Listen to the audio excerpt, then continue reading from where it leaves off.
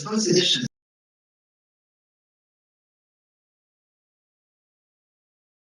In providing an effective forum for academics, researchers, practitioners to advancing knowledge in providing research and effective and exploration of generative AI. Researchers, we hope, practitioners, the event to advancing knowledge in providing research and effective and exploration of generative AI. The researchers, we hope, Esprit has made AI one of its strategic priority.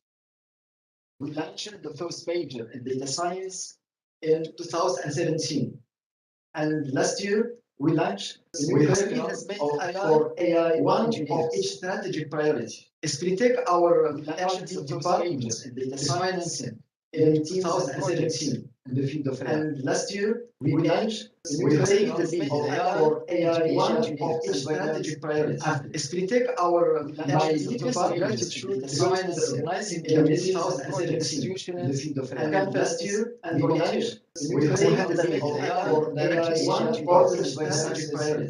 Esprit take our R&D department in science in 2017 IT culture and IBM we have the for AI one of its strategic priority.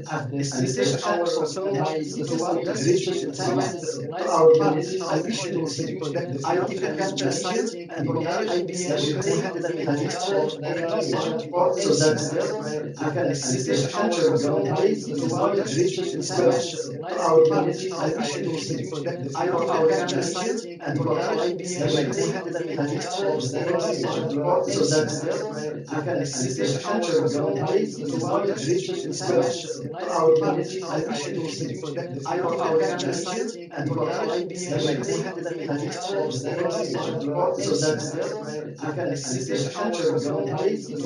Thank you, Mr. Amjad, for this welcoming introduction. Welcome, everyone. My name is Ashwat Kamoon, and I'll be moderating the welcoming introduction. So, welcome, everyone. So the objectives basically of this workshop, first, we would like to contribute towards the field of generative AI. So the objectives expose you to the technical approaches of generative AI. We would like to applications contribute. So we would like to showcase the field of generative AI. So the applications of generative AI. And we hope that we will stimulate creativity among students and faculty, and why not maybe ideas for entrepreneurship. So if one day you become a famous success story on the radio show, and they ask you, how did you come up with this idea? Please don't hesitate to mention that, one of those days I made a mistake and I attended, a workshop, and just I got this, bright ideas to start up my own business. And you will see later that the application of generative AI have no limits. The limits are the sky. And we have also many faculty from the business school as well here. And I'm sure that they will enjoy some of the applications of these emerging technologies. We want to have a broader perspective when we look to generative AI. So we look at it from a technical approach, from a business perspective, but also from a social, human, ethical perspective as well. So in the afternoon, we have one presentation dedicated to the ethical and legal aspect. And this way, we hope that you will have the complete picture of generative AI. And hopefully, during the breaks, wherever we can talk, we can exchange ideas. And I hope that this will provide the networking opportunities for collaboration. So I would like, on behalf of the organizing committee, to especially thank our distinguished speakers. So we have 7 speakers today, 3 in the morning and 4 in the afternoon. Professor Murad Zarai from Esprit. We have also from IBM, So from IBM, we have Jirmo Abedi. We have Sirtia Syntax from IBM.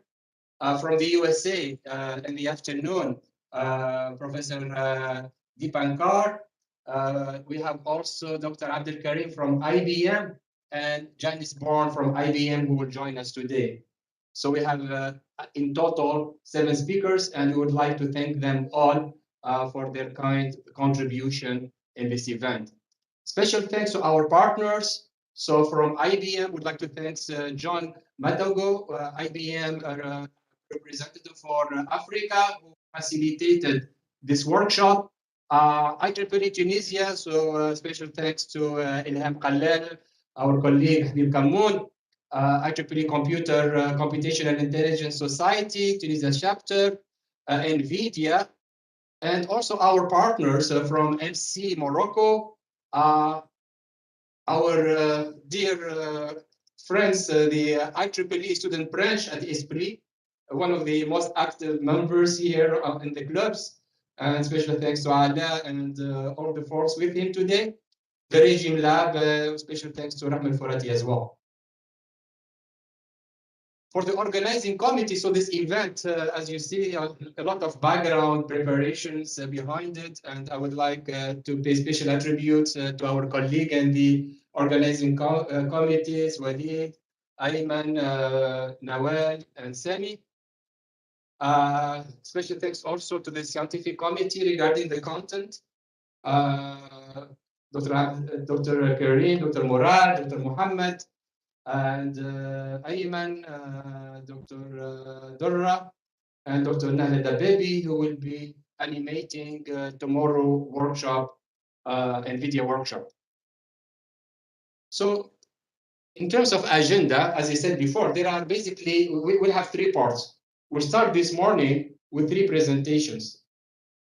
And we wanted to follow a funnel approach. So we talk with the general picture, which is the application of generative AI. That will be my first presentation. It tries to answer the question, what can generative AI do? Without going into the details. If you want to do the details, you have to listen to Dr. Murad, who will talk about the technology behind it, the models, how we're going to do it. So I will try to ask the question, what? Dr. Murad will answer the question, how? And then we're going to basically zoom into more details, okay? So from 11 to 12, we have a presentation on from IBM, more details about the generative models. Then we'll take a break, a lunch break. Those who want to go out for lunch, you can, but we have also prepared some pizzas and some drinks. So if you want to just, stay here, we'll have a lunch break together. In the afternoon, we have 2 sessions. The first session is kind of, it's a presentation and the demo. So this is one of the IBM generative tools, which is available on GitHub, and we will show you how you can use it. And then we'll have another presentation. We'll take a coffee break.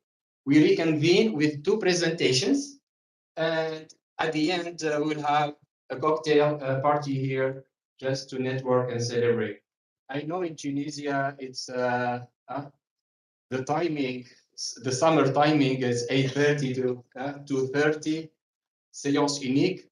But you know that research and conferences, they don't follow the rules.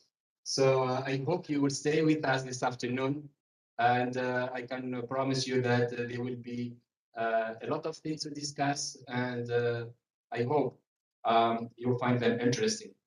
For tomorrow, we will have NVIDIA DLI Instructor workshop. And this is a certified workshop. And to be honest with you, we have received more than 150 applications.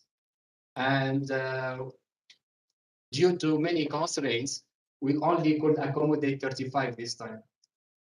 So I apologize if some of you applied, couldn't get a seat this time. Dr. Murad is here. He promised me that there will be in the future other sessions, other training workshops on this topic. So this is not the end. If you couldn't get your chance today, there are other opportunity in the future, and we promise you that. And tomorrow workshop will be in Block E, not here, okay? And it's going to be face-to-face, not online. Very interesting workshop, by the way. So before we start, a couple of remarks regarding housekeeping. Please, for the audience, we try as much as possible to put your mobile on silence mode. Try to keep quiet, and we will try, especially for the speakers, to stick to the 60 minutes. Okay, 60 minutes, including Q&A sessions. All right. Now, during the presentations, if you have any question for the speaker, what you can do, you can just raise your hand here on, if you are remotely, so you can raise your hand and we will try to pick up maybe a couple of questions. You might not be able to pick up all the questions given the limited time, but we will do our best. As a side note, the presentations are being recorded and they will be available on our website pending the approval of the speaker. Okay, so eventually you will have video recordings on this on our websites. So we're going to start with session number 1, as I said before. And in this session, I'm going to talk about generative AI use cases. To be honest with you, I never planned to present this. We planned to bring somebody to talk to us about the application of generative AI. We couldn't find anybody. And as part of the scientific team, and I said, somebody has to do it, right? We cannot have this workshop without this general overview of what generative AI can do. So I volunteered myself to present it. It's a rush work. I apologize for the quality, okay, of the presentation, but I hope you can get a glimpse on what generative AI can do. So I'm going to start first, okay, with these use cases. Again, my name is Fawzi Kamoun. I am the Deputy General Manager, Director at Esprit School of Business. I also have another hat, which is being the Director of Esprit Tech, the Research Development and Innovation Office at Esprit. So let me stop this for now, and I'm going to switch to my presentation.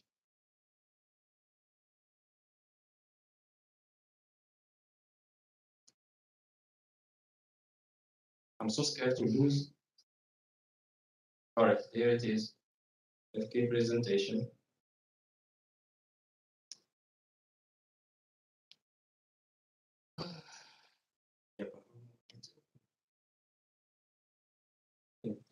Small one. So here it is. Back again.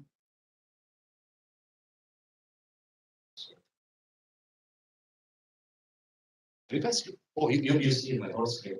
Oops. Okay.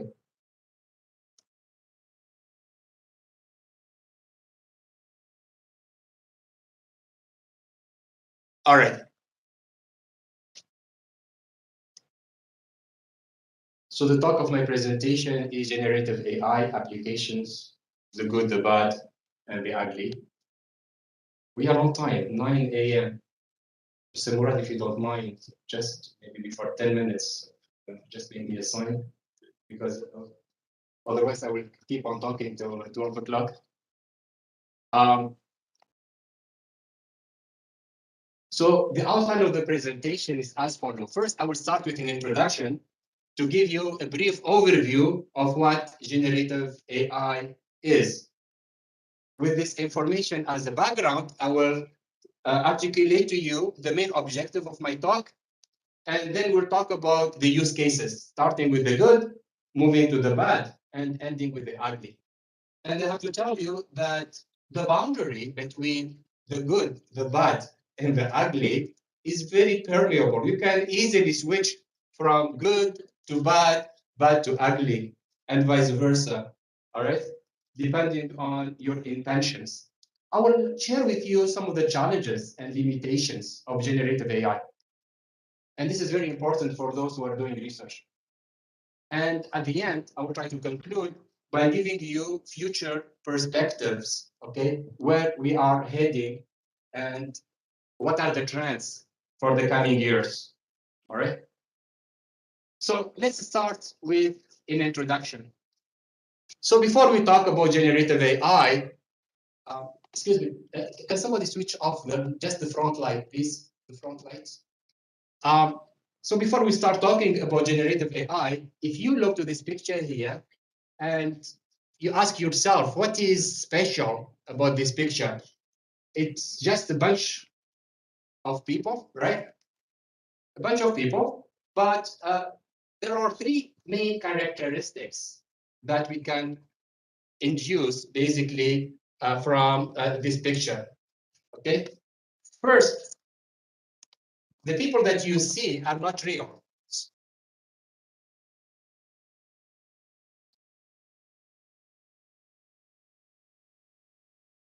Second, all these faces has been generated by computer using generative AI. And if you look to the faces, you might recognize some familiar kind of resemblance with some movie stars. Okay?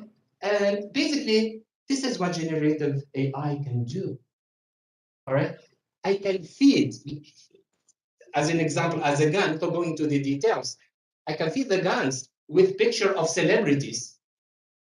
And starting with noise, I can start generating pictures of people who don't exist, but who have somehow resemblance to those celebrities. Okay? This is another picture, and you can see very beautiful paintings. And these paintings actually are not drawn by human beings. These are drawn by computer. And that's why generative AI sometimes is known as productive AI or creative AI. So you feed your generative models with thousands of paintings, and it learns and it creates on its own a brand new painting, okay, that is not 100% new. It is somehow inspired from what you have fed into it. It takes pieces from here and it generates something new. This is the power of generative AI, okay? So Gartners actually have listed generative AIs among the 5 most impactful technologies for 2022. Okay, and the MIT Technology Review have described generative AI as the most promising advances in the world of AI in the past decade. So this is a hot topic. Okay, those who do research, we call it the blue ocean research. Blue ocean means that you go to a beach where there is nobody there. It's still unexplored. Okay, so there is a lot of opportunities. Every day, hundreds of papers get published on this area because it's new. Everything that is a contribution. I will not go into the territory of Dr. Murad. I'm not an expert in the technical things, but just to distinguish what is the classical AI, what we call discriminative AI, and generative. What is the difference? The discriminative AI that we know is just trying to classify things, okay? Classify things, okay? Let's say here we can just draw basically a line between two, distinguish that this is a cat, this is a dog.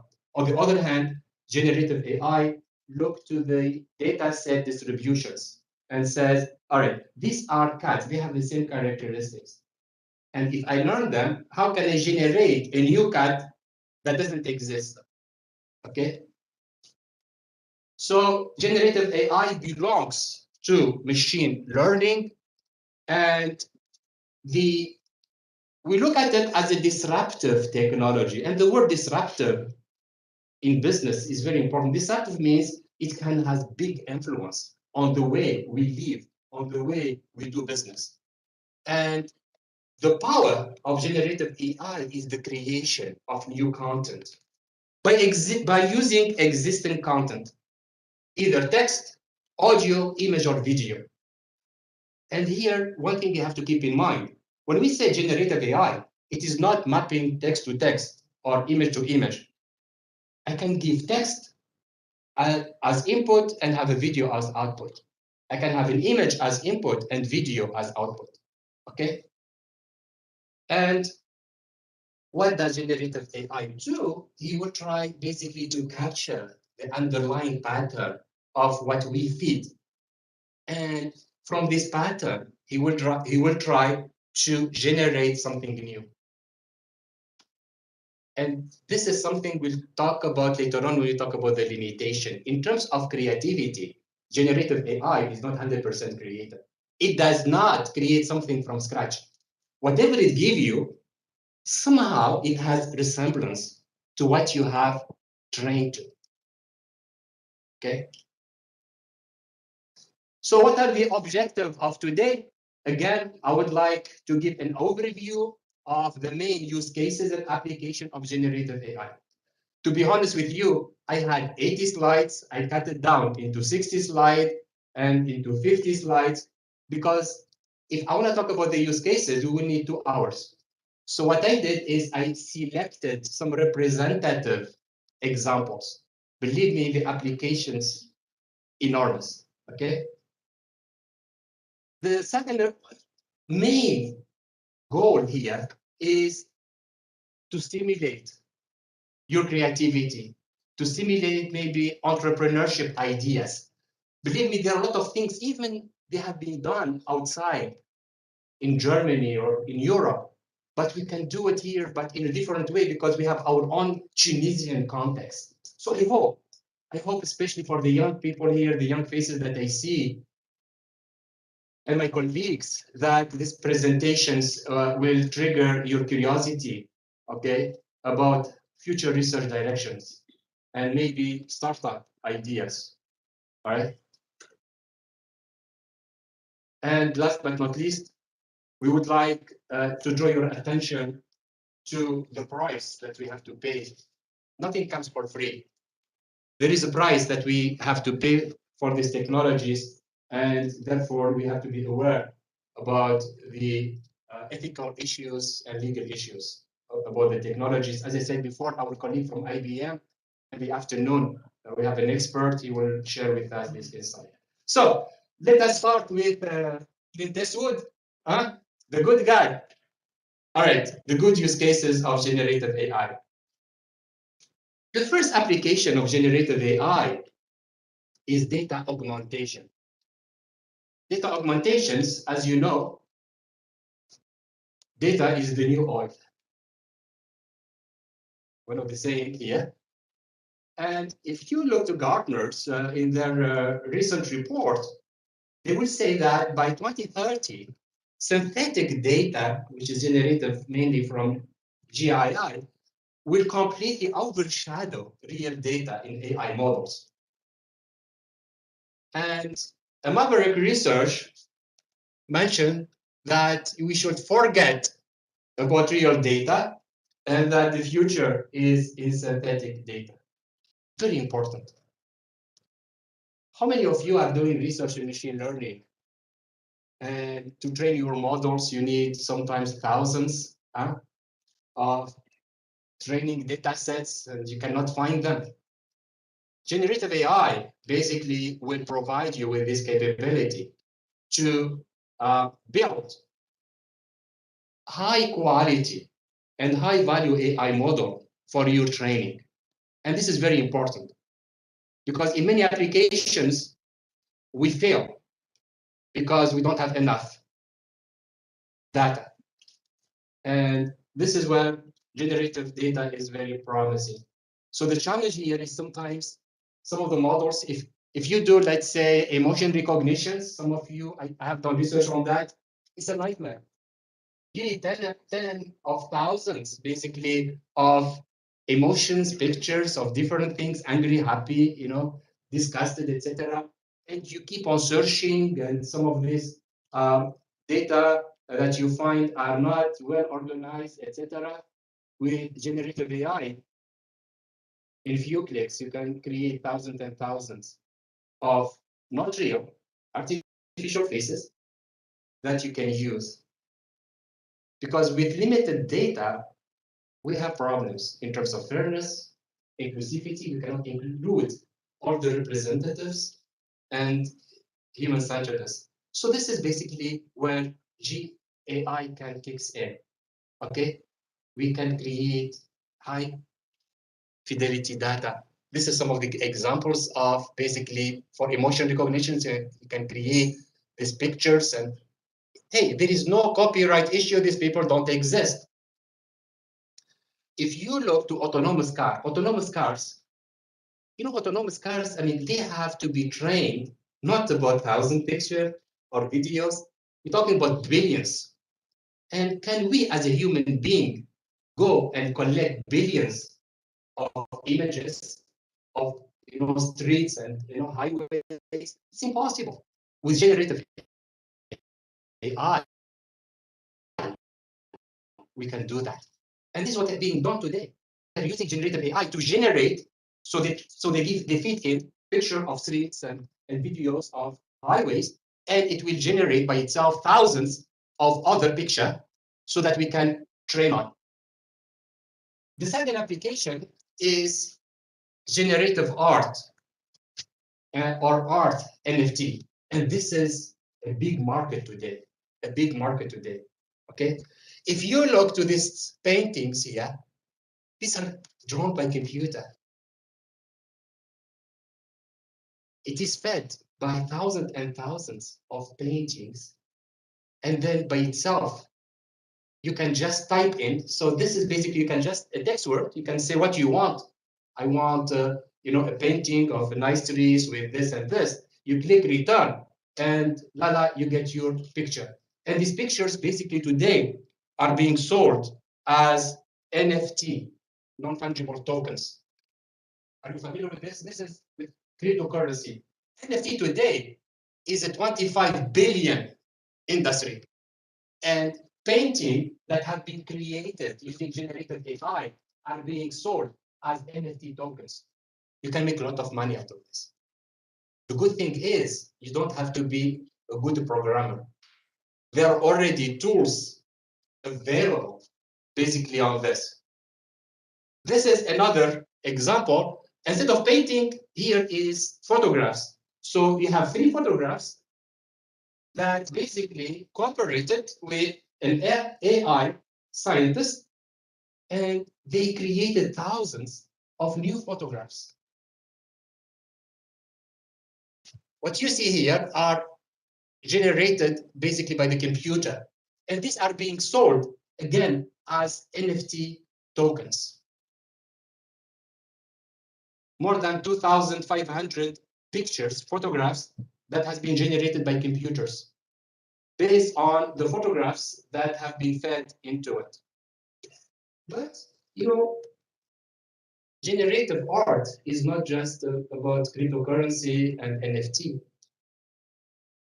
Christie's, Christie's, one of the most famous auction house, was the first to sell paintings that have been created by computer. This one on the left, it was sold for $500,000. So you can see that we have a new artist here, all right? Computers basically can create, they can create piece of parts. Video is on this. BMW, what they said, that they're working on a very ambitious project. Let's say they can go to Tunisia and they can take pictures, thousands of pictures of Tunisia, Sidi Boussaid, whatever. And out of these pictures, they will generate basically the design, the exterior design for the cars. So they can customize it. They can go to you and they can ask you a question. What color do you like most? What do you enjoy in life? You say fishing, whatever. And they can get all these pictures together. And out of this, the next cars models basically and the outlooks will be generated. This is something that I really found interesting. This is done basically in Florida, okay? Salvador Dali Museum, right? This is basically a way, oops.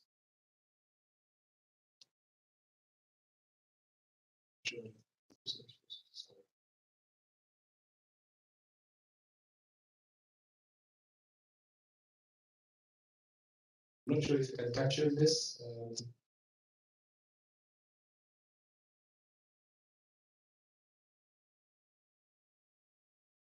Maybe this is the only video I will try to show you.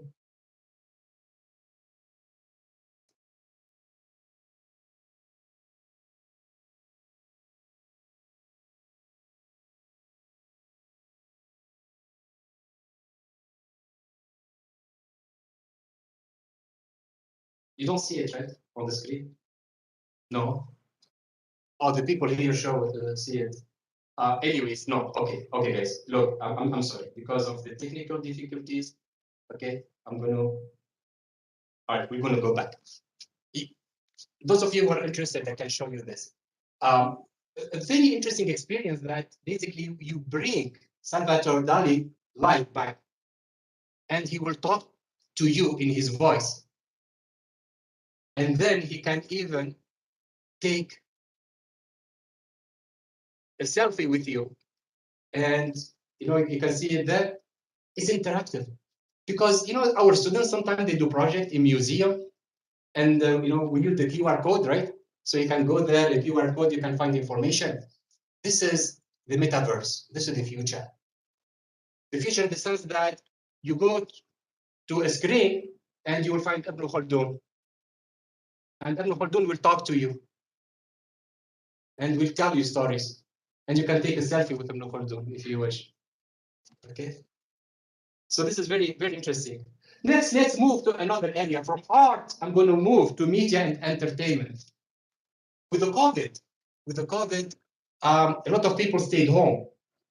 And this is where Netflix and Amazon and Disney made a lot of money via what? Video streaming, right? Of movies. And one of the biggest issue was how to do dubbing of foreign films. How to translate a movie which is in Spanish into English or English into French. Because one of the biggest issue when you do that is how to match, okay, the facial expression, the lip motion, and the dialogue. And sometimes when it is poorly done, you will find that it doesn't make sense.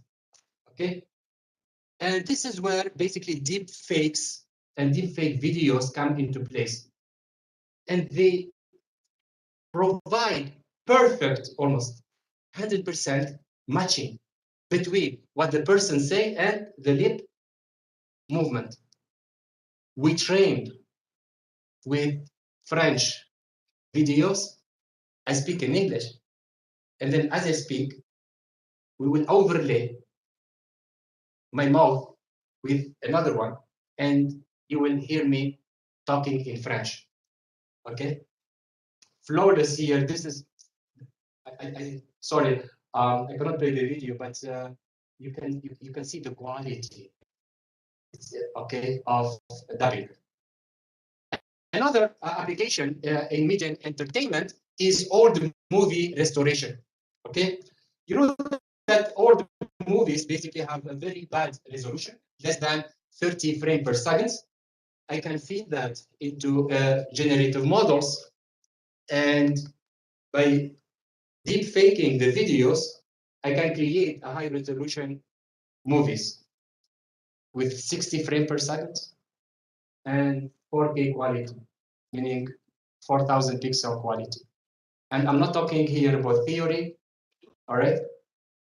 These are examples. These are videos. You can see the difference here, maybe on this between the two. These are videos and these are pictures.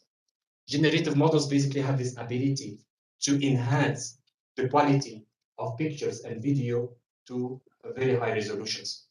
They have also been used to convert black and white movies into color ones with amazing amazing quality, and in terms of effort, because before it's a nightmare.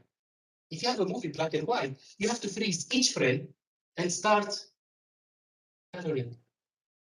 In generative AI, you don't need all the pixels. You can just have a few, and then we can generate what is missing. And you can see here, these are examples basically of outputs that generative AIs do. You can look at this on YouTube.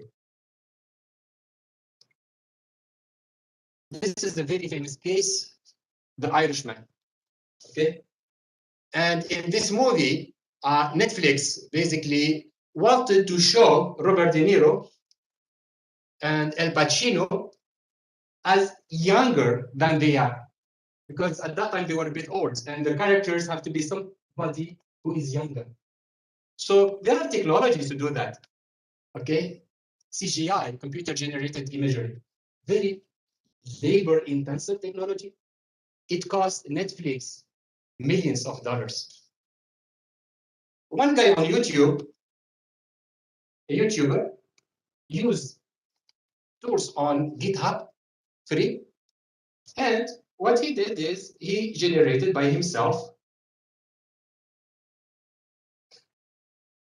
You see, this is the Netflix de-aging. This is the iFake de-aging. And you can see the quality. Generative AI beat it, the CGI technologies.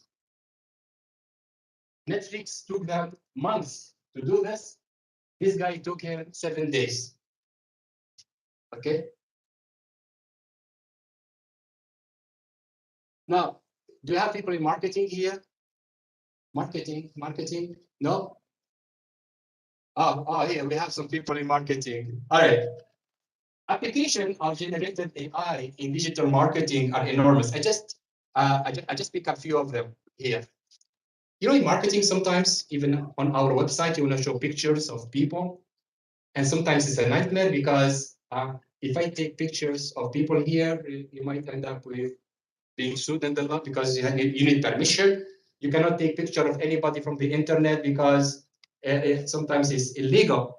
But with generative AI, you can create images and pictures of people that you can use for your advertisement and for your web banner, and you can customize it. This is basically one of the tools here, generated photos. All what you have to do is you tell them, I need a picture of somebody, and you can specify the color, whatever, and automatically it will be generated. What is important here is that these guys, they don't exist in the real world. So there is no problem of being basically in trouble about privacy, etc. If you're doing search engine optimization, okay? Search engine optimization, you know that what you normally do to optimize your presence, you tag each web page.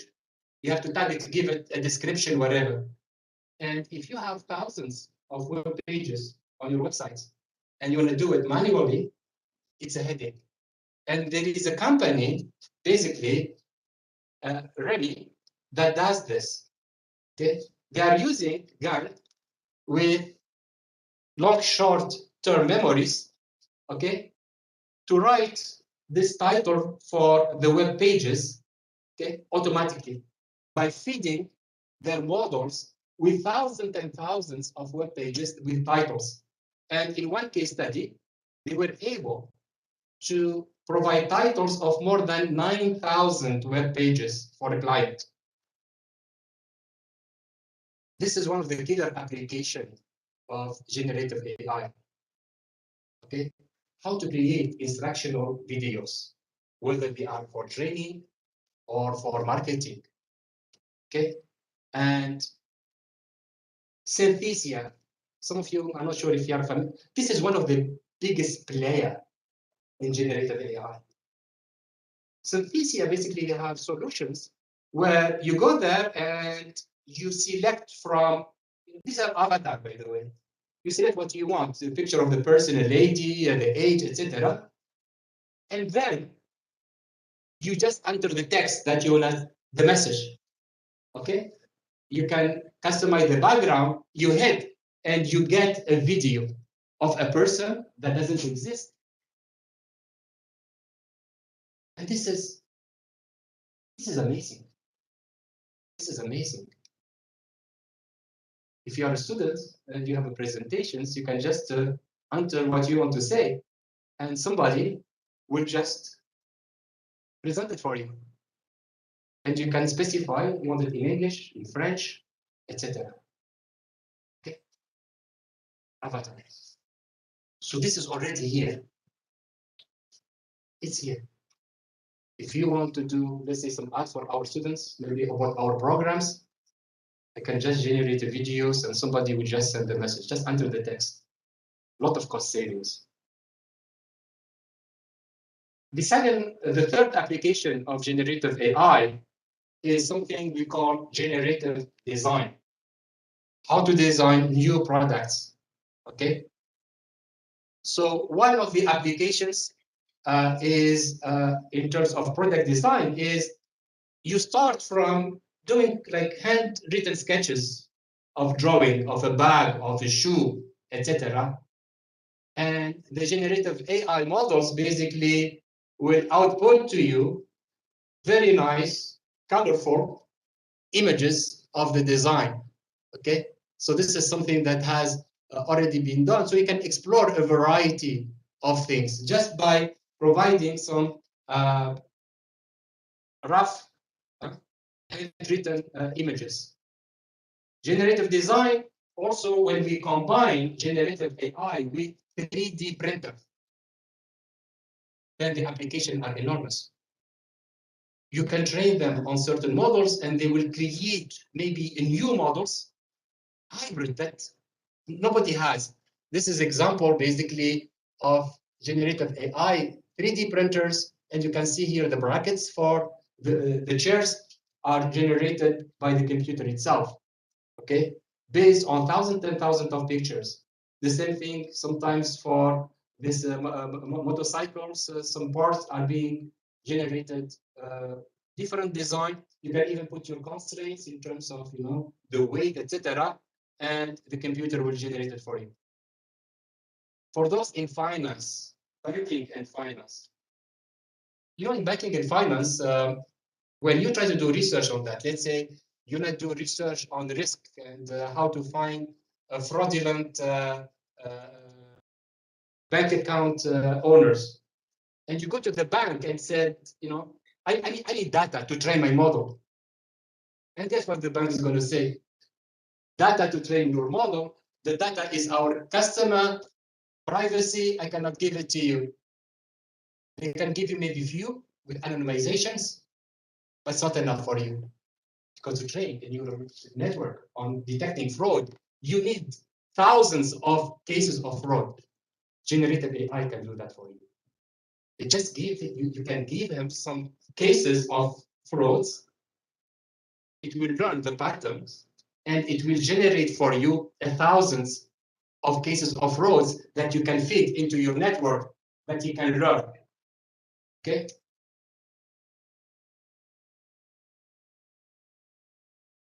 Anybody in programming here? Programming, coding. This is basically a killer applications for the future. The role of programmers might change in the future. We talk about computers basically doing the program, generating the code by himself. Code generation has been a main objective of software engineers for a long time. I remember when I was a student, how to convert the UML diagram into a code was wow. Huh? I can get the code directly from the UML diagram. But now we can go beyond this, okay? You can, this is a case, IRZAR technologies. You can give them some screenshot of your mobile phone applications. You just dump it into the screen on the left, and it will automatically generate the code for you, whether it is for iOS, whether Android, whether it is a web. From a simple, basically screenshot of your mobile app. And the accuracy is still not 100% for the code, so there are still errors, but it's not bad. It can help to at least advance. This is another application sketch to code where you can just enter handwritten, what you want your web interface to do, the fields, and it will generate a HTML code for you.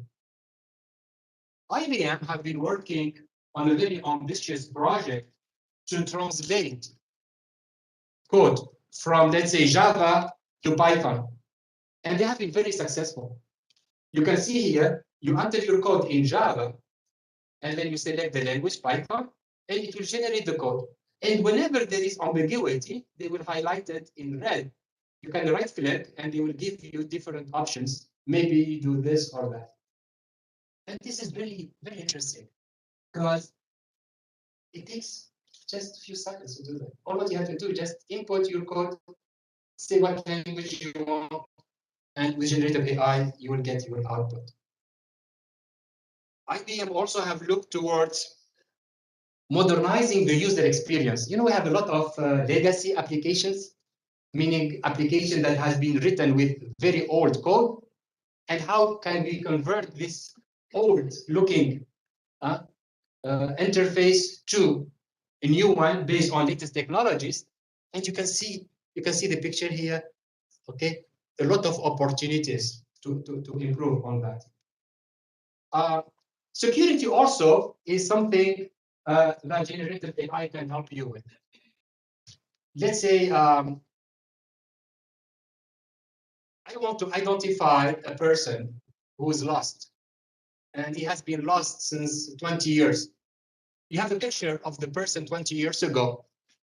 But if you send the picture and said, gee, okay, this guy, we are looking for this guy, all right? It's not easy. But how can we do the aging thing? So if this person, basically the latest picture you have is here, with generative AI, we can basically predict how the person would look like after 30 years, 40 years. And therefore you can say, all right, today this person will look more or less like this. So this is something that generative AI can do, okay? Predicting. A face-app mobile app like this one, by the way, that's me. That's me. If the police is looking for me and they said, oh, this guy, gee, I know he's bored, but he can put a wig on his head, right? He can shave. He might look like this with the wig, right? So they can identify me. And if I go to Canada and after 40 years, you are looking to search me, and you say, this guy after 40 years, how's it going to look like? Huh? You can get the picture like this, all right? That's how FaceApp basically predicted how I'm going to look like in 20 years. So again, it's generative. It generates things based on certain criteria. For security also, one thing very important is face anonymization from videos.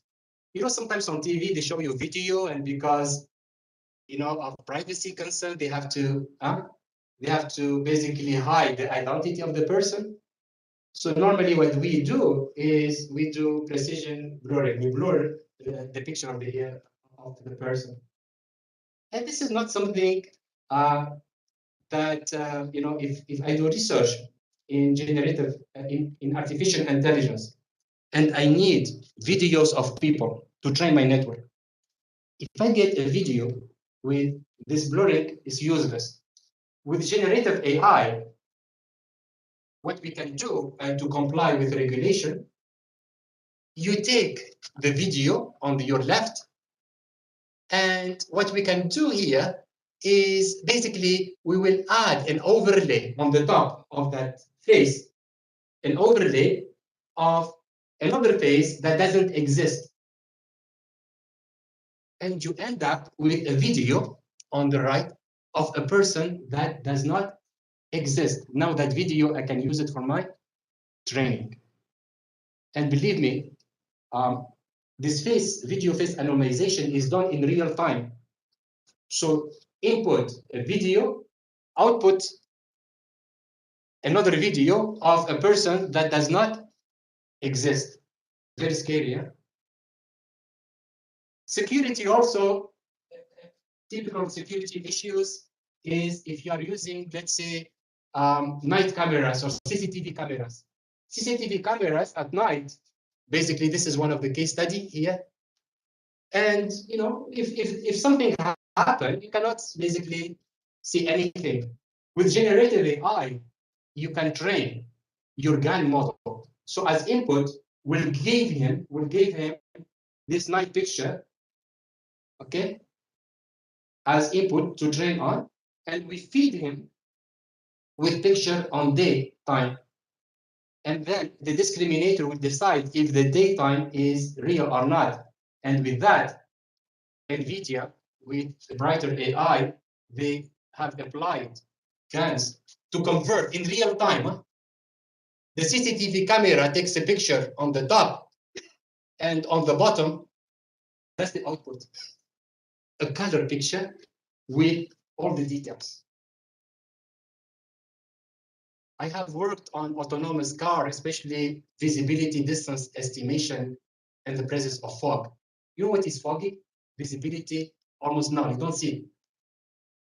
The same technology can be used. You have a camera, it will take picture, it's foggy, it will defog it, and you have a better view of the picture. In terms of healthcare, okay, so this is a very ambitious project by Google. It's called Project Euphonia. You know, there are many people who have difficulties to speak, speech impairments. So when they talk, we don't understand them. Even when we connect them to assistive technologies, voice recognition systems, because the voice quality is so bad, we cannot understand what they want so that we can take proper actions. So Google is working on this project and they are collecting volunteers. So it's crowdsourcing. Please send us videos, audios of your sound, those who have problems, so that we can create the next generation of voice recognition systems for this kind of people. So automatically you speak something that is not understood.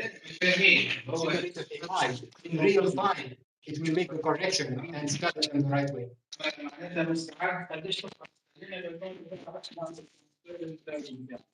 Our colleague from IBM today will share with you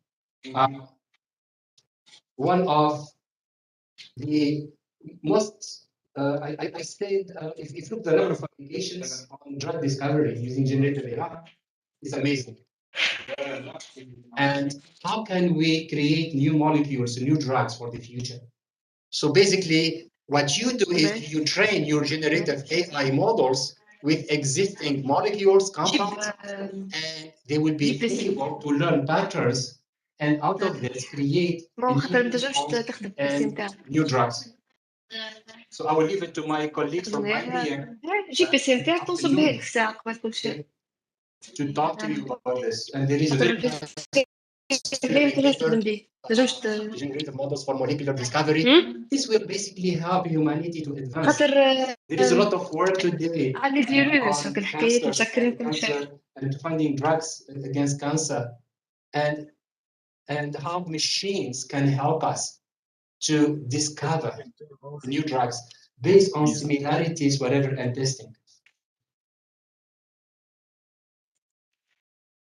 This is a very major research done by NVIDIA with Mayo Clinic. Anyone doing research on image processing,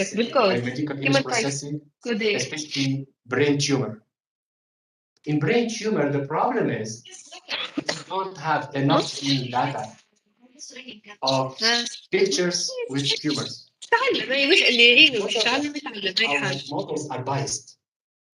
So with generative AI, you can give some pictures of brains that have tumors and تبدا حاجه تستحقها وقتها تنجم تعلمها. Of pictures of brains with tumors so that you train your deep neural networks on that. Okay, data augmentation. تدخل جوجل مثلا نحط حاجة تدخل جوجل تلقى انفورماسيون تحطها with data. There are tools ما that you can have. نستخدم Some of those pictures that you have already شيء هذا باور بي اي have thousands of اكسس pictures شيء you can شيء see.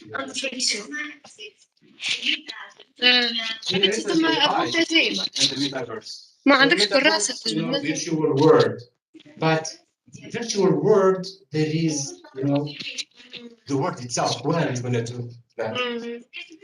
So there has been a lot of work. I can take hundreds of pictures. شو اسمه فين قريته الباور بي اي يخدم به Pictures.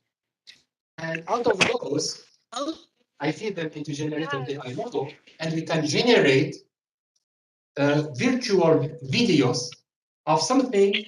انا هاني قلت لك اللي يحب يتعلم يتعلم. But if somebody look at it, it has this mosaic things, okay? So that we can create an immersive experience, whether it's video game or a virtual tool, and you can see that the thing there is كل شيء ولا بالانفورماتيك. has been very successful. Education, video conferencing. NVIDIA has been very successful in doing what they call smart video compression. We can use MPEG compression, right? But what is smart video compression? It means that I can reduce the bandwidth 10 times more by, from the transmitter, you can see here, instead of taking the whole picture, bits, pixels, and sending them, I can just take few samples. I don't need the whole picture. I will take few samples, I will send them to the wire.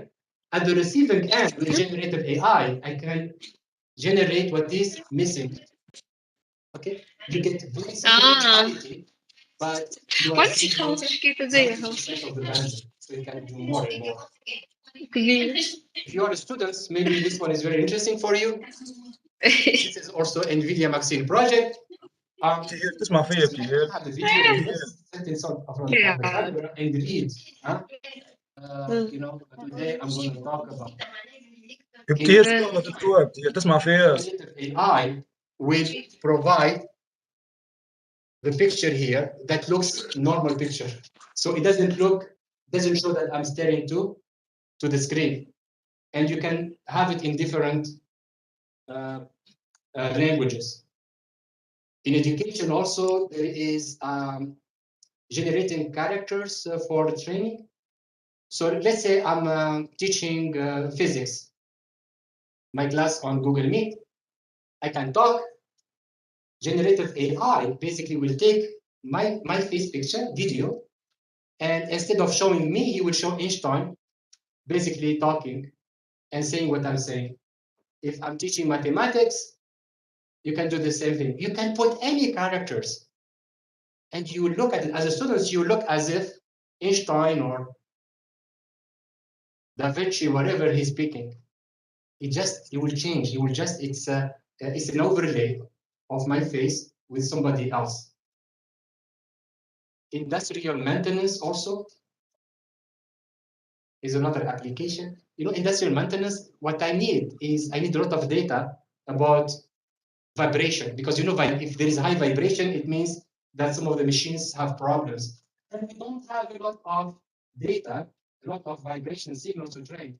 So the same thing here, they have been using generative AI where I give him samples of malfunctioning signals, vibration signals, and I can generate thousands of signals to train my data networks. So the time is running, so we're going to move a bit fast. Let's go to Lee Von Cleef, the bad guy, right? The bad guy, I will skip this one. So deepfake videos. Deepfake videos today, it's a big issue. You can find on YouTube, it shows the power of deepfakes. So you can see on the left, George Bush talking, and here is a researcher. And as the researcher, basically, he changes his lips look, whatever. You can see it immediately as output. So basically, we are trying to generate a fake video of George Bush based on the input of the actor. This is also deep fake audio. I'm not sure if you are familiar with this. This is a documentary about Anthony Bourdain, you know, the big chef, tragic death. And in the documentary, there is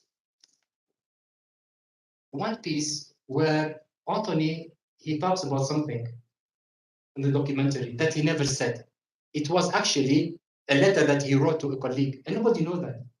So that lady figured out that everybody was hearing Anthony, but it wasn't him.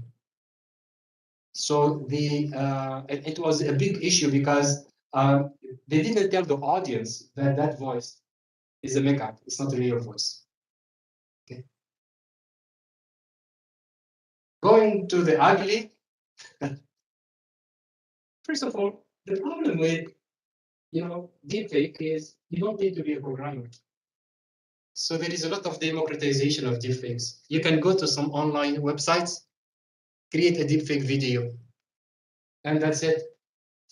So the tools are there. There is a lot of applications that can help you. Okay. And deepfake videos have been a big issue here. Right? Deep Trace Technologies reported in 2019 58,000 deepfake videos. 96% were pornographics, 99% of those were targeting women. And this is a big issue. This is a very famous case of a Washington Post journalist, Rana Ayub. She's an activist against women rape in India, whatever. And basically, she was attacked by deepfake videos just to basically ruin her reputations. We also talk about deepfake audios, voice skins, and voice clones.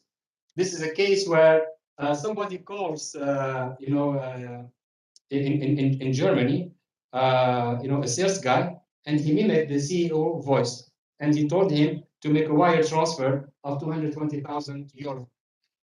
The voice was a deep fake voice.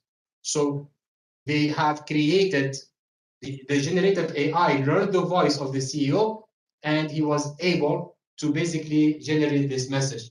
And this is a big scam. Okay, cybersecurity attack.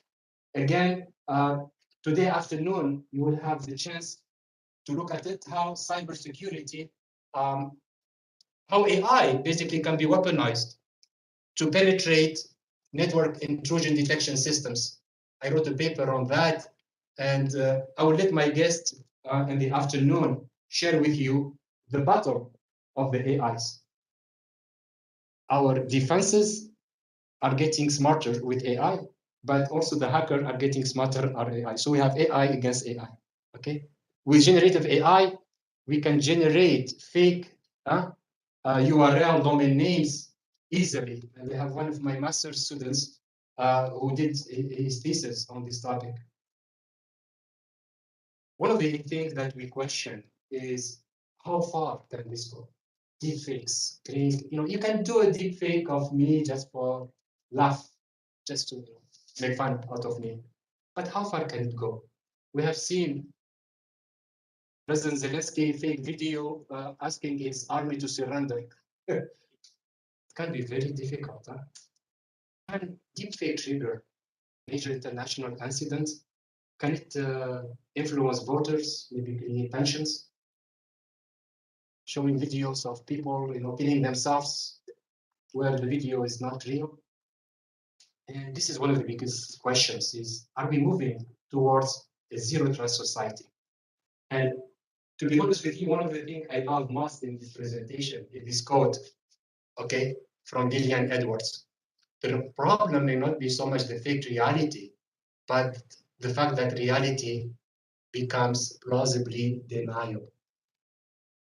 I can show you a video. I said, I caught you. This is the, I caught you on this, and this is camera, and you say, oh, no, it's a deep fake. I bring you a picture. I said, look, I have evidence. Evidence? No, it's a deep fake. How to distinguish what is a fake from what is true. You can challenge anything today. Even last week, we had a case at Esprit School of Business where the students challenge something that it has been created, you know, to deepfake something. So there is a lot of this. So at the end, let me tell you about the key challenges of generative AI. So first, security. I told you before, there is a high price tag that we as a human will have to pay. We get benefits, but in return, there is always, you know, bad people. But they might misuse it for fraudulent purposes. Creativity constraints. As I said before, the generative AI is as good as the model it has been trained. It is not 100% creative. There is still this dependency on what you have fed into it. And plus, they require large training of data. And if you're working on generative AI, don't be surprised sometimes if you get some very unexpected results. You want a picture of something, you know, a dog, and you end up sometimes with a monster. So they are still sometimes not stable. In the future, so I think like drone have, you know, when drone games, we were surprised. Generative AI has taken us by surprise. I think the applications are enormous. More use cases, I think, will emerge in the future. I will let you think about how can we use these technologies in the future for Tunisia, how we can maybe make a new business model on that, the price tag that we have to do. And today, there is a lot of research on how to detect deepfakes. So I'm also collaborating with colleagues in Abu Dhabi on digital forensics, meaning that if I have a video, how can you prove under law of court that this video is a deepfake or is a real? And as I said before, our colleague in IBM, today they will talk to you how we can make generative AI smarter, more creative. Because as of today, we are not close to the human brain with its 85, 86 plus billion neurons. How to add creativity to these models. And to end up, we'll end up with some prediction, not mine, but Gartner. In 2027, 30% of what we manufacture will be generated by AI. 50% of the drugs will be generated by AI. 30% of the message, the marketing message, you know, that lady talking to you, it will be a fake video. It's not the lady doesn't exist. It's going to be synthetic videos. And the European Union is very concerned about this. Where are we going?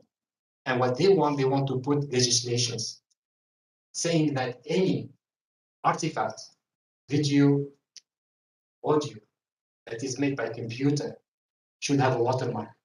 So we should know, identifiable, so that we can distinguish between what is real and what is fake. Because as of today, the boundary is very blurry.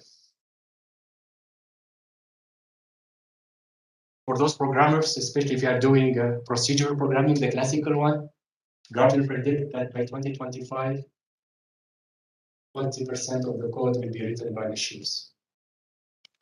Right? Good news for software programmers. Thank you so much for your presentation, for your attendance. I hope I gave you, maybe it's a lot of things, huh?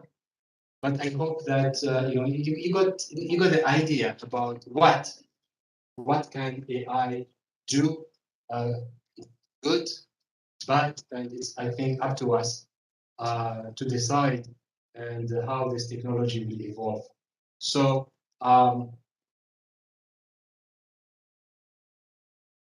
if sorry, I just want to just restart this. So if anybody from the audience, you can raise your hand, those on Webex. And if anyone has a question, but please don't ask me how. Don't ask me how we're going to do it. You can have my colleague here, Dr. Murad. He's more expert in the how, but I can tell you the what. Any question from the audience?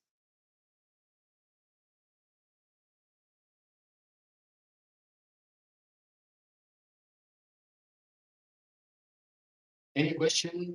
No? Okay, then. Thank you all.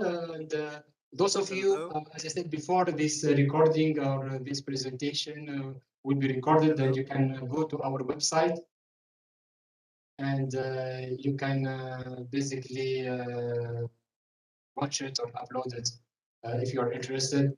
Those who are interested in doing research in this topic, please feel free. We can discuss. I'm very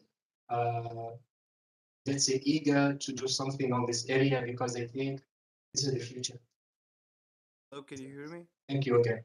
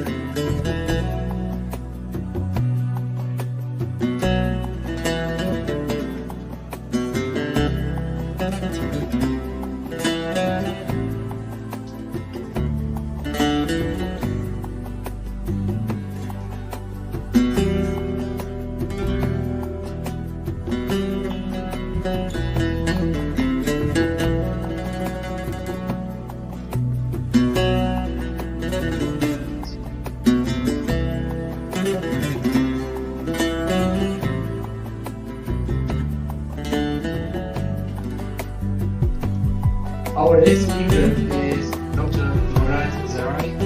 He is the Director of Quality Investigation and Effectiveness at Esprit and a very active researcher on artificial intelligence. Would like to thank him for coming, and he's going to present to us the how. Okay. Is there a problem on?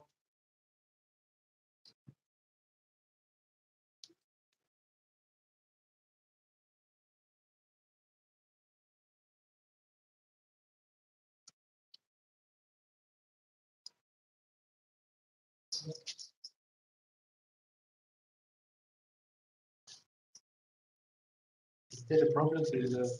No?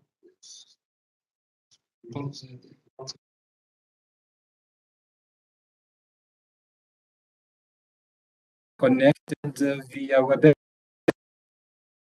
Voice.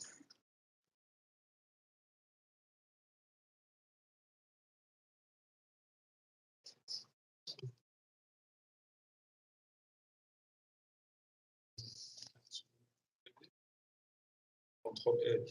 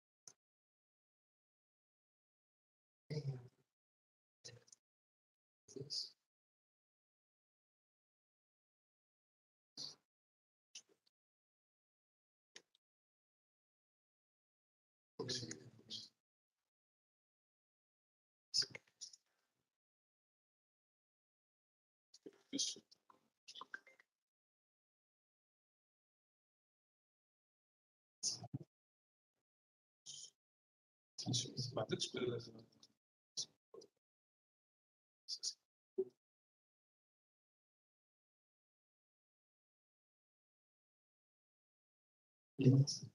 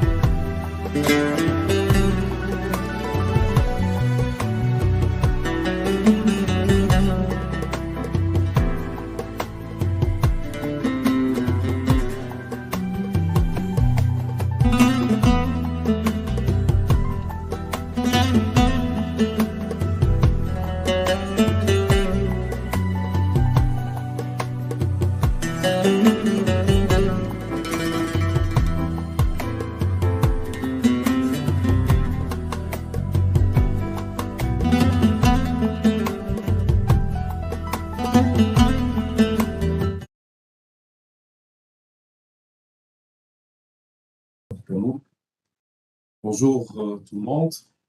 Donc, on va pour des modèles génératifs. Je suppose que l'audience est familière de tout ce qui est réseaux neuronaux, parce qu'on va se baser sur ça. Ce n'est pas une présentation, disons, introductive, ça suppose qu'on est familiarisé avec des notions du deep learning. Je parle du deep learning puisque les modèles génératifs ont eu un énorme essor ces dernières années, disons à partir de 2014. Et c'était grâce à l'évolution moderne de tout ce qui est intelligence artificielle grâce au deep learning. Puisque les modèles génératifs ne sont pas, disons, récents, ça existe depuis l'existence des calculateurs, mais les avancées majeures se sont faites ces dernières années.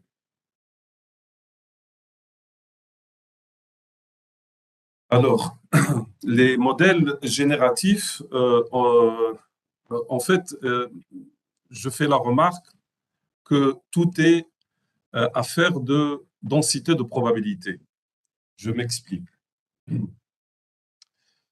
Si on prend par exemple la température du mois de juillet, on va trouver l'évolution de cette température-là jour par jour. On va trouver une gaussienne. C'est pour cela qu'on l'appelle loi normale parce que les phénomènes de la nature, d'une manière normale, suivent une gaussienne. C'est quoi une gaussienne? C'est on a une moyenne et qui représente, disons, l'événement le plus probable, et puis des valeurs qui sont à gauche et à droite de la moyenne, qui sont des valeurs moins probables, et quand on passe aux extrêmes, ça devient pratiquement nul. C'est pour cela qu'on l'appelle loi normale. Si on prend le cas d'une température, par exemple le mois de juillet, on va dire la moyenne c'est 23 ou bien c'est 32 degrés, c'est la moyenne. Et puis, il y a des valeurs qui sont extrêmes. Par exemple, une température au mois de juillet de 5 degrés, si on va dans les extrêmes à gauche, elle est peu probable, et une température de 80 degrés, elle est peu probable. Mais le fait qu'on a pu modéliser cette température-là avec une loi de probabilité, ça nous permet de générer des températures possibles, faire le sampling, ce qu'on appelle le sampling. Et chaque température qui est générée selon cette loi-là, elle est possible et on peut lui associer une probabilité. Ça, c'est le cas le plus simple. Maintenant, si on prend des images de chat ou de chien, puisque c'est toujours ça l'exemple en deep learning, c'est aussi une affaire de probabilité parce que chaque pixel dans cette image-là suit une loi de probabilité qui caractérise l'image qu'on est en train d'étudier. Donc, tout l'art dans le machine learning en général, et puisqu'aujourd'hui on parle des modèles génératifs, c'est d'arriver à estimer la distribution de probabilité du phénomène qu'on est en train d'étudier afin de pouvoir faire du sampling, ça veut dire générer. Donc, pour les modèles génératifs, il y a deux classes de méthodes. Il y a des méthodes où la densité de probabilité, on va la déterminer d'une manière implicite, c'est-à-dire on ne va pas avoir une on ne va pas avoir accès directement à cette loi de probabilité. Par exemple, les gains, on va dire 2 mots par rapport à ça.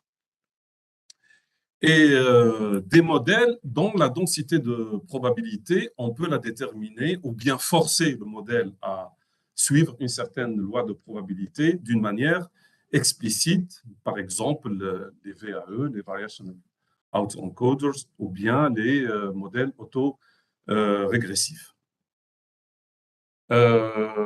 Ces lois de probabilité-là sont extrêmement compliquées,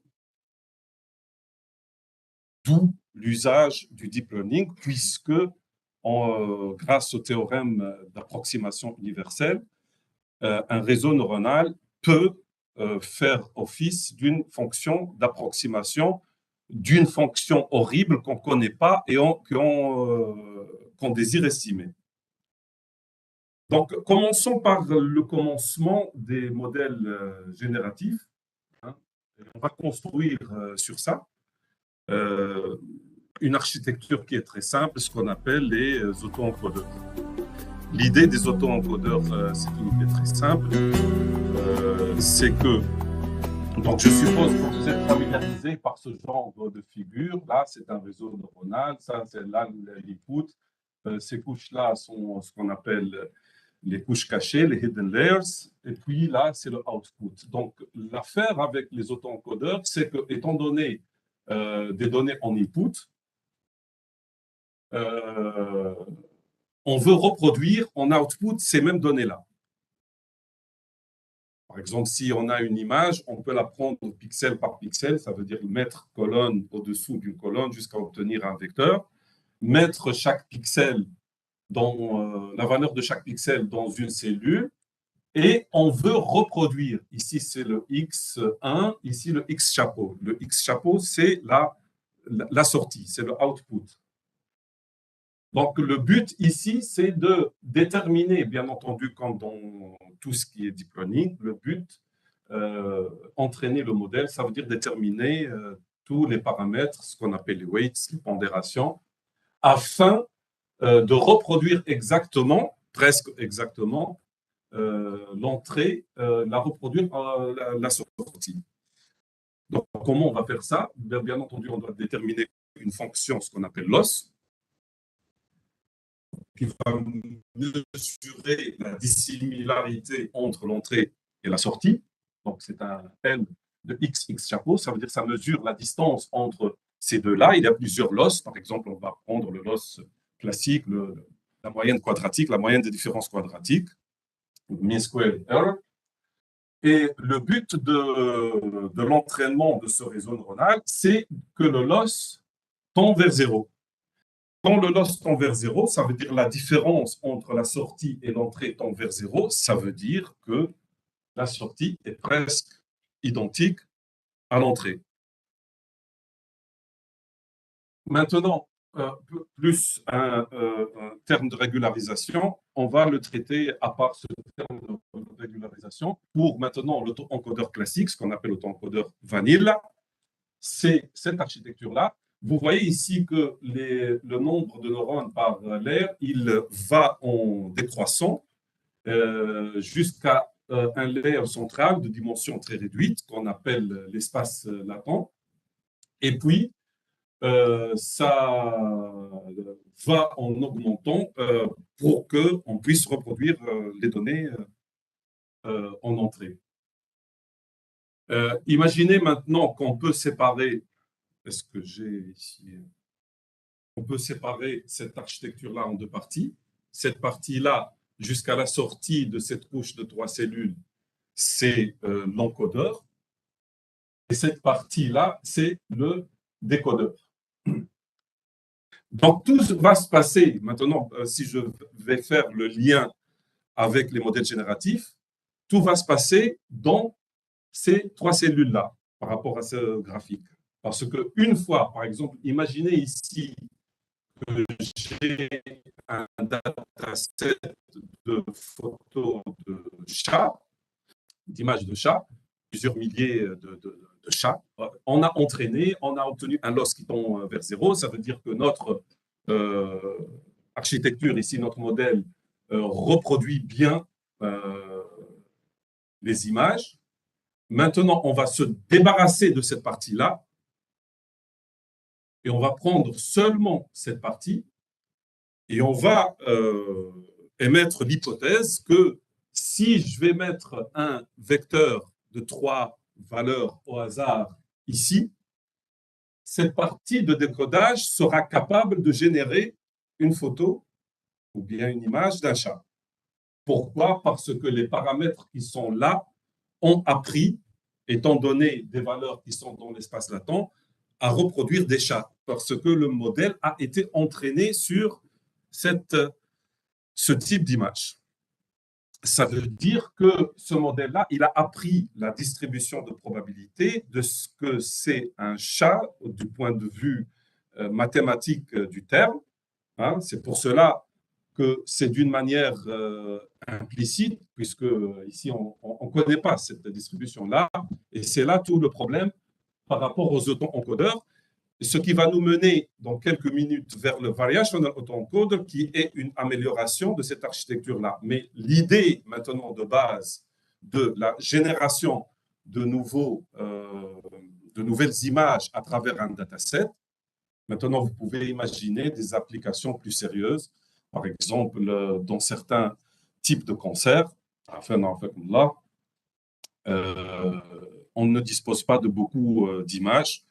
Et pire, que les hôpitaux ne veulent pas partager. Même si on veut collecter, par exemple, des images de chez plusieurs hôpitaux, ils ne donnent pas leurs images. Et même s'ils donnent, par hôpital, on va trouver quelques dizaines d'images.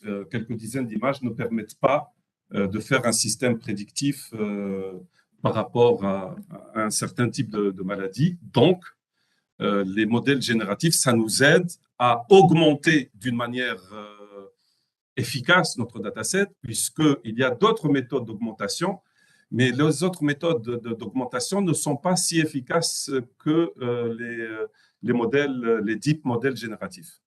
Parce qu'il y a toujours ce qu'on appelle la dépendance. Parce que si j'utilise, par exemple, des méthodes de type SMOTE, par exemple, il y a toujours ce qui a été généré, il y a une dépendance au sens statistique du terme, et au sens même algébrique du terme, avec les données qui ont servi à le générer. Les GAN, ça nous permet de réduire un peu de cette dépendance-là et de générer, je parle GAN, il faut oublier le GAN. Je parle maintenant des auto-encodeurs. Hein. Ça permet de générer, disons, des données qui sont pratiquement nouvelles. Bien entendu, il y a cette dépendance, mais elle est moins que les autres méthodes. On peut voir ici, pour ceux qui connaissent déjà le PCA, le Principal Component Analysis, la décomposition composante principale, que cette partie-là, pratiquement, c'est une compression des données en entrée. C'est l'une des applications, c'est la compression. Et on peut dire que pourquoi faire tout ça, puisqu'on peut le faire avec petit PCA. Donc, rapidement, c'est tout simplement la PCA ne marche que quand les données ont une distribution spatiale linéaire. Quand les données ne sont pas linéaires, ça ne marche plus. Le plus des auto-encodeurs par rapport à ça, c'est qu'on peut traiter des données de structure non linéaire, puisque d'une manière native, les réseaux de neurones qui vont générer ça contiennent des fonctions d'activation qui sont d'habitude et nécessairement non linéaires. Si elles ne sont pas non linéaires, on va traiter seulement les problèmes linéaires. Donc, le plus des auto-encodeurs par rapport à l'analyse en composantes ou bien la décomposition en composantes principales, c'est de pouvoir traiter les non-linéarités. Je passe sur ce sujet-là. L'une des applications, c'est le débruitage, mais vous pouvez aussi imaginer qu'on peut utiliser cette architecture-là pour la détection d'anomalies. Et demain, avec Dr. Nahl et ceux qui vont participer au workshop, vont travailler sur les anomalies detection et les modèles génératifs. Ce sont des modèles puissants pour détection d'anomalies. Donc, comment on peut détecter l'anomalie? Parce que là, c'est le débruitage. Tout simplement, quand on entraîne, supposons qu'ici, on a des transactions bancaires. J'ai un fichier avec des millions de transactions bancaires qui sont labellisées transactions bancaires normales et d'autres qui sont labellisées transactions bancaires frauduleuses. Normalement, chez une banque, les transactions bancaires normales sont majoritaires par rapport aux transactions frauduleuses. Donc, mon dataset, il est nécessairement unbalanced. Ça veut dire que je vais trouver peut-être 95% de transactions bancaires normales et 5% de transactions frauduleuses, de telle sorte que si j'utilise ce dataset-là pour entraîner cette code, il sera capable de détecter les transactions, c'est-à-dire de reproduire les transactions bancaires normales. C'est-à-dire ici, qu'est-ce que ça veut dire transaction bancaire? Par exemple, le X1, une certaine manière de coder une date. Le X2, c'est le montant, par exemple, du virement. Le X3, c'est l'origine de ce virement. Donc, une transaction normale, par exemple, dans mon compte, c'est que chaque 25, Esprit me verse un salaire. C'est pour cela que la date, elle est importante pour détecter s'il s'agit d'une transaction. Et le montant, il se reproduit. Plus ou moins quelques pourcentages d'augmentation chaque année. Maintenant, imaginez que j'ai reçu une somme d'argent inhabituelle. J'ai reçu 100 000 dinars. Bon, moi, personnellement, ça ne risque pas de m'arriver, même si ça arrive, marpet. Donc là, ce réseau-là, il détecte les transactions normales. Et il reproduit des transactions normales. Une fois entraîné maintenant, qu'est-ce qu'on va faire? On va prendre cette transaction qui est là où j'ai reçu 100 000 dinars. Donc, ça sera par exemple le 100 000 dinars, c'est dans le X3, c'est le montant du virement. Puisque cette architecture-là a été entraînée pour détecter, pour reproduire des transactions normales, c'est que ici, nécessairement, qu'est-ce que je vais avoir? Je vais avoir des paramètres d'une transaction normale. Le 100 000 dinars, là, il ne va pas se reproduire ici. Ici, ce qui va se reproduire, c'est mon salaire. Parce que les paramètres de ce réseau-là ont été entraînés de cette manière-là. Maintenant, si je calcule le loss, on ne va pas trouver quelque chose qui tombe vers zéro. On va trouver une grande différence puisqu'on va faire du truc au carré. On va trouver 100 000 dinars au carré. Donc, c'est une valeur qui est supérieure à un certain seuil. C'est comme ça qu'on détecte qu'il s'agit d'une transaction frauduleuse. C'est schématique et vous allez avoir plus de détails sur ça dans le workshop. Donc, l'autre, à part l'aspect génératif, l'autre application, par exemple le denoising, c'est que je prends un dataset des chiffres manuscrits, par exemple, le select and list, je le bruite, je lui ajoute un bruit gaussien, par exemple, j'entraîne cette architecture-là, mais sauf qu'à la sortie, je compare ce chiffre bruité avec le chiffre, bien l'image non bruitée. Et là, les paramètres, grâce à l'algorithme de propagation du gradient, les paramètres ici vont savoir reproduire cette image qui est bruitée en une image qui est débruitée, de telle manière, par la capacité de généralisation. Maintenant, si je mets n'importe quel autre chiffre manuscrit bruité en entrée, je vais avoir en sortie un nombre qui est débruité. Bon, le problème ici, c'est que quand on veut utiliser cette architecture-là pour générer des données, on n'a aucune idée sur la structure de cet espace latent, puisqu'on a dit que si je veux générer de nouvelles images, j'élimine cette partie-là, je ne garde que cette partie-là, et j'alimente des chiffres aléatoires dans cet espace latent-là, ce qui va me générer une nouvelle image de chat si j'ai entraîné tout ça sur des images de chat. Mais ça ne va pas marcher. Ça ne va pas marcher parce qu'on n'a aucune idée sur la distribution de probabilité de ce vecteur-là. On ne sait pas s'il suit une loi uniforme, normale, une loi horrible. On n'a aucune information. Pourquoi? Parce que dans l'entraînement de notre réseau, on s'est intéressé seulement qu'à l'input et à l'output et on a calculé un loss. On ne s'est pas intéressé de ce qui se passe ici. Donc, si je mets du n'importe quoi ici, j'obtiens du n'importe quoi là. Donc, c'est le fameux principe garbage in, garbage out. Si vous mettez des données n'importe quoi, vous allez obtenir n'importe quoi. Donc, d'où les auto-encodeurs variationnels. C'est quoi l'idée derrière les auto-encodeurs variationnels? C'est que cet espace latent-là, c'est le Z2. Donc là, j'ai un espace latent avec deux variables. Je vais le forcer à suivre une loi de probabilité prédéfinie.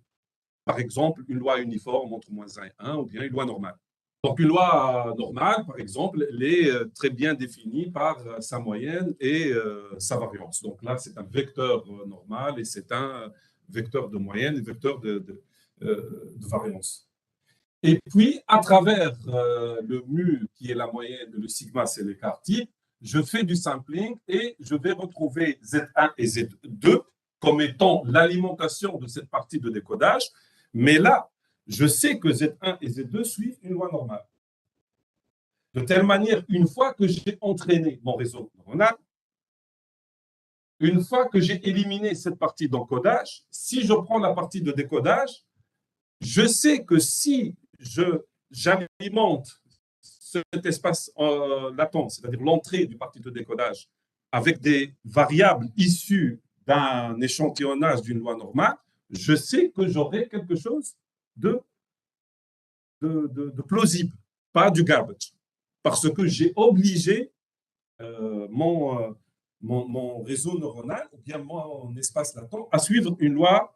J'ai dit loi normale, mais pas nécessairement. Mais ce qu'on utilise généralement, soit une loi uniforme -1, entre -1 et 1, ou bien une loi normale. Donc, en fait, comment ça va se faire mathématiquement? Mathématiquement, ça va se faire de la manière suivante. C'est que le loss va contenir deux termes. Un terme de ce qu'on appelle un terme de similarité, c'est-à-dire on va forcer la sortie à être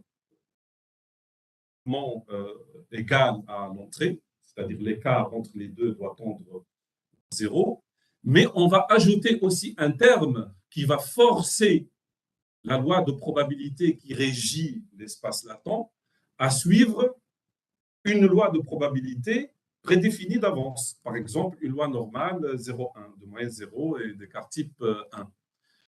Là, le n mu sigma, c'est la loi de probabilité qui régit l'espace latent.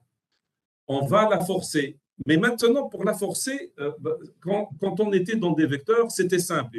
Il suffisait de calculer la distance euclidienne.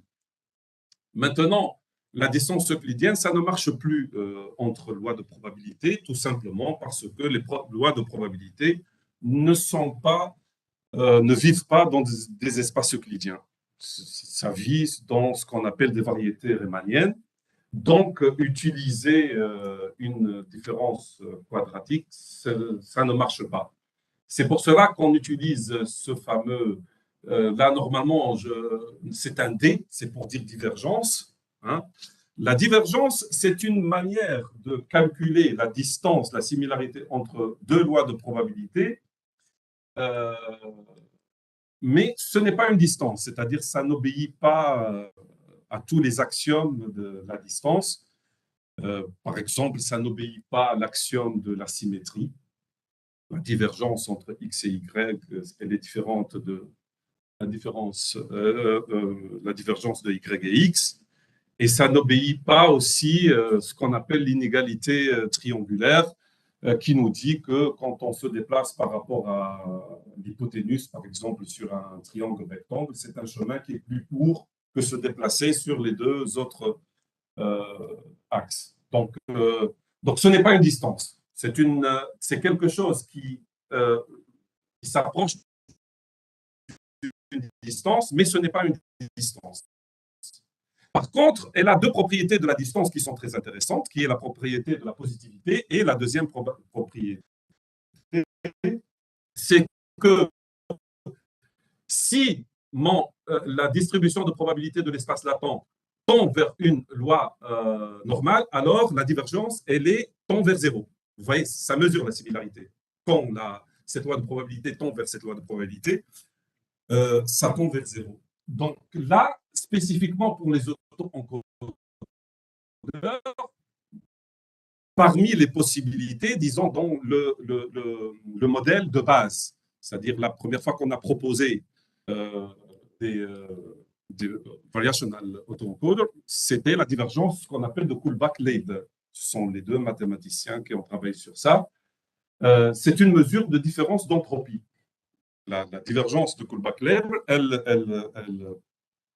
elle mesure la différence d'entropie entre la distribution de probabilité. L'entropie pour une distribution de probabilité, d'une manière rapide, ça mesure le degré d'étonnement. Si je prends une loi de probabilité et je lui mets un log, un moins log, je vais obtenir un chiffre qui est entre moins l'infini, plutôt 0 et plus l'infini, puisque j'ai mis un moins log, parce que la probabilité est entre 0 et 1, donc le moins log d'une valeur entre 0 et 1, c'est une valeur entre 0 et plus l'infini.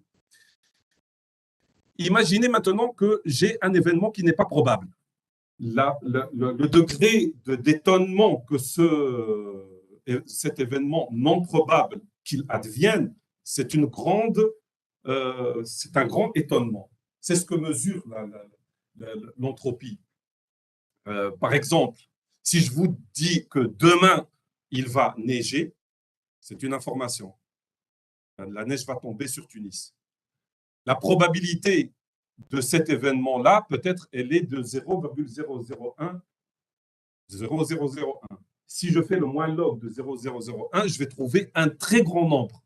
Ce très grand nombre-là mesure mon étonnement. Parce que si je vous dis qu'il va neiger, vous serez étonné.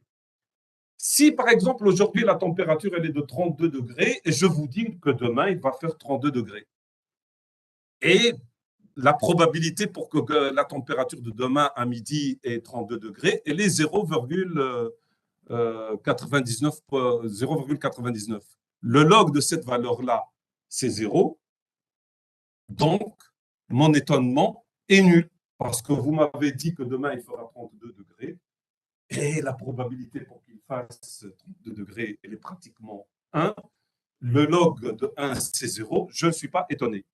Donc, la divergence de Kullback-Leibler, elle mesure cet étonnement-là. Si deux lois de probabilité provoquent le même étonnement, la même entropie, alors on peut dire qu'elles sont similaires. Donc, l'ajout de ce terme-là fait qu'on oblige cet espace latent-là à suivre une loi normale. Une fois que cette architecture-là elle a été entraînée, j'élimine la partie d'encodage, je ne garde que la partie de décodage. Et maintenant, si je fais un échantillonnage par rapport à cette loi de probabilité normale, je suis sûr que je vais avoir un nouveau chat. Je vais générer une nouvelle donnée intelligible, qui a de signification et non pas du garbage. Bon, le problème qui est résolu aussi avec cette manière de faire, c'est-à-dire d'ajouter au terme de similarité un terme de similarité des lois de probabilité en mesurant leur divergence, c'est que ça me donne un espace latent qui est compact et qui est continu. C'est très important. C'est-à-dire deux vecteurs générer dans l'espace latent qui sont très proches, c'est-à-dire si je perturbe un peu un vecteur qui me donne, par exemple, l'image d'un chat, je le perturbe un peu, c'est-à-dire je lui ajoute epsilon. Je vais trouver aussi un chat qui ressemble au chat qui a été généré par le premier vecteur. Ça veut dire qu'il y a une certaine continuité. Et cette continuité, on peut la pousser à l'extrême, elle permet aussi de faire une interpolation. Ça veut dire que je peux mettre ici les paramètres d'un chat siamois et un chat de gouttière, et on peut générer toutes les possibilités qui sont entre les deux. Ça permet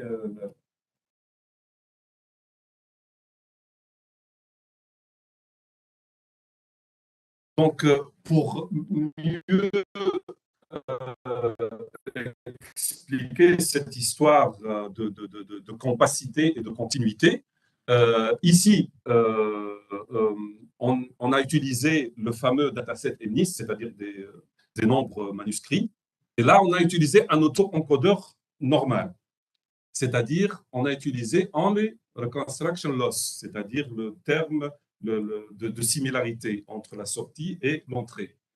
Vous voyez ici, on a fait un espace latent avec deux variables, Z1 et Z2. Et on a tracé maintenant pour chaque valeur du dataset un point avec les coordonnées de son espace latent. Ce nuage-là, par exemple, des jeunes, ce sont tous les 1 manuscrits qui sont dans mon dataset. Ce qui est en violet, c'est tous les points qui représentent des 7 manuscrits. Vous voyez, il y a une similarité dans le traçage. Dans le traçage du set, dans la culture anglo-saxonne, on ne met pas comme nous l'autre barre pour dire 7. C'est seulement comme ça. Donc, c'est très proche de 1. Le rasm, le dessin, la graphie du 7 est proche du 1. Donc, les nuages sont proches, mais il y a un désert entre les deux. C'est-à-dire, si je génère un vecteur latent dans cette zone-là, je vais avoir du n'importe quoi. Je ne vais pas avoir ni 1 ni 7. C'est ce qu'on veut dire par cet espace-là qui n'est pas continu. Et aussi, on ne sait même pas dans quel intervalle les valeurs de l'espace latent évoluent. Maintenant, si on utilise seulement la divergence, c'est-à-dire le terme de divergence seulement, j'élimine le terme de similarité. Le terme de divergence, on a dit qu'il mesure l'écart entre les deux lois de probabilité. Ça veut dire qu'on va forcer l'espace latent à suivre une loi normale. Maintenant, si je trace les points de l'espace latent de tout mon dataset, je vais avoir un nuage de points gaussien par rapport à toutes les valeurs, puisqu'on n'a pas un terme de similarité pour qu'il les sépare. On n'a pas un terme de séparation. Donc, vous voyez ici que tous les nuages de points suivent bien une loi normale, centrée en 0, parce que là, c'est 0, là, c'est 0. Et vous voyez bien que d'un écart type 1. Maintenant, si je ne sais pas comment est-ce qu'on peut déplacer ça.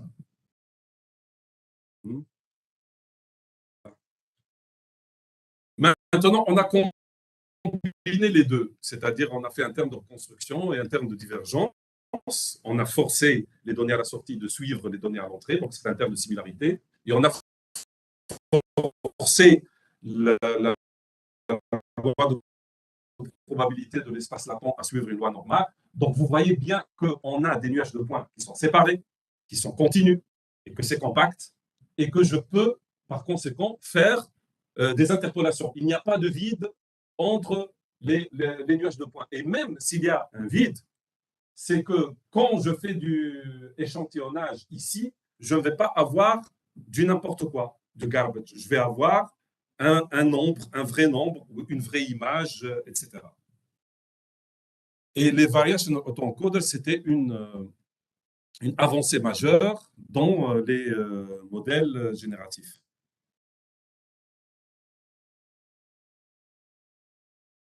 Là, par exemple, c'est le résultat de la génération. Ici, ce sont des nombres manuscrits. Ça, ce sont des TP qu'on peut faire en classe.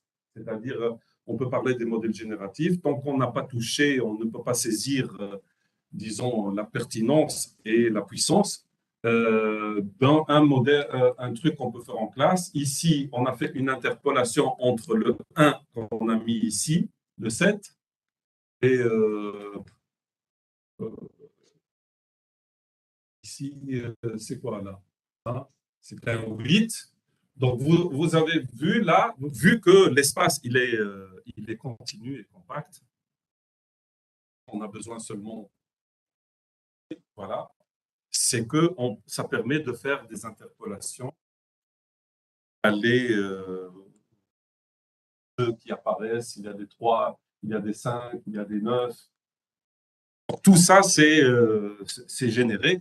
Maintenant, ce sont les mêmes idées de base qui guident le fait d'augmenter des données de la manière dont a bien expliqué le professeur tout à l'heure.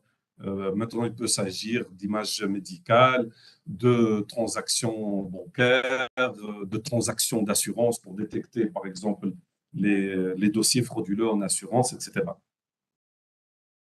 Donc maintenant, on passe à notre type de modèle de génération de données, ce qu'on appelle le Generative Adversarial. Là, la loi de probabilité des données qu'on va générer, on ne va pas la déterminer de manière explicite. Tout à l'heure, c'était explicite. Je crois que c'est clair pour tout le monde, puisqu'on a forcé l'espace à suivre une loi prédéfinie. Donc, d'une manière explicite, on a déterminé la loi de probabilité de l'espace latent, puisqu'on l'a forcé. Là, pour les Generative Adversarial Networks, on n'a aucune idée sur cette loi de probabilité, mais on va pouvoir l'approximer. On va faire une approximation, donc on va la déterminer d'une manière implicite, puisqu'on n'aura pas accès direct à cette loi de distribution. Donc, les Generative Adversarial Networks, c'était un célèbre papier de 2014 par Ian Goodfellow et une équipe de l'Université de Montréal. L'Université de Montréal, c'est parmi les acteurs majeurs dans la scène du deep learning. Il y a plusieurs,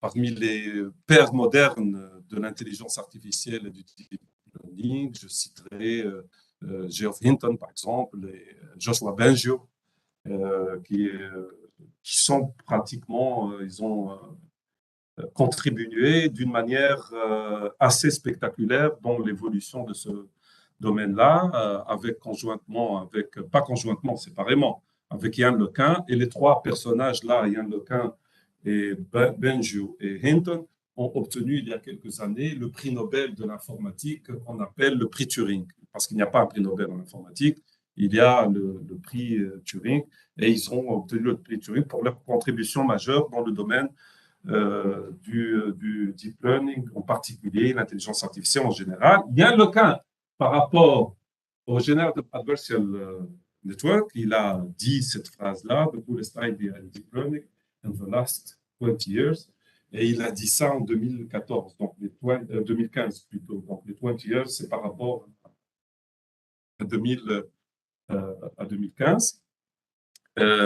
Donc, l'idée derrière des modèles génératifs, c'est simple. Hein.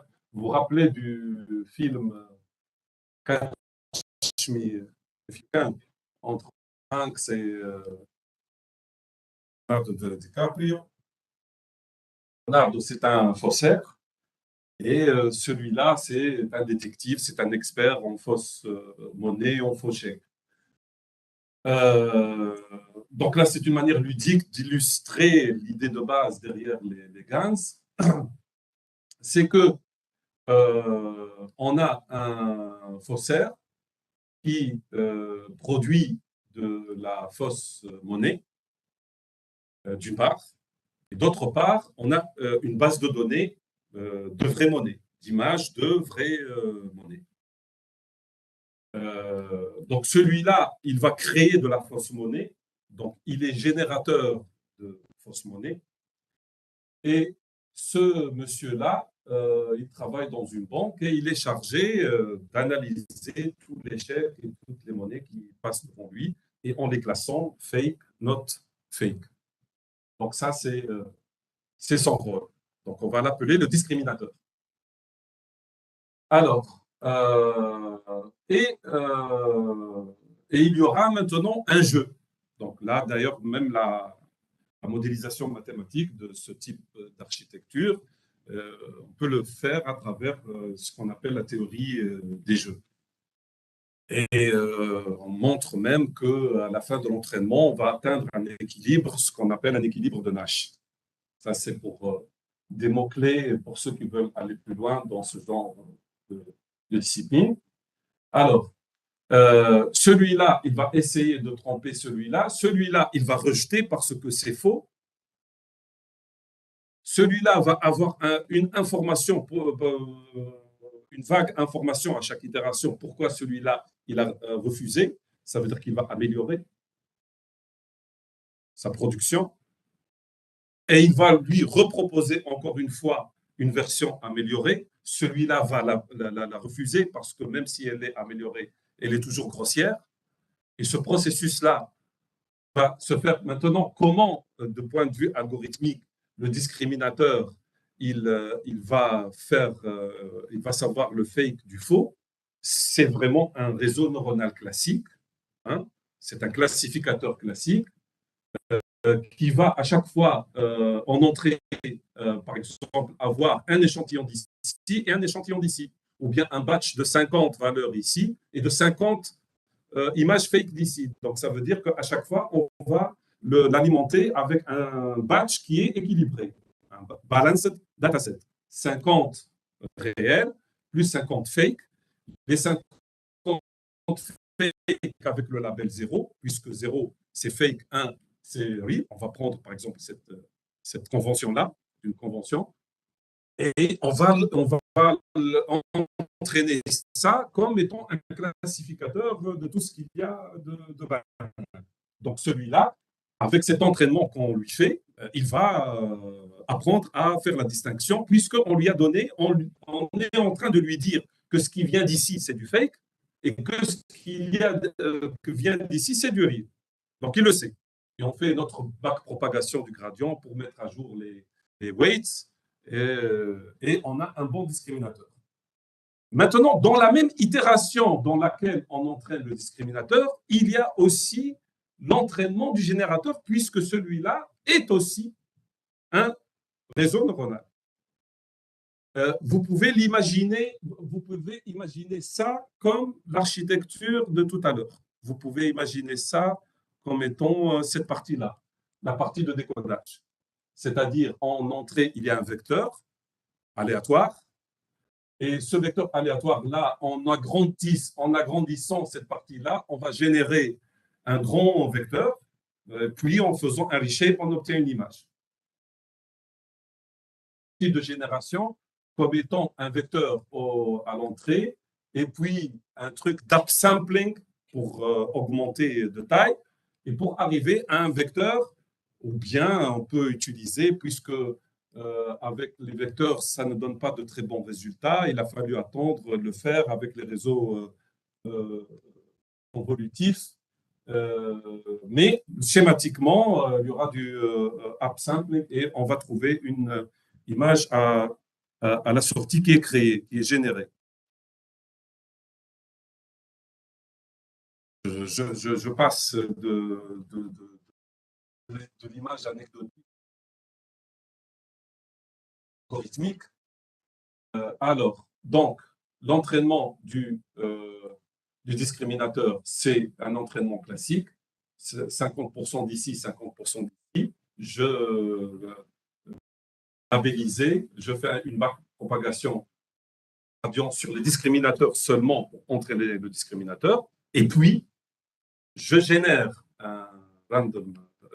une image, mais là, avec un random noise, le noise là, on peut par exemple, lui assigner une loi de probabilité, une loi normale. Disons que ici, le random noise, il est généré selon une loi normale.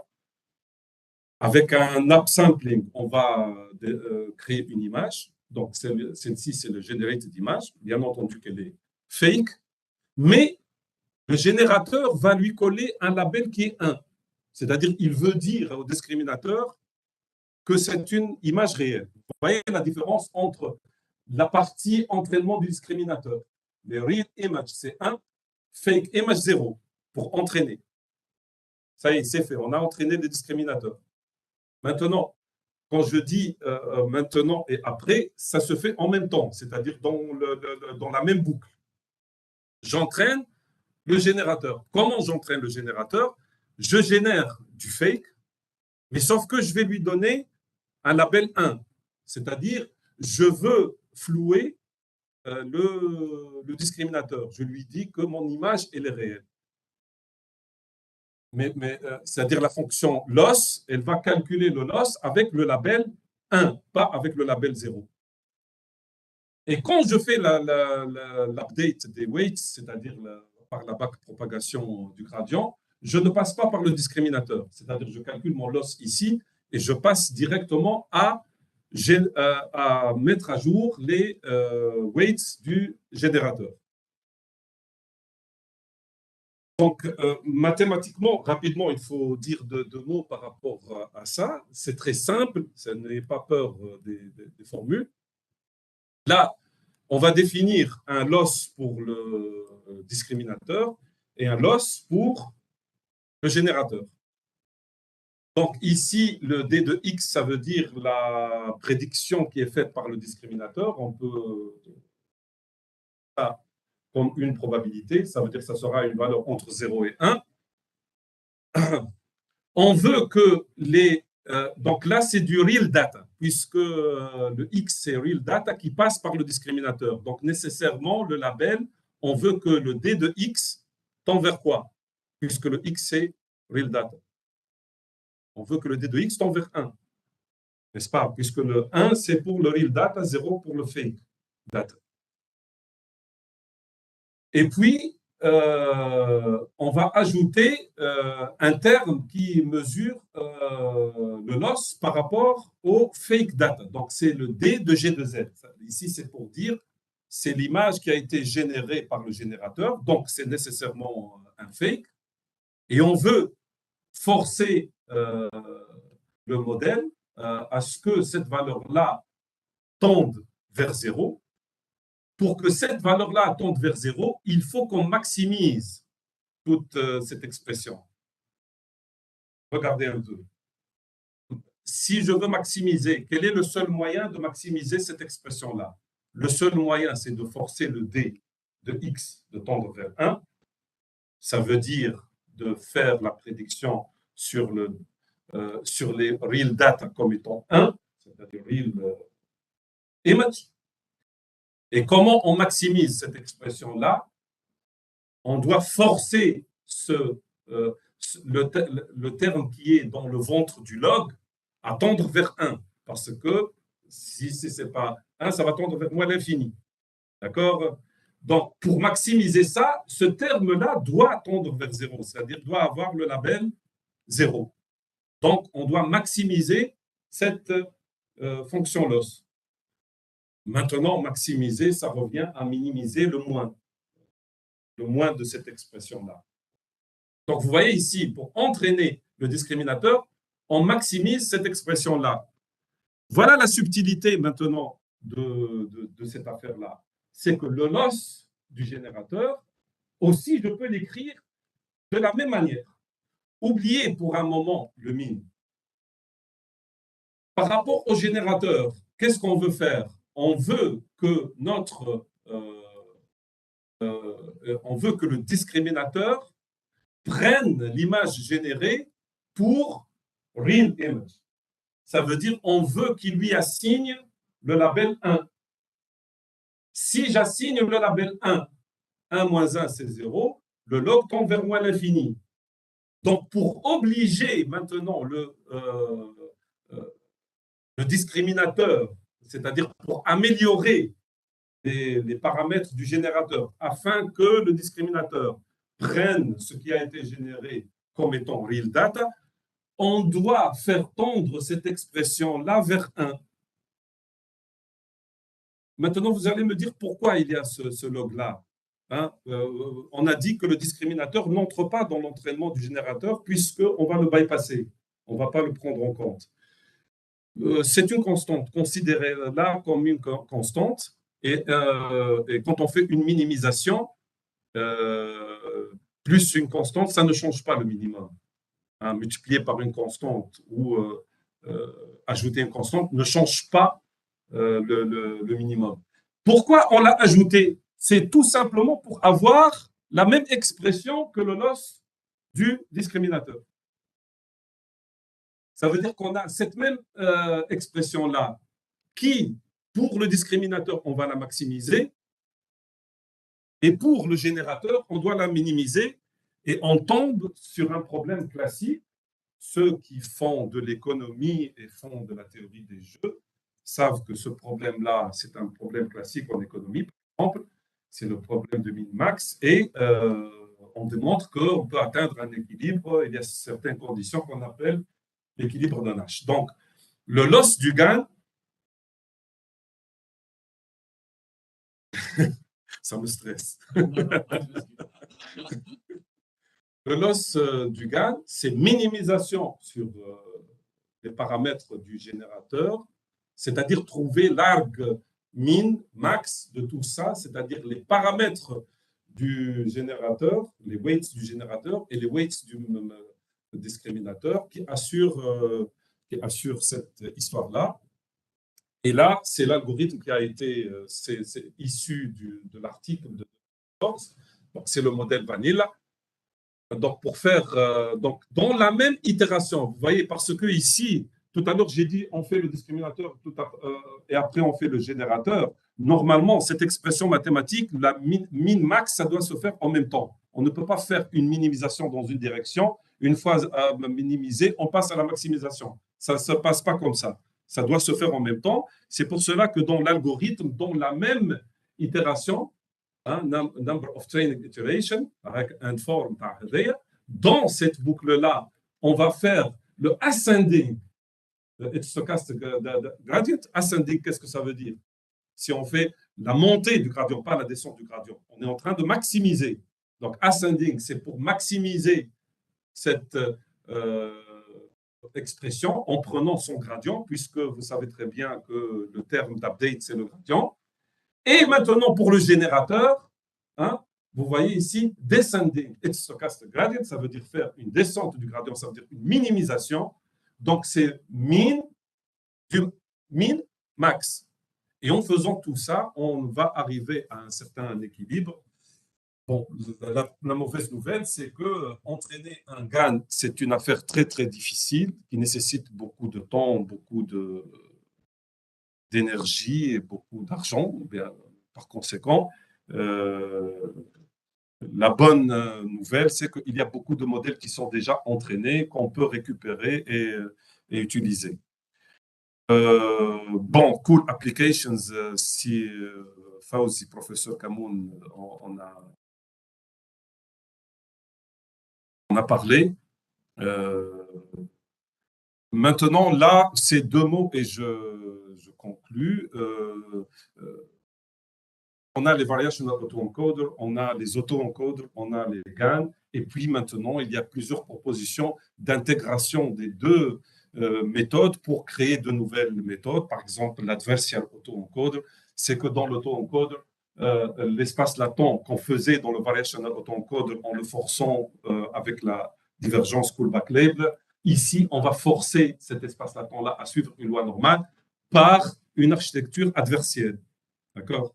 Et puis, il y a d'autres méthodes, mais si vous avez compris le principe de l'auto-encode, du variational auto-encode et du GAN, comment on peut générer de nouvelles informations à travers ça, vous pouvez comprendre les autres méthodes qui sont des combinaisons entre toutes ces modalités-là.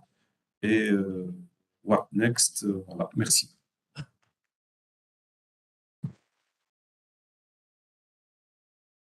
Thank you so much, Dr. Murad for this presentation. I think it's very important to understand the mathematics and the modeling behind what we have seen in my presentation. And thank you again. Perhaps if anybody has a question from the audience here at Esprit to Dr. Murad about the presentation. Any questions? No? C'était tellement clair. By the way, for the organizing committee, can you ask them to increase the temperature because it's getting very cold here. I'm freezing. Ça rajeunit. Ça conserve. Yes. Okay, let me see if the audience has a question. From the audience, does anybody has a question? You can raise your hand if you have a question. Any question for Dr. Murad? Même pour l'audience, c'est très clair. Oh, c'est très clair. Right? All right, then. Thank you so much. For those who are here, reminder, at 12, you don't have to go out for lunch. We are arranging for some pizza and drinks. They will be served outside. So please just stay with us. Okay. Thank you, Dr. Murad, for the presentation.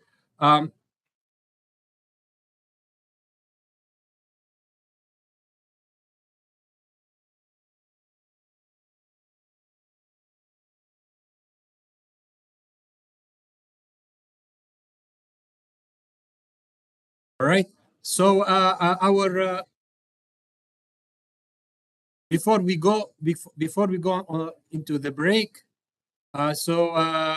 this is our third presentation.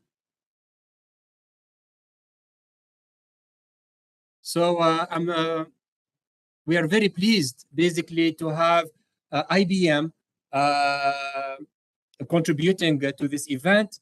And our next speaker is Dr. Girmo Tadesi, and he's going to basically present to us MPEGO, which is a toolkit for multi-level performance evaluation of generative models for material discovery domain. So Dr. Girmo is a research scientist at IBM. So let me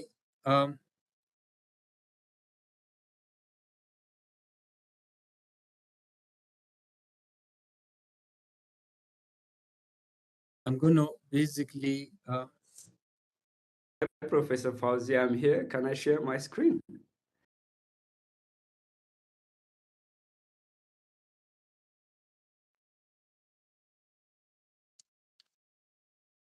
sorry, I'm going to just have Dr.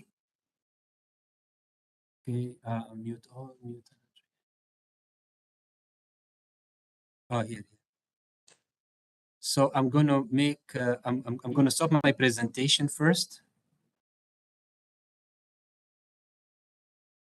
And I'm going to make, oh, here. He's already set up. All right, just one second. Technical teams, are you here with me? The technical folks? We just need to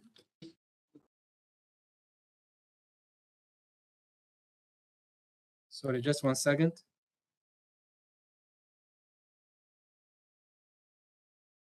Anybody from the technical team here?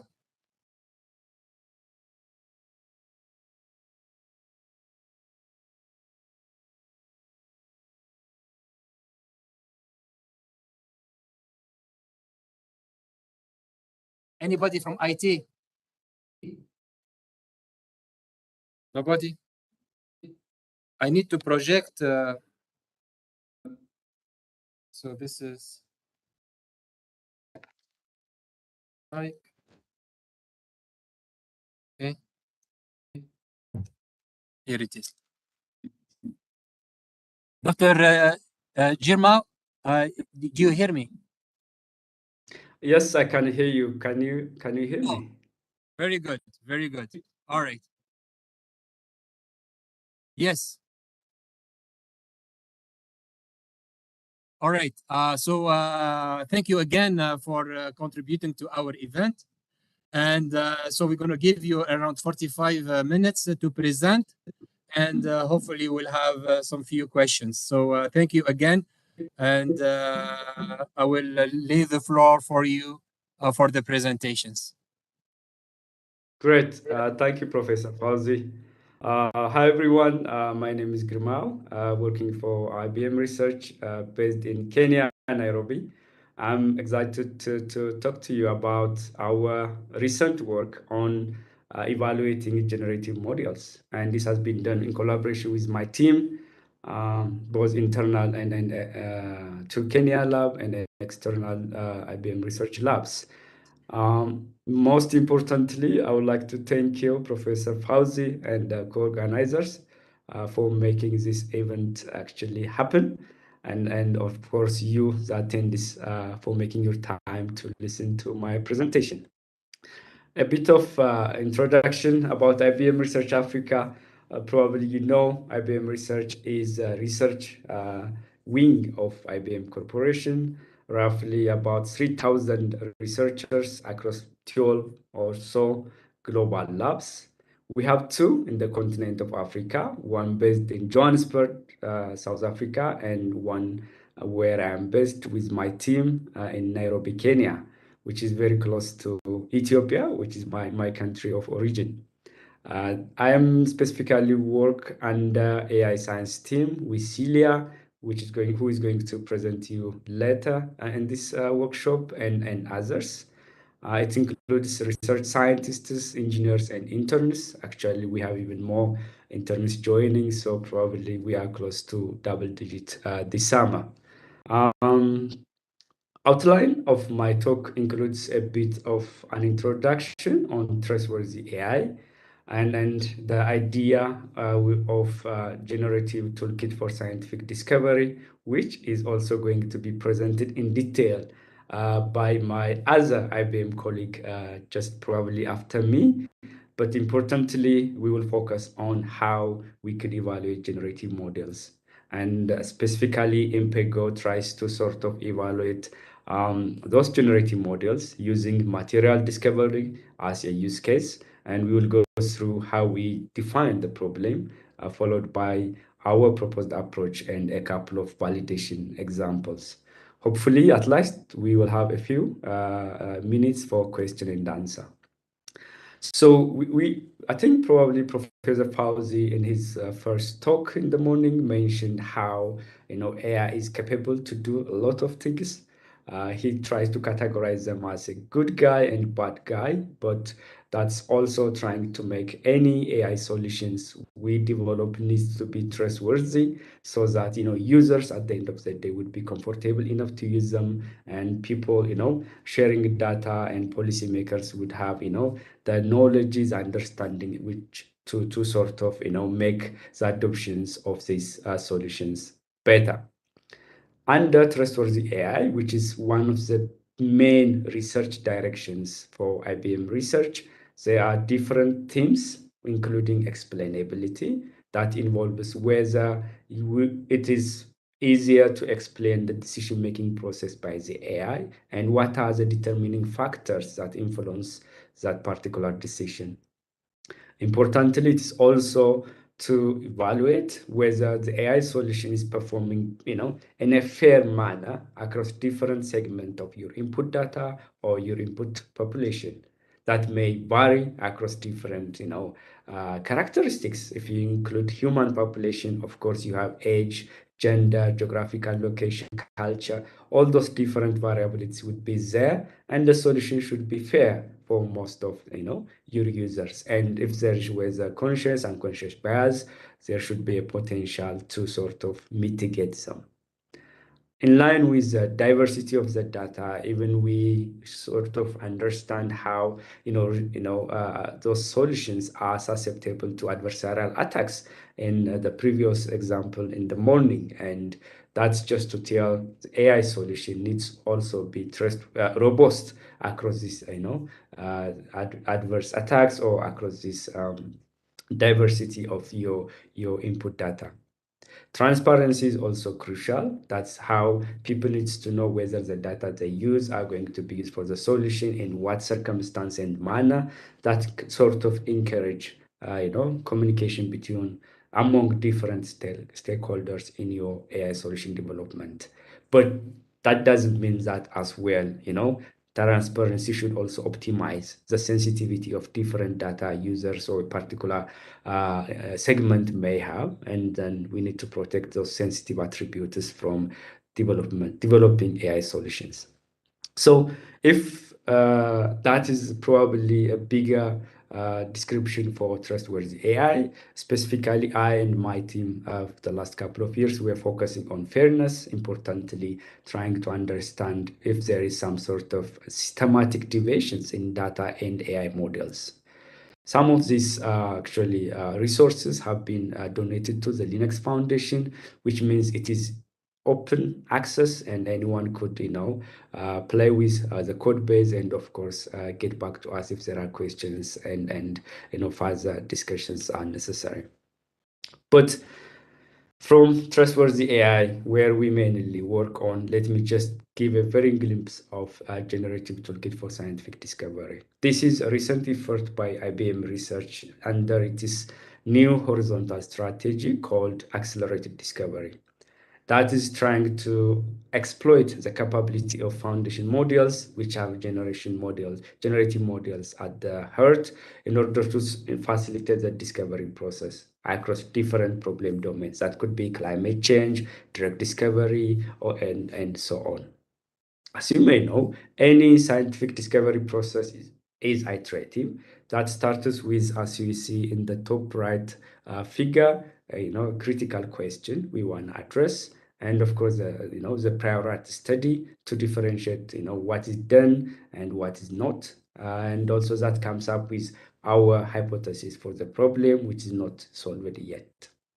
That hypothesis often requires testing, and assessing across different validation settings. That goes back to, more refining the question and hypothesis generation and so on. Generative toolkit for scientific discovery, which we call GT4SCD, which will be discussed in detail by Yanis later, aims to sort of facilitate the hypothesis generation using generative models. And probably it's clear by now, with the growing amount of data we have around and sophisticated deep learning models, which is easy to generate any sort of data nowadays, whether it is image, video, or any other modality. But the important question is often how we could actually evaluate, because you could just generate thousands, millions of data points easily, but it doesn't mean that all the generated sample or the generated data is actually useful for your actual solution development process. And the existing sort of performance evaluation is mostly domain specific or modality specific, and often it requires very, very time and resource intensive domain expert involvement. And then we come up with actually how we try to develop MPEGO, which is simple, easy evaluation and approach, possibly that can extend across different generative models and different application domains. So work has been done, probably all of us from IBM Research, but as you see in the authors list, it's across different global labs. Myself and Celia from IBM Research Africa, Yanis and Matteo from IBM Research in Zurich, and Komi in Yorktown, New York. And this is how we often try to, develop solutions. And because the fact that we are in different geographical location doesn't mean that we are working in silos.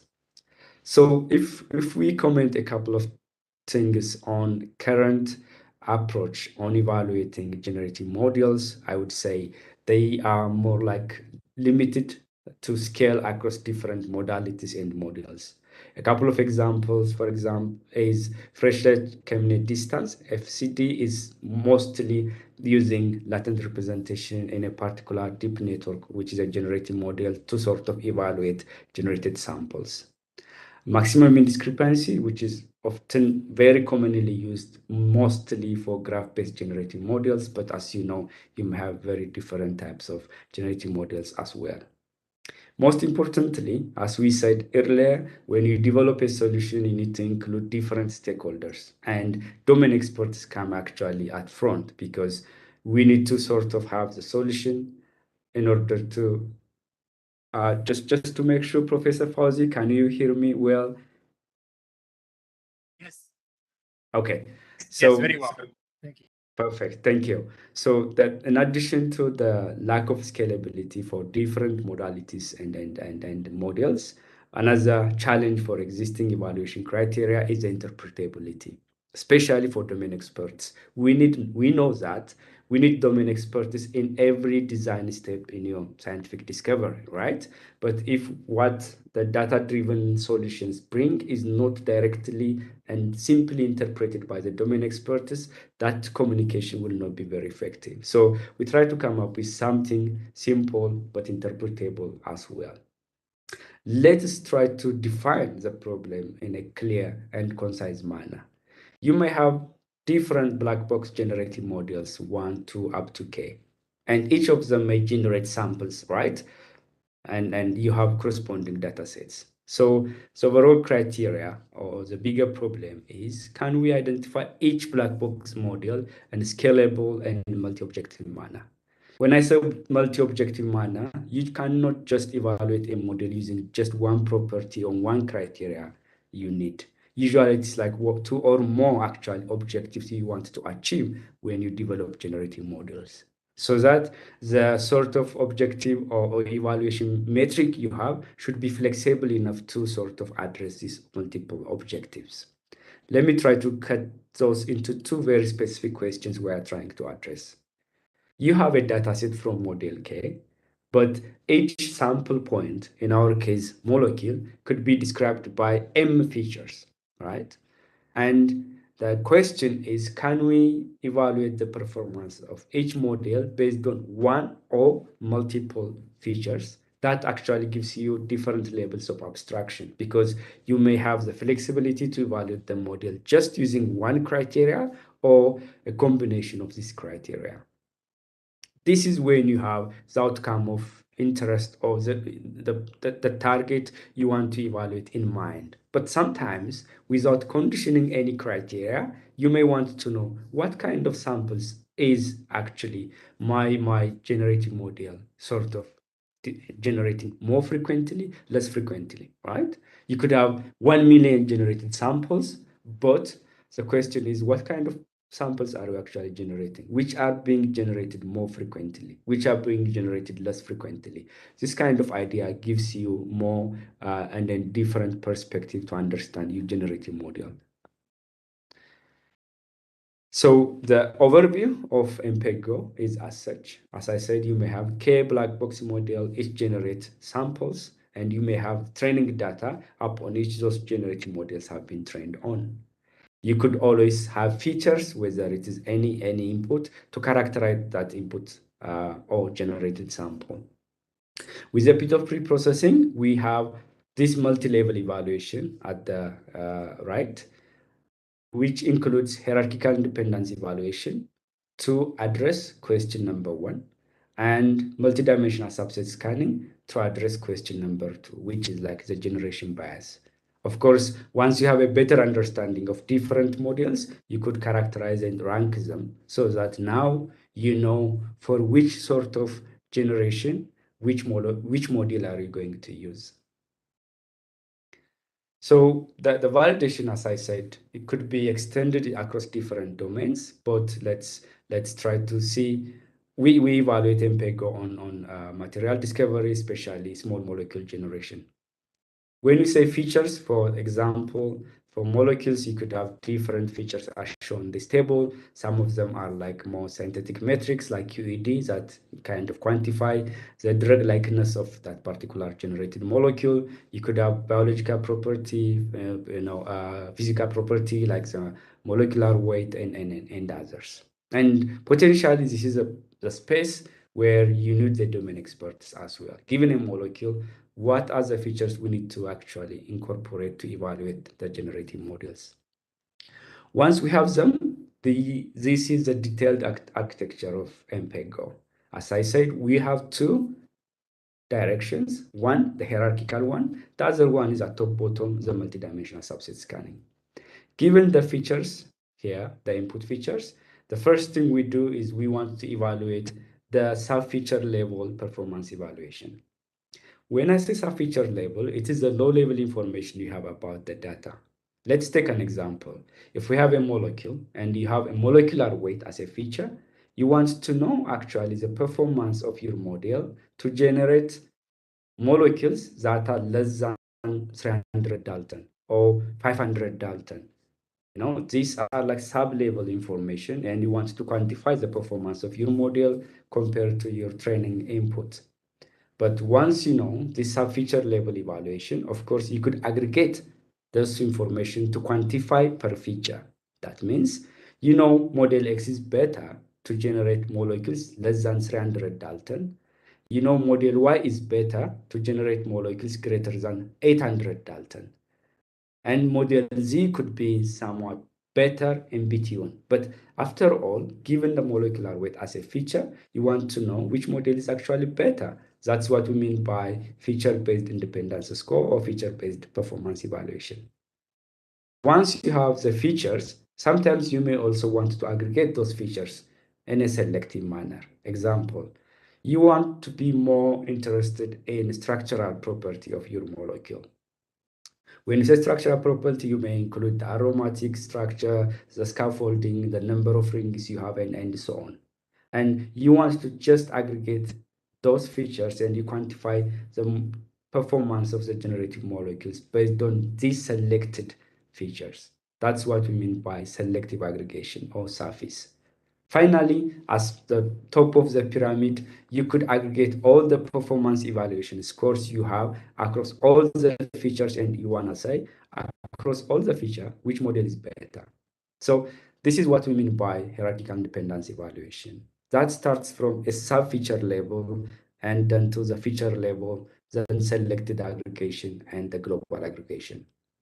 This is what we mean by in the question one of our problem statement, providing different levels of abstraction to quantify the model performance. The multidimensional subset scanning is later at the bottom, sort of understanding the generation frequency bias in your model, which I am going to discuss more in detail.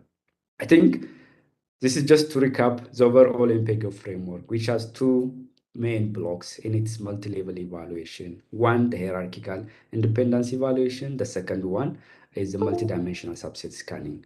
To go a bit in detail for possibly better understanding, the hierarchical independence evaluation again addresses question one, gives you different levels of abstraction when you quantify the model performance, starting from sub-feature level to global aggregation of all the features available.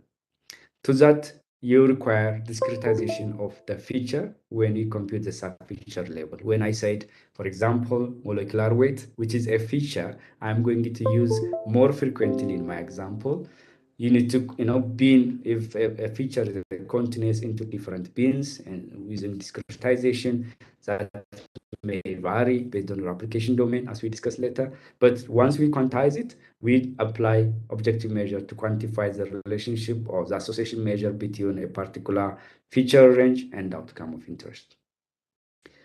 The 2x2 pivot table in the right is trying to tell, given a generative model, GK, and of course the training data was tau, and we now focus on a particular feature called M, and then for that feature M could have different unique values, right? If it is aromatic structure, it has aromatic or not, or if it is like molecular weight, you may have binning at different ranges, and FMU kind of reflects one feature value.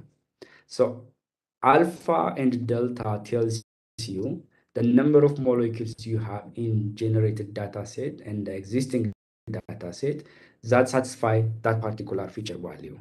And beta and gamma actually are the number of samples, NG and tau, that are not characterized by a particular sub-feature value, like molecular weight less than 300 Dalton. From this 2x2 pivot table, we generate what we call normalized odds ratio, as you see in the equations.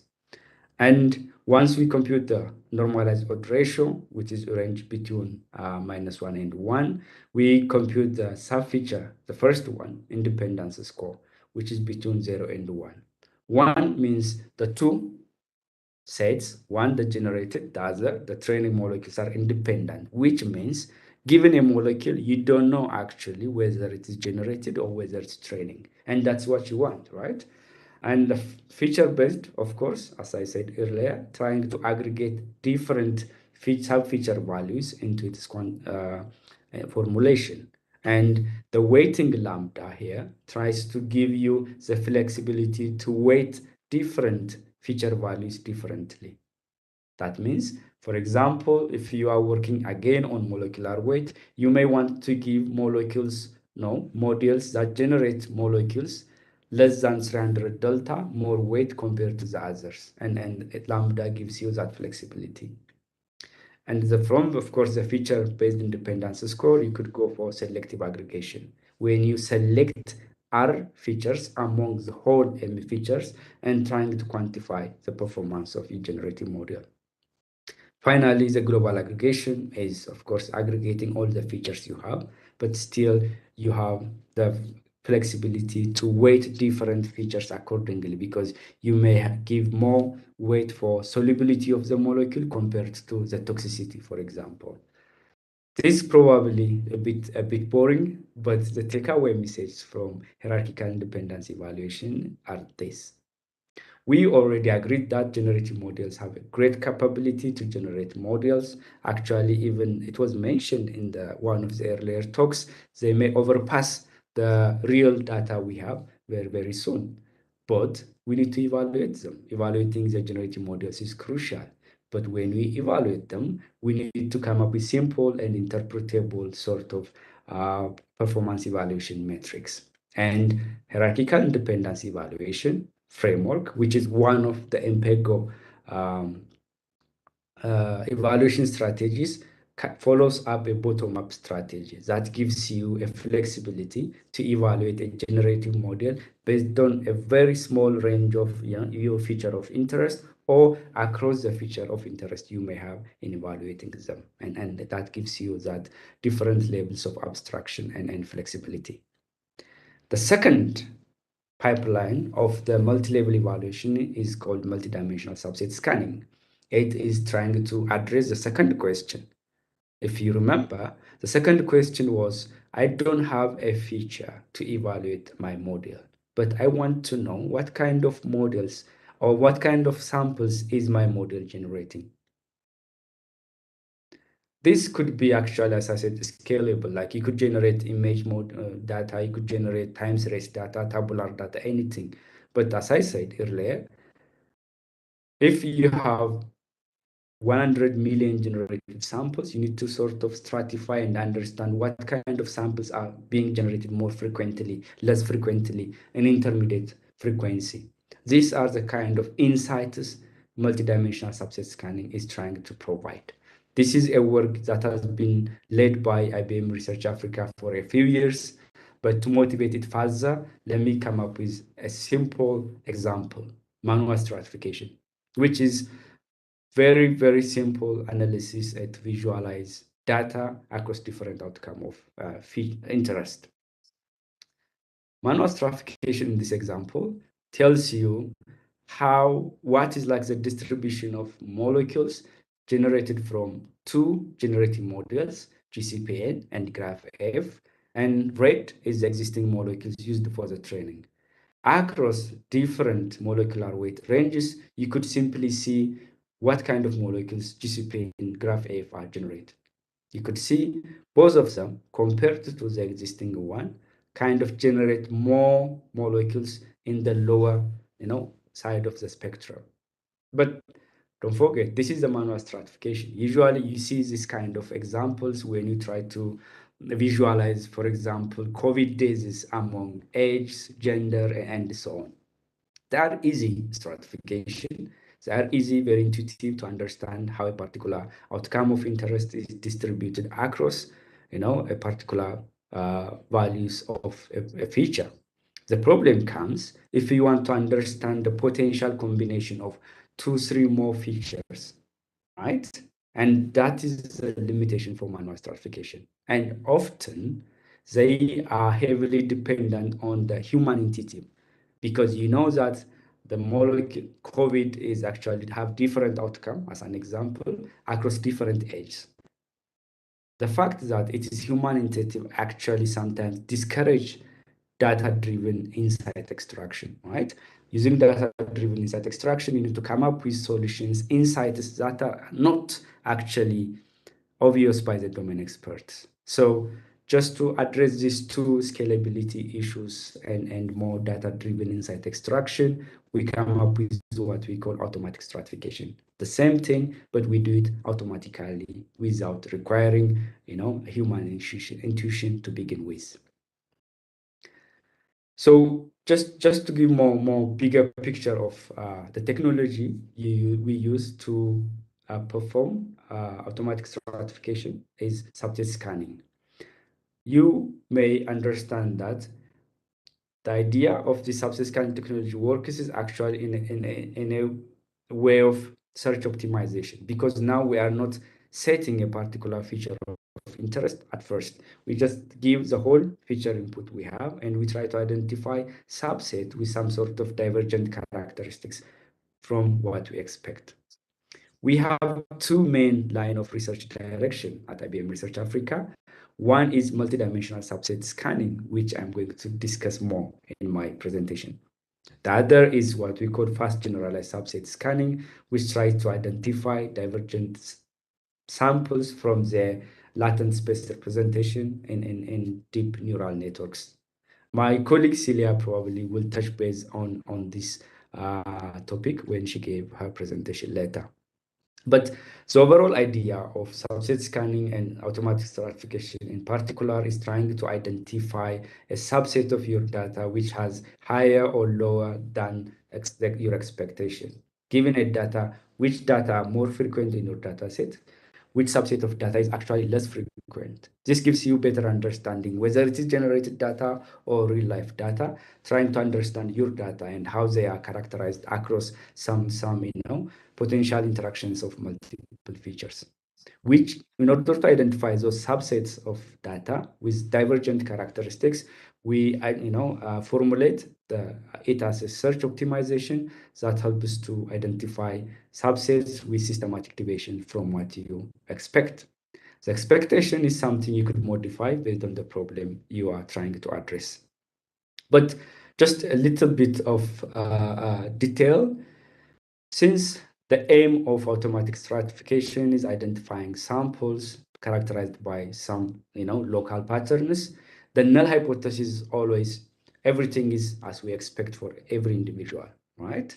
But the alternative hypothesis trying to tell actually some set of your data have more frequency or less frequency compared to your expectation. And that's what Q trying to determine. Q, if Q is greater than 1, of course, you extremely over-observe a particular molecules or samples compared to what you expect. And Q less than 1 tells you the scarcity of the data characterized by certain feature values.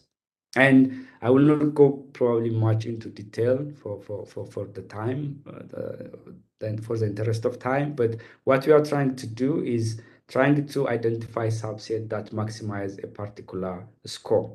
That score is the likelihood ratio statistics between the 2 hypotheses we discussed. And based on the outcome distribution of based on the distribution of your outcome of interest, for example, when your outcome is binary, in a sense, you want to understand whether a molecule is generated. One, please come join us in for 30 minutes. I can hear someone speaking. Could you mute your microphone? Sorry, just 1 second.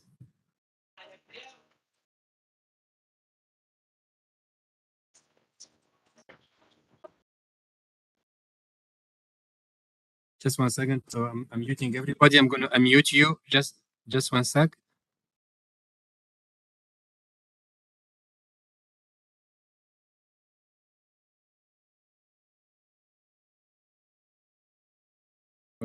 You.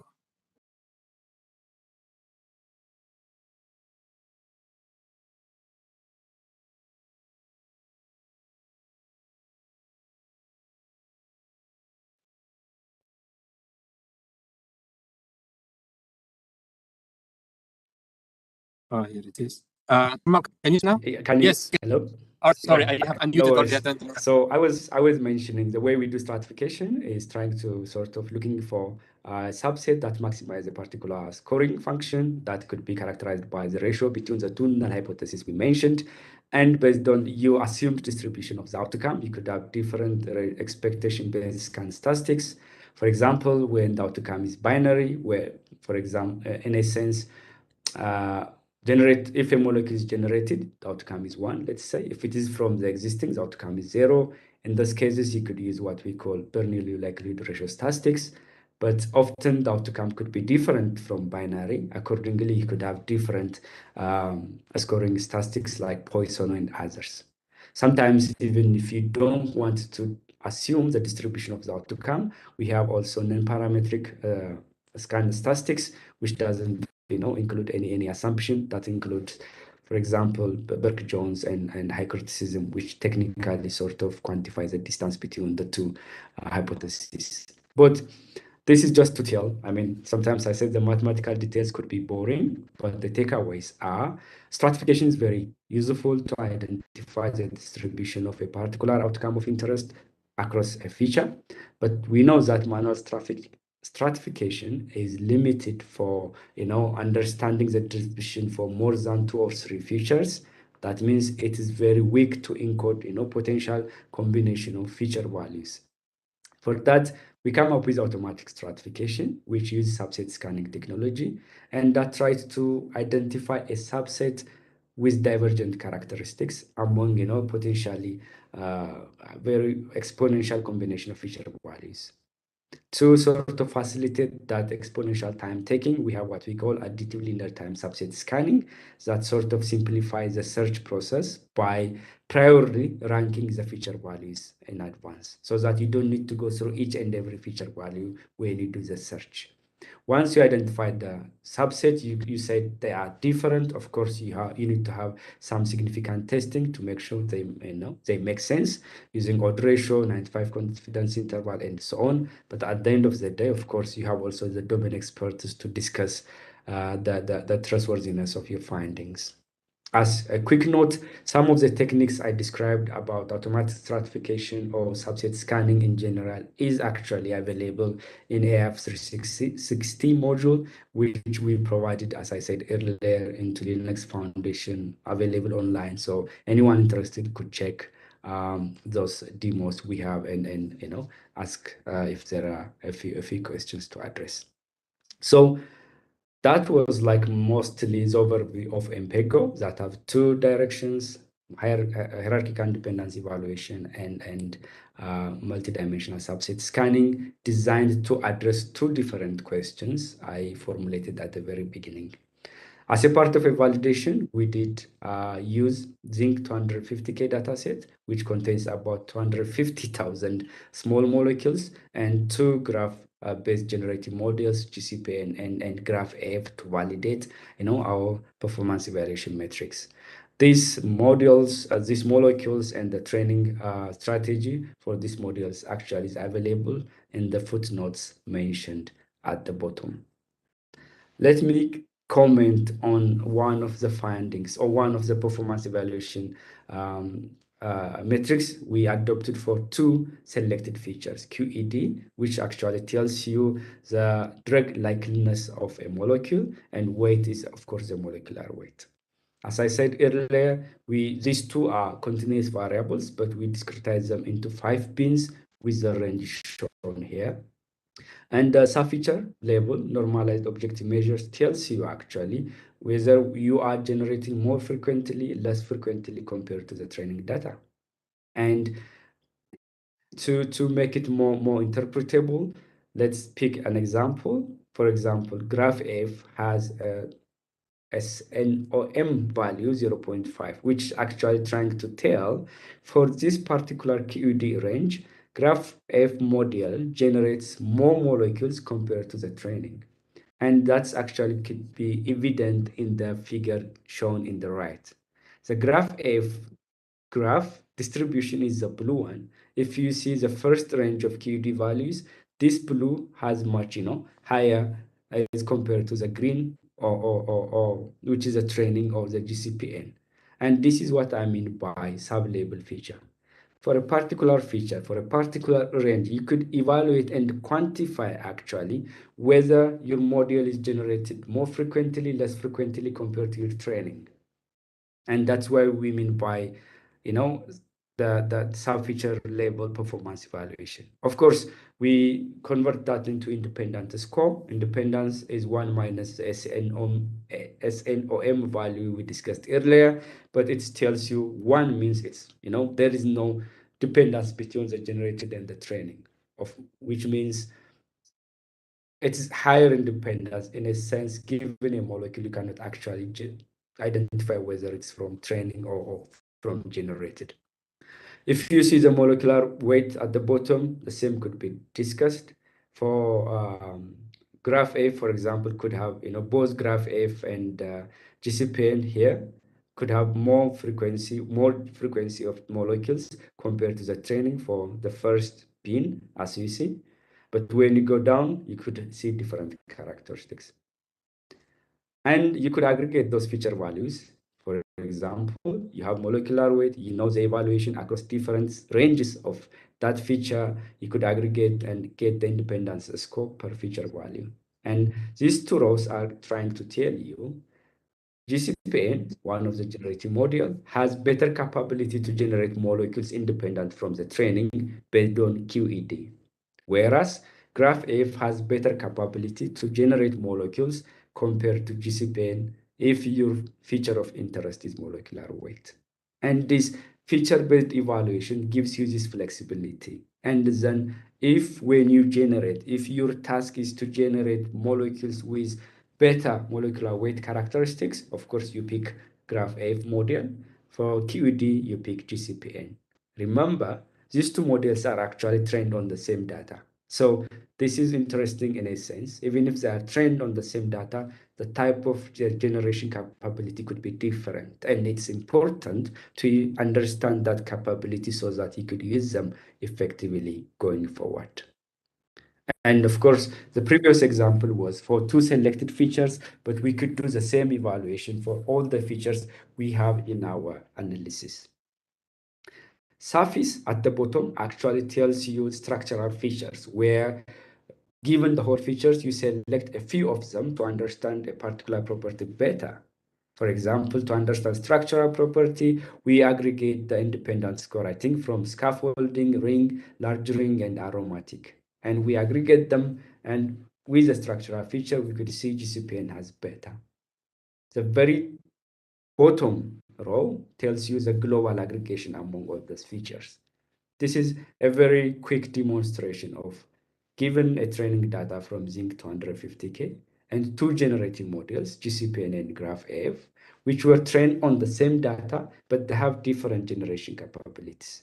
And we could sort of quantify the generation capabilities across different ranges of a feature, across multiple features, across selected features, and across all the features, which I mean by hierarchical independence evaluation at first. Here is a snapshot for multidimensional subset scanning. That's trying to understand the generation bias in your model.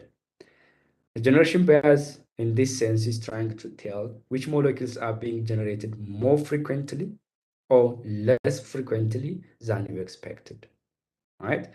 And this is a very simple example of when we try to understand higher generation frequency, which is like more extremely generated molecules compared to your expectation. And what this column is trying to tell you, given the training molecules, GCPN module is actually generated more frequently molecules characterized by the lack of scaffolding and low molecular weight, which is less than 272 daltons, and higher log p values, which is one of the features, I think, trying to quantify the ability of a molecule to cross into cell membrane. The features could be anything based on your data, based on your application domain. But what NVIDIA says, as I said earlier, is trying to tell you which samples are you generating more frequently, less frequently. We could do that for both GCPN and for both Graph F. And the kind of frequency is quantified by the odd ratio you could hear here. Those molecules characterized by this property are almost 12 times more likely. The odd ratio is going to be almost 12 times compared to what you expect in the training, and vice versa.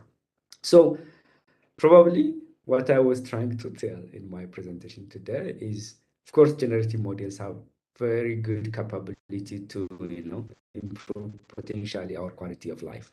And IBM research is very focused on trying to facilitate the discovery process across different domains, whether it's climate change, drug discovery, and so on, which probably my colleague Yanis will present you in detail more. But importantly, the focus of this presentation was trying to evaluate generative models that are designed across different domains.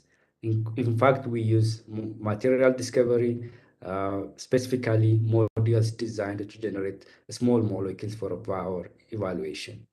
We try to address two main evaluation strategies. One, higher different levels of abstraction to evaluate your model, given features starting from sub-feature level into global aggregation. How do you quantify whether model X is better than model Y, even if they are trained on the same data? The second one was generation bias. You need to understand what kind of input samples are you generating more, because sometimes if you don't know what kind of sample you are generating, you may actually sort of overwhelm the discovery process. If you have billions of generated data, and that could be even very overwhelming to work with if you don't characterize that generation capability. Most importantly, and different from the existing knowledge, we try to make this evaluation metric simple and interpretable, as we show in the graph and feature level evaluation metrics. Of course, it has limitations and future work as our immediate next step. One is the discretization step.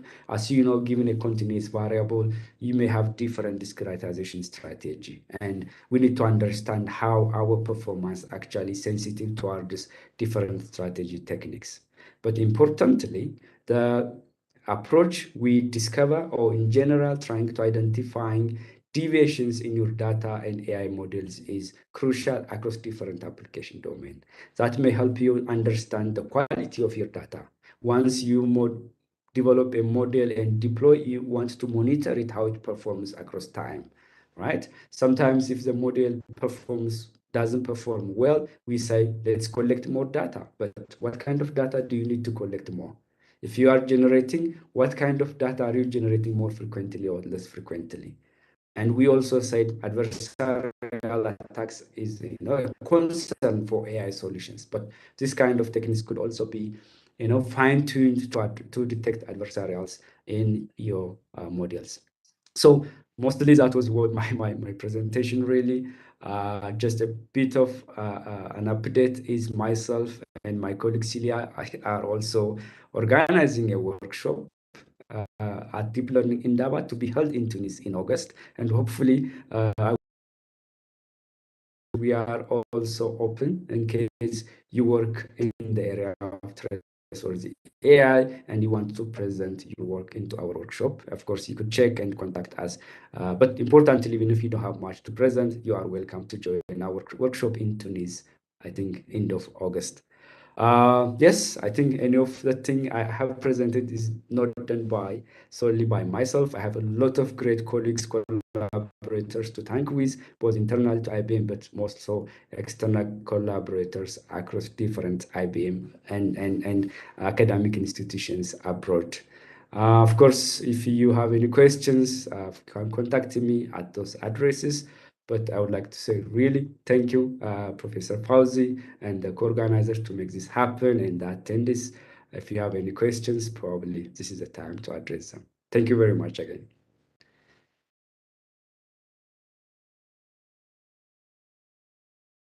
Thank you so much, Dr. Jima, for this presentation. Actually, we'll be looking forward to meeting you in Tunis. Okay, I didn't know you are coming in August, so hopefully we'll have this opportunity to meet face to face. Yeah, that'll be great. Don't forget to bring your swimming suit. It's going to be beautiful here in Tunisia during the summertime. I noticed that. I think for some of our students here who might not be very familiar with the details of what you have presented, if I relate to my presentation, one of the limitations of generative AI was the control over the quality of what we generate. Sometimes, we can generate something that was unpredictable. And I think the message that we get here, if we look to molecular generation, so you train on so many molecules and the system will generate so many output as potential molecules. And the question here is how to assess the performance. Which molecules are good to use and which one are not? And I think, if I am not mistaken, with IBM, what you are working on is a tool to assess the performance of what the generative models have outputs, and to say among this, let's say, hundreds of molecules that has been proposed, this one and this one and this one are the most appropriate based on certain criteria and feature that we indicate. So am I on the right track, or I lost it here?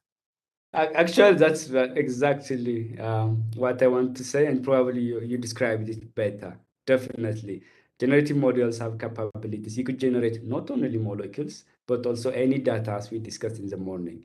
But as you said, it is very important to understand what kind of data you are actually generating, because that kind of facilitates the use of those data efficiently. But if you have large chunk of data, but you don't know what's generated, that would be very tricky to adopt it into your problem setting. So you described it exactly how I envision it. And don't get me wrong, even if the use case and the current focus is on molecules, we tend to validate MPEG across different modalities. You may generate images, you may generate time series data, but the overall evaluation strategy should be similar.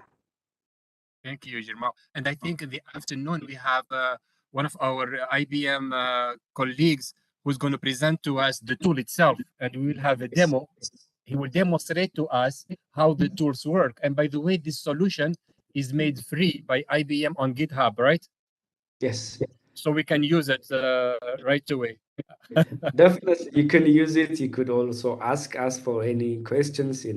Happy to help that All way. right. All right. So, is there any question from the audience before we go for the break? No, 1, 2, 3. Anybody online? Raise your hand if you have any question for Dr. Gimo. All right. So thank you so much, Dr. Gimo, for the presentations. Really appreciate it. And I hope, as I said, to be able to meet you in Tunisia. And hopefully we will meet with Celia and Yanis also during the afternoon for more interactions. And so thanks again. We're going to take a break right now for 1 hour. Please don't go home. We have a good pizza and drinks for you. And I think it's an opportunity, if you would like to discuss informally outside. It's going to be very hot, by the way. So we can have a shot. So thank you again, Girmao, and see you in Tunisia. Thank you very much, Professor Fazi. See you soon. Bye-bye. See you. Bye-bye.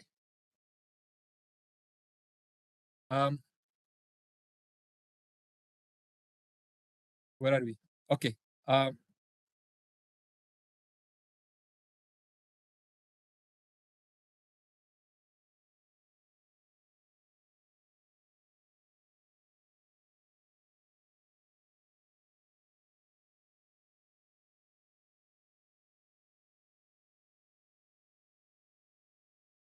Before you leave, please We are preparing for you the certificate of attendance, and they should be ready during the afternoon, inshallah. A certificate of attendance. So we're going to take a short break for lunch. We will reconvene at 1 p.m. Thank you all for your patience, for being here. I apologize for the cold here, but I'm sure when you step out, you will thank me for that, because I know the temperature. Be careful, just as you step out, stay a bit, in the mid, because that temperature change, it can get you sick. Okay, thank you again. We'll meet at 1 p.m. We have other talks from IBM, from people from the UK, and as I said before, I hope we'll see you in the afternoon. Thank you. And please, social distancing. Keep your mask.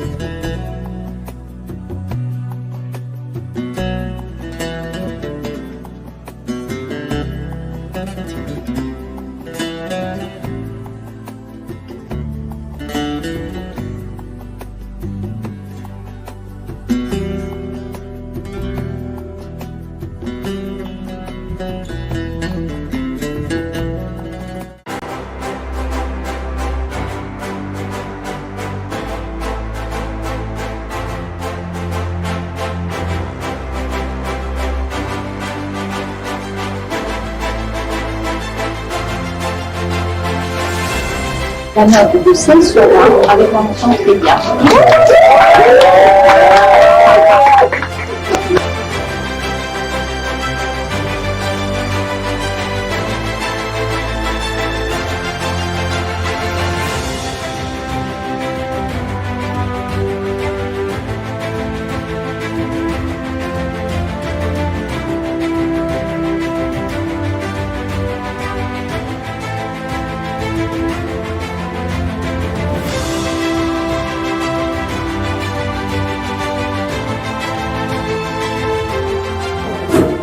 Je remercie ma famille et tous les 4 enseignants de Esprit pour m'avoir offert cette occasion de réussite.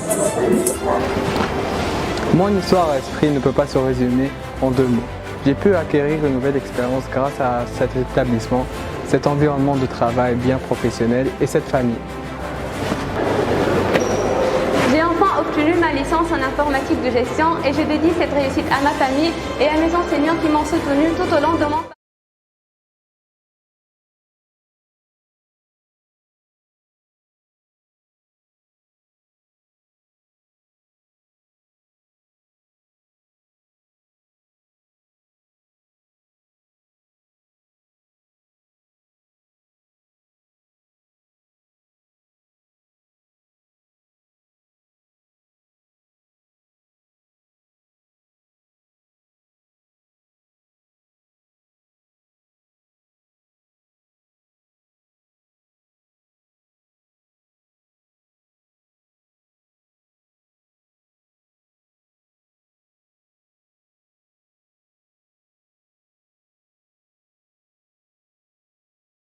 Wonder, I don't see Yanis among the participants. I think he's not with you, right? He's on a vacation, right? I'm traveling for a conference, but I can write him to let them know that he needs to join Webex. I appreciate that. All right. Super. Thank you.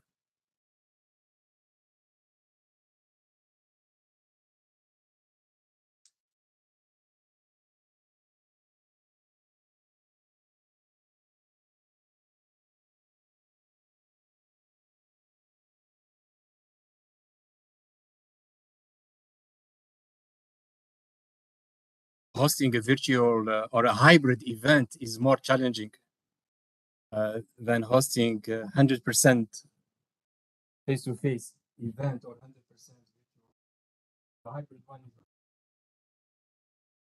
To switch from face-to-face into virtual. I hope Yanis will be able to join us in this presentation.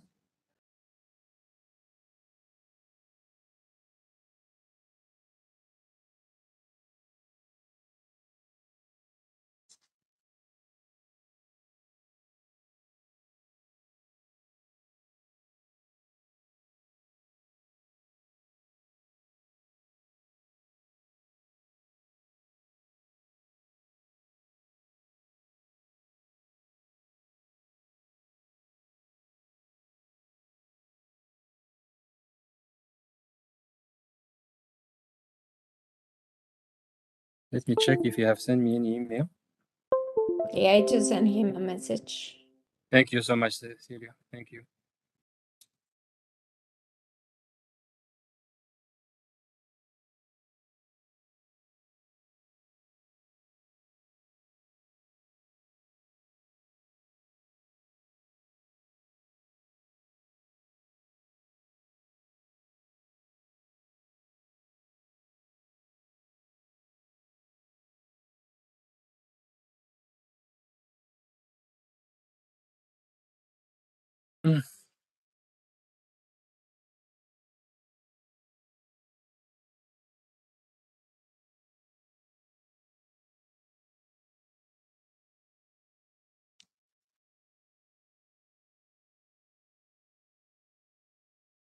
Please, as for the participant here at Esprit, before you go, don't forget to pick up your certificates. I just need to sign them, I guess. So maybe during the presentation, I'll try to sign them.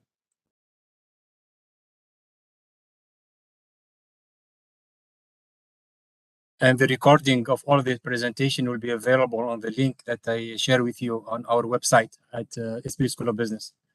So we'll put them individually, okay, after editing.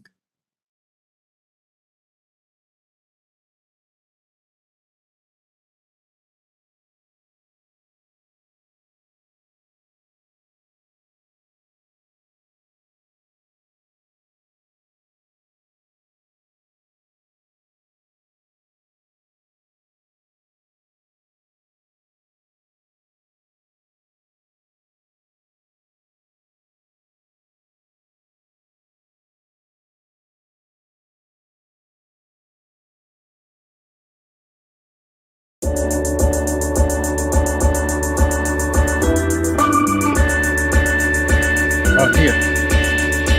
Okay.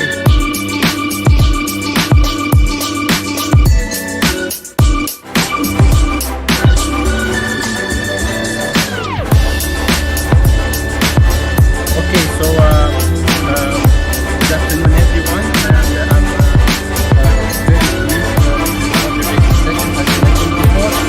And our next presenter is Yannis Born.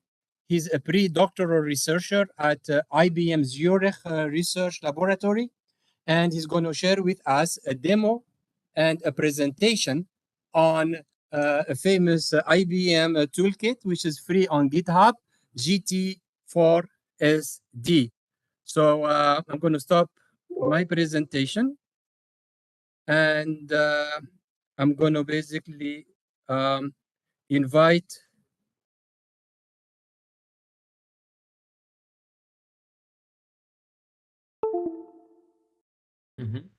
Yannis to join us. So Yannis, are you connected? Yes, I'm here. Hello. Yes, I see you. Hello, Fauzi. Hi. I was so Nice to scared see you. that maybe there was some misunderstanding about the timing. So I'm glad you are here. So you can upload. I was just enjoying the break before, like probably or hopefully everybody else did. So I was here before the break, and now I'm here. So let me share the screen. Yes, please.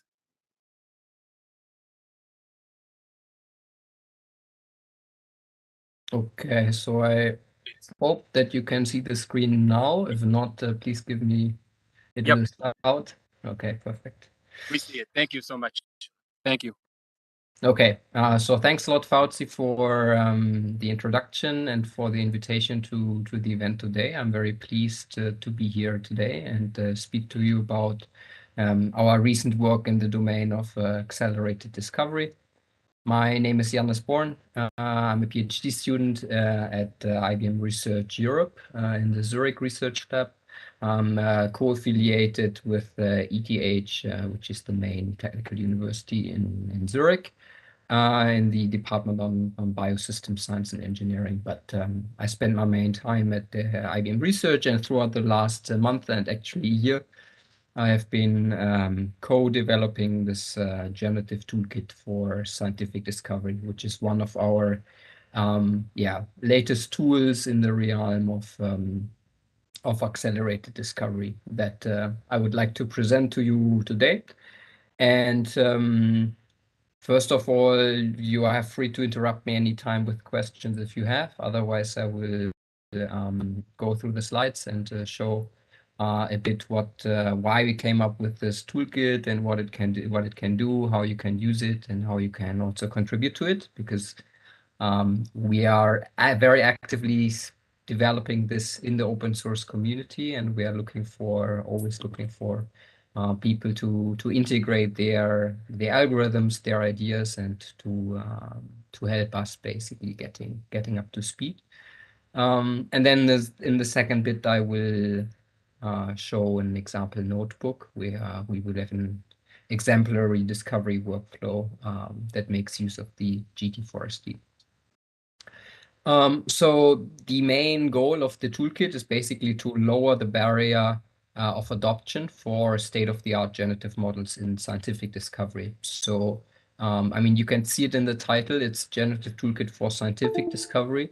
Therefore we are mostly focused really on these scientific domains and using machine learning and AI and deep learning in particular for scientific application domains, which means like, I mean, not natural text necessarily and not necessarily images, which are probably the most typical application domains for machine learning, images and yeah, natural text. This is not so much our focus. We are mostly more looking into molecules, materials, also proteins, or very specialized text like in patterns or so. Okay, but let me start with a brief overview about what generative models are. So just a refresher. So I think you've heard a good introduction already this morning. But here's a bit of a refresher. So when we deal with complex data sets, like for example, molecules in a molecular space, where we find ourselves in the position of having access to data representations as well as properties or measurements that are related to a sample of interest. These data points that I call X here, they're usually then associated to what we call labels. And this could be activity data for a specific drug-like molecule, for example, whether a drug binds to a protein of interest. And in general, the canonical use case in machine learning most of the time is that we are interested in providing predictions on existing samples. And this is a classic task for discriminative models, right? They are extremely effective at this. These models, they are trained to learn complex decision boundaries, often in high-dimensional spaces. And this is achieved by learning a conditional probability of the labels given the data. So you learn P of Y given X, where X is your data, is your training data, molecules in this case, and Y is your label. It's your set of labels. But generative models, they are a bit more, let's say, they are a superclass of this because these generative models, they can learn joint data label distributions. They take a step forward and they aim at modeling these joint distributions of labels and the input samples, molecules. So, and they approximate these joint distributions to inherently link data and labels together. And why should you do that? I mean, what is the power, the beauty of this is that if we leverage this approximated joint distribution, we can learn how data points satisfy specific properties and how these data points would look like. And the beauty of this is that we can generate new samples that never exist in the first place. So we can learn this underlying data distribution, and after learning the distribution, we can generate or we can sample from the models and generate new data that is similar to the data we were exposed to at training time. So this property and this nature of generative models, they makes them an amazing resource in the field of scientific discovery. And scientific discovery here, I mean, you really see in this flowchart an overview of the entire scientific method, I would say. So this is probably the most generic slide you can conceive in any scientific presentation because it just shows you how usually science work is. We start on the left-hand side with a question. We study the question, we gather some data about the question of interest, then we move to the hypothesis stage where we as a human being, we build a hypothesis of why certain things work in a certain way. And then we go to evaluate this hypothesis. So often this means we actually have to run an experiment in the real world. We have to, for example, create a molecule and test whether it is active on a certain property, has a certain property or things like this. Then we assess the results of these experiments and we sort of create a report. And with this report, we go back to our question and we ask ourselves whether we learned something about the question of interest. And this is just the process of the scientific method that goes in this circle, so to speak. And we believe that generative models can be extremely powerful on this hypothesis step, and they can support us because humans are very limited decision makers. And if we are dealing with things like the chemical space, which are practically infinite, it is almost impossible to have human beings that are good hypothesis makers. Because if you're trying to make a good hypothesis over an infinite things, over a space of infinite things like molecules, where we have approximately 10 to the 60 molecules that are just considered to be drug-like. So that means they are potentially therapeutically interesting for the pharma industry. Then we are talking about numbers that are like unimaginable. So 10 to the 60 is a number that is relatively close to 10 to the 80, and 10 to the 80 is roughly the number of atoms that we have in the universe. So you get a bit of an idea that it is impossible to do this with the capability of a human mind. Like, we're not saying it's possible to do it successfully with generative models, but it might be a step in the right direction because they can really integrate information from larger fractions of this chemical space. And in our efforts to build this generative toolkit for scientific discovery, the GT4SD, we decided to focus here on this hypothesis generation step, and with a special attention to material science applications. So, but what is now this GT4SD? So the GT4SD is a Python library that aims at lowering the barrier of access to generative models, to state-of-the-art generative models for scientific discovery. And we provide an ecosystem and a set of command line interfaces and tools that allow you to train generative models, to create inference pipelines, to save these models, and also share them with the community.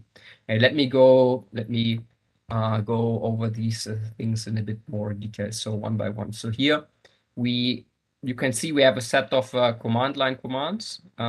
These are just commands that if you install the toolkit, you can run these commands, and you can you have a very harmonized interface if you want to train, for example, a generative model on your custom data. So this is a common use case. You have your own data. It might be even like a proprietary data set for the company you work in, and you want to use one of the models that is implemented in the toolkit.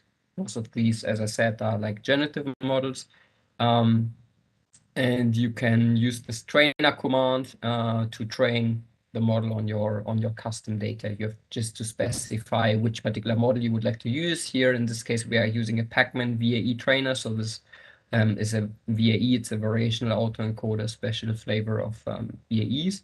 And then you can specify all the hyperparameters for training, like the epochs, for example, and you can train the model. Once you train the model, of course, you would like to save the model, right? And you would like to use it later for inference and to see whether you can get something meaningful out. And for this, we have a different command that you can run afterwards. It's called GT4SD saving. And with this command, you can make sure that the model you save is actually saved in a way that makes it very easy to then afterwards run inference on it. Because then once you save it, as in the second step here, you can run the inference using the GT4SD inference command, and you can use your model that you just trained on your own data. You can use it for inference like all the other pre-trained models that we provide. So something I didn't mention so far, but of course, we don't only have implementations for a lot of state-of-the-art generative models, but we also have these what we call inference pipelines. So we have the pre-trained models available, and you can use these pre-trained models and sample molecules or proteins or text from these models. But the beauty here, in my opinion, is that if you bring your own data, you can train it in a very harmonized way, and you can make your own model basically available just like all the others via the toolkit using this inference command here. You can then perform inference.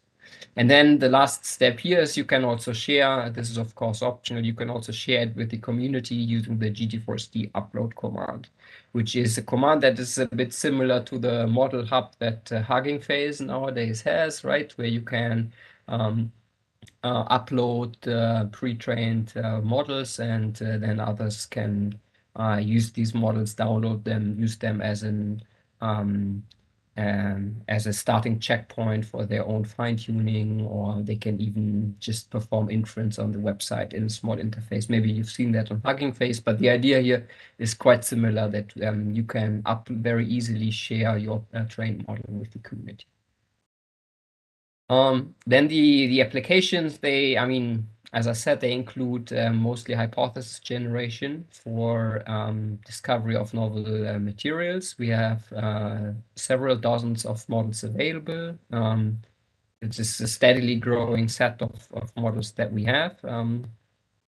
And we have included prepackaged workflows to retrain them on your own data for most of the models. The library in general offers a very modular structure, which I think is one of the core strengths. And we have a uniform interface with a registry of generative applications that can be run with few lines of code and with arbitrarily complex configurations. And this is what you can see here on the left. So this looks a bit abstract, but we have this applications registry where all the generative models are registered in, and you can then, in this particular example where you want to perform inference, you can specify everything you need with these few arguments here. What is the name of the algorithm? So this could, for example, be like in VAE, for example, you would say what is the specific application. In the line below, this would be on which data set this model was trained. So it could be like in VAE trained on molecules or on proteins. And then you could sample from this model with these commands here at the bottom. And it really supports arbitrarily complex models and configuration instances. Let's put it this way. Okay, so here's the high-level architecture of the GT4SD in one slide. So we have these 5 high-level components for which are algorithms, the command line interface, which I already explained to you, and then we have domains and frameworks, which are a bit more, domain-specific utilities. Let's put it this way. And then we have training pipelines. But the main 2 things here are really the algorithms and the training pipelines that I want to explain to you now. And in the algorithms, we we group the algorithms in different categories. So this can be generative models, like plain generative models, like GANs, generative adversarial networks, where usually you provide a random vector as input, and then you just generate data from this, or like in variational autoencoder, where you sample from the latent space. We also, however, have like conditional generative models, and they are in a different sub-package, and these are models that are also generative, but they can be conditioned on specific things. So this can be, for example, seed molecules. So you might be interested to generate molecules that are similar to a seed molecule, or they can be conditioned on property values, like you have a specific requirement for your generative process, right? You might, for example, be interested to get the molecule that fulfills a certain constraint, like it has a molecular weight of at least, I don't know, 200 daltons or something like this. And we can see here at the bottom, like what are the specific algorithms or packages that are implemented in each of these sub-packages. So for conditional generation, we have, for example, Guacamole and Reinvent, which are some libraries that have been published in the past that have been adopted quite a lot by the community. We also have Pacman models, which is a family of models like Pacman RL that we developed in our own lab in the past few years. And also here in the generation, you will see we have provided access to all the models in Hugging Face. Here you see a bit more on the right, what are other frameworks that we support. So we support Guacamole, as I said before, but also Moses and Reinvent, and also Torchstruck. And these are really libraries that have been adopted a lot by the community for generative chemistry, let's put it this way. And TorchStruct is a library that is exclusively focused on graph-based generative models, for example. So both these models here are graph-based generative models. The one's the graph convolutional policy network, and the other one here is an autoregressive flow network. And the beauty here really is that with the generative toolkit, we provide like this harmonized interface for all these previous work that has been done in the community. And the goal is that with a toolkit, you have one access point where you can get started, and you can use all the things you would use otherwise anyways, but you can use them through the toolkit with a harmonized interface. And one thing that actually we just released today, this is why I put it additionally here on the site, is a properties submodule. This was a community or like a user request that we got many times, is that we have a generative model, or we provide access to lots of generative models, but then once you generate your data, of course, you would like to evaluate whether the samples you have actually make sense, right? And it's something we didn't support in the past, but now we have this property submodule where you can predict properties of the samples you generate.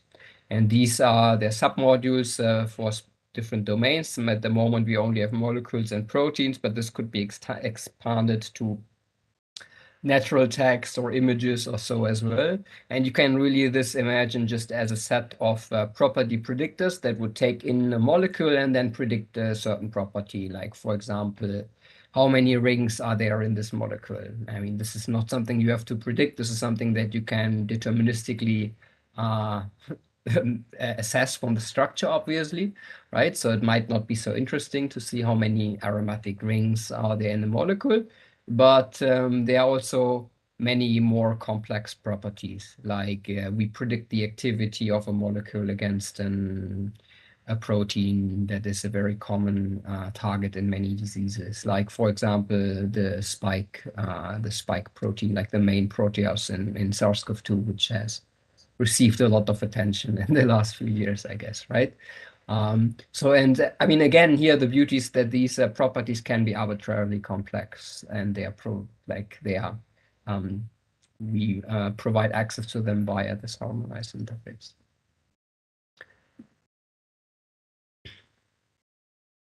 Okay, so let me speed up a bit. So besides implementing models from scratch, we, as I said before, we also integrate a wide variety of packages that implement state-of-the-art models and algorithms. There's a list of these here: Guacamole, Moses, TorchStruct, Molar. Molar is a recent one that we added. There was a paper from Microsoft research at ICLR this year. And of course, transformers as well. So here we have a few models to group them, and now I want to briefly be a bit more educational. There are many models that rely on textual representations of molecules. These can be smiles or selfies that are so-called chemical languages. And oftentimes these generative models are then combined with these types of representations, like smiles or selfies, are used by generative models like GANs or VAEs, or even conventional like genetic algorithms. And a few words about language models, just as a brief excerpt, because they have been incredibly successful in the last few years. So language models are mostly developed to solve tasks in natural language processing. So things like text translation from language 1 to B, or sentiment analysis, like what Twitter is doing to detect misinformation or maybe fake news. They can also be used for abstract summarization and all other types of tasks. And a common approach is that language model process words, right? This is the fundamental unit we break text down to. And the question is a bit, words are very discrete units. How can we put this into a neural network? It's not very obvious how to do that. And the main concept that is important here is the concept of word embeddings. And with word embeddings, we just, admit the fact that neural networks work with numbers or vectors as inputs. But since words are discrete, we can have a simple idea of using a one-hot encoding, where the vector has the length of the entire vocabulary, and basically each position in the vector corresponds to the fact whether the given word is a specific word of the vocabulary. Like, for example, here, the one-hot encoding for queen would be 0, 1, 0, 0, 0. And for king, it would be 1, 0, and then the rest all zeros. And this was an initial idea that people had, but there's many problems with these, is that these vectors are extremely sparse, and that they get huge as well, because the vocabularies can easily have thousands and thousands or even millions of words. And the alternative could be to really assign a meaning to each dimension. Like, for example, here you could pick royalty, masculinity, femininity, and age or so as dimensions. And then you could have continuous values in each dimension, but you would need to hard code or engineer these values somehow, right? And the idea really is that we use with word embeddings, and the idea of word2vec was proposed 2013, is really that we learn these embeddings from scratch. In this way, we can obtain representations of text that allow us to cluster similar words together. I mean, you see an example here where in green, you see a cluster of things that are related apparently to food. In blue, we have related that are things to, we have a cluster of things that are related to education, and so on and so forth. And the striking observation is also that if we just learn these dimensions and these values, and instead of assigning them like a hard-coded meaning, we can also even do approximate arithmetics in the space. So if we take the vectors of, for example, king, and we subtract the vector of man, and then we add the vector for woman, we might, if our model is trained reasonably well, we might end somewhere in the vector space close to the word queen. And this is quite astonishing, I would say. Now, the key step here, and this is the thing I want to bring along, is that there's been a lot of success in using chemical languages and protein languages, where what I just explained to you as words just become atoms in the sense of chemical languages, or they become amino acids for protein languages, and we can learn the language of chemistry and thus the language of life using the very same models. And you see an example about this here. So similar to natural language, we have the language of chemistry, like molecules. We have the language of life with DNA with only 4 letters, or the language of proteins, which is also the language of life, actually, with the 20 letters, 1 for each amino acid. And we have tried to understand these natural science languages for a long time, but it's still very difficult to map, for example, the structure of a molecule to its properties. And we use in our work a lot these language models that are inspired from NLP, but we use it on scientific languages, so to speak. We also have models based on graph representations. Now I'm jumping back to the toolkit.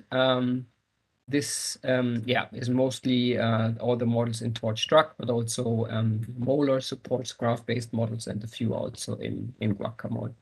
Then we have a list of example notebooks available. I will go over one of them later on.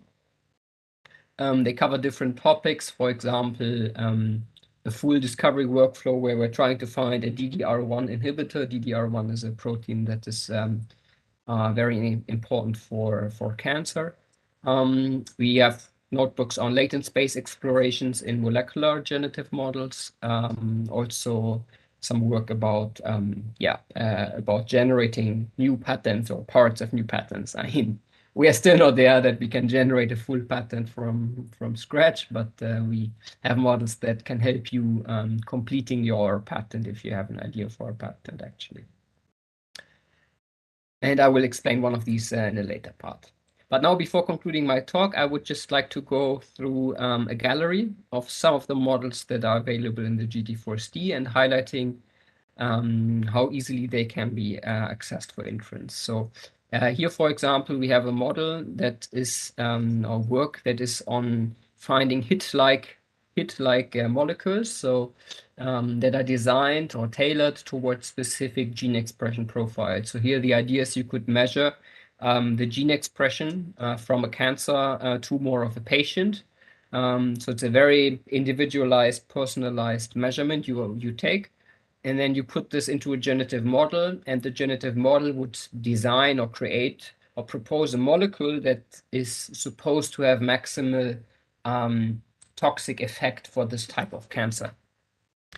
And this type of model, I mean, we published it last year in iScience, and you can see here how easy it is basically to use this model. We just load the Pacman RL model and the omic-based generator. We have to specify the gene expression profile. Here it's just we provide this to the model and we sample from the model.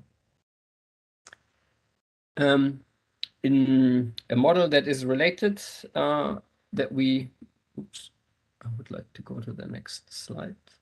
My screen's not really responding. Okay, it's being a bit slow.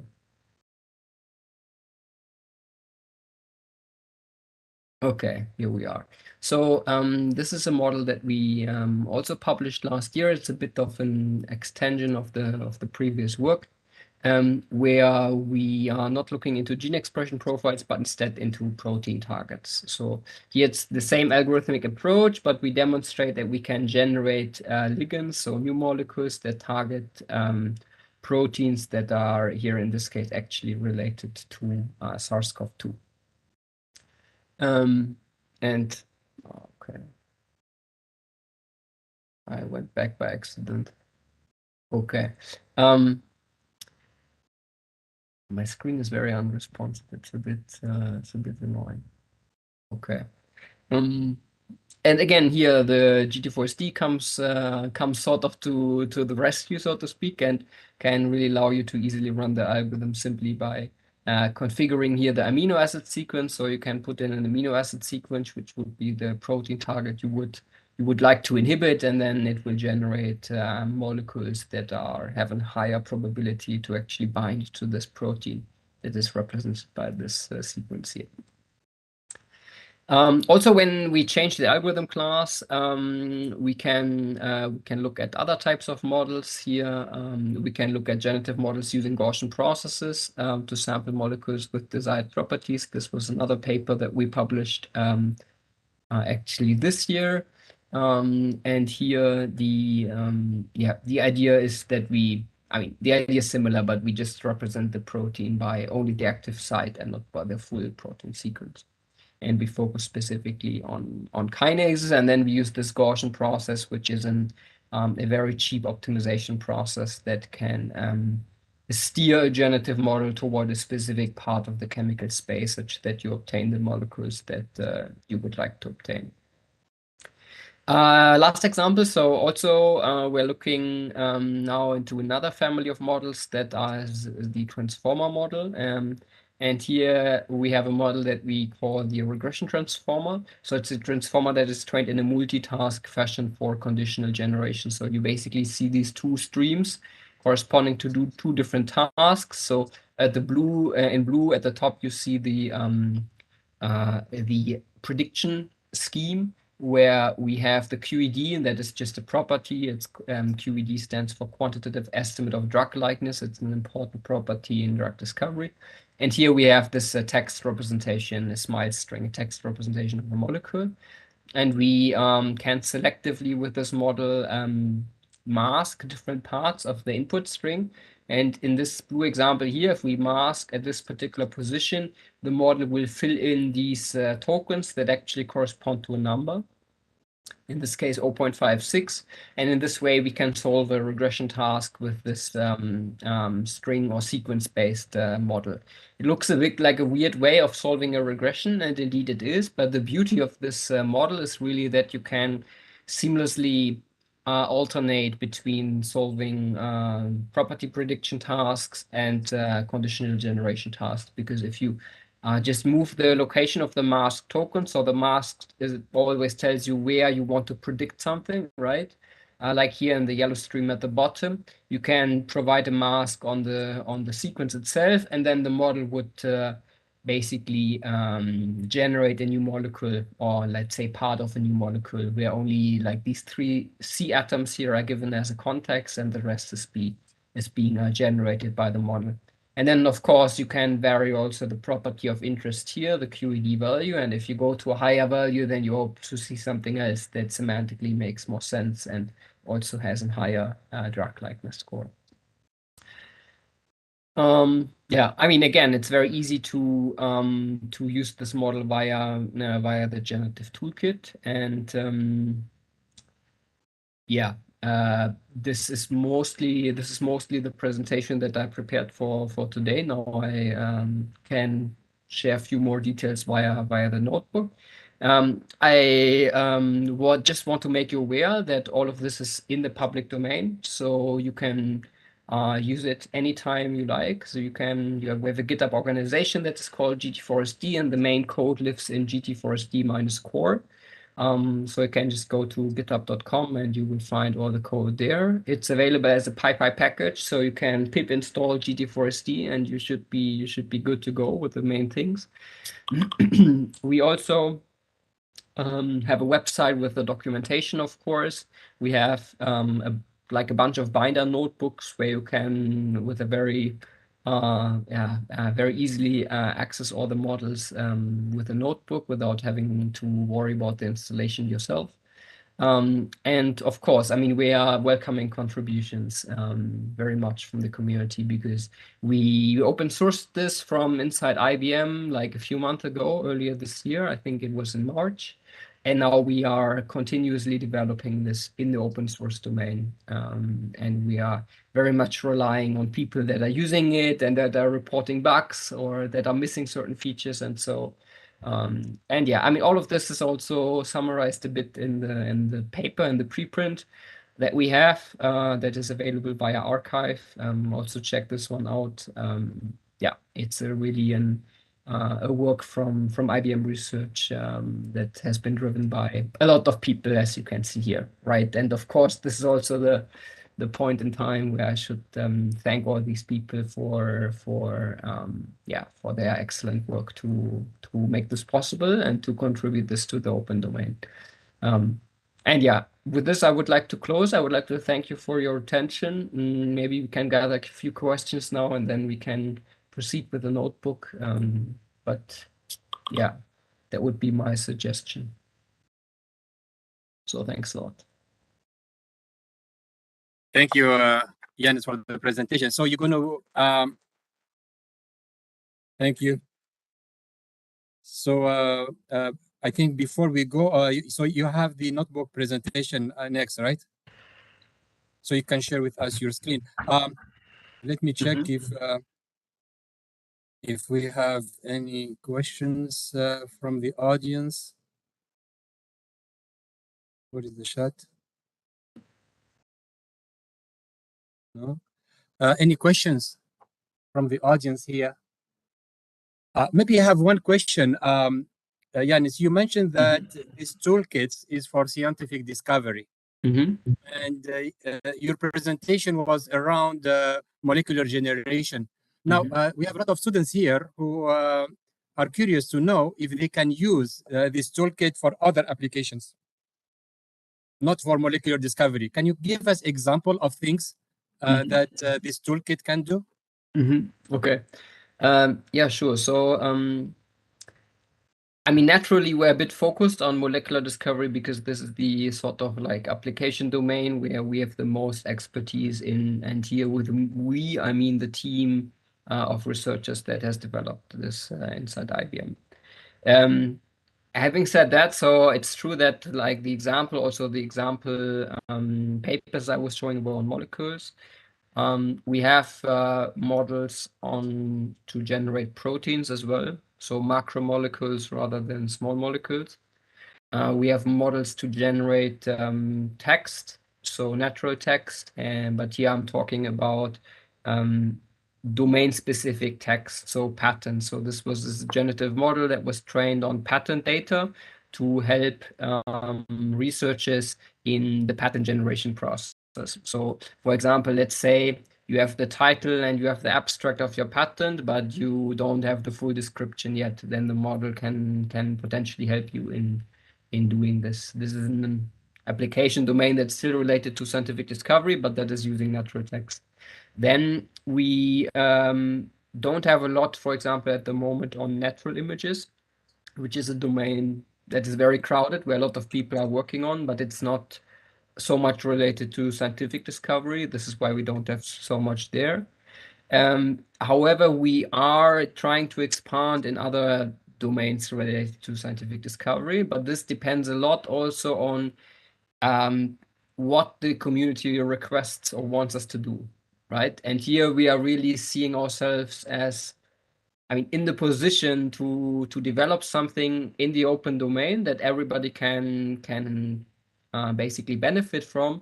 But we don't do this into the dark, but we do it more like, I mean, if there's a specific use case. So if someone opens an issue and is like, okay, here's a nice paper that was published in a high impact journal about, I don't know, for example, precipitation generation, right? I mean, can we sort of have a generative model that can maybe predict where it's going to rain in the next few days, right? Then we are in the realm of like weather and climate modeling, and a lot of the data there can also be represented as time series or like time series of images, right? As videos in the end. And this is an interesting application domain, for example. But at the moment we haven't started yet because we didn't really have the incentive to push in this direction. But if there's an interest, then I would really encourage everybody who's feeling like, this is a cool tool, but I feel like my application domain is missing entirely, then please go ahead, open an issue on our GitHub site and explain a bit what you would like to see, and then we're happy to look at this together. Thank you, Yanis. Thank you, Yanis. I know that Google, on their Google Doc, they are working on a project for the future, where as a researcher, you start, let's say, your research paper or thesis, and as you type in, it will automatically, check thousands and thousands of research paper, and it can even help you just tap, and you find your paper is ready. That's yeah, I mean, okay, that will revolutionize the way we do research, yeah. It is a project going on. It's very interesting, because we said today research is much easier with Google because we can do searches. At my age, when I did my PhD, we used to have to go to the library, open books.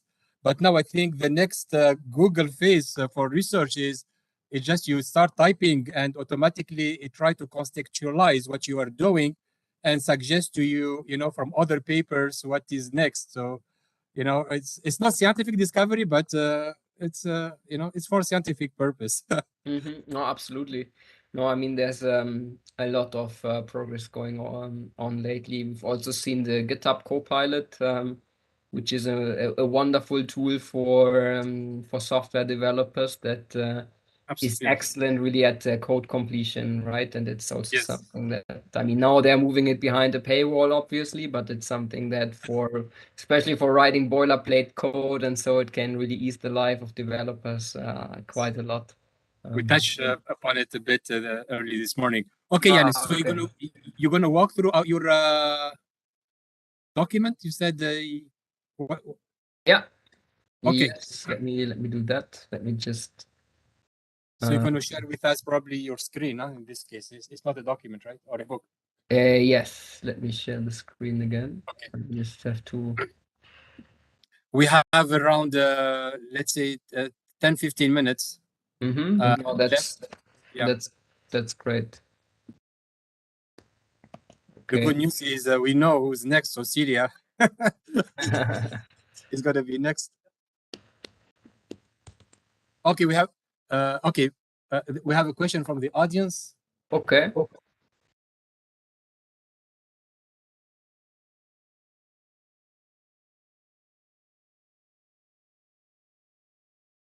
Sorry, because the mic. Okay, here.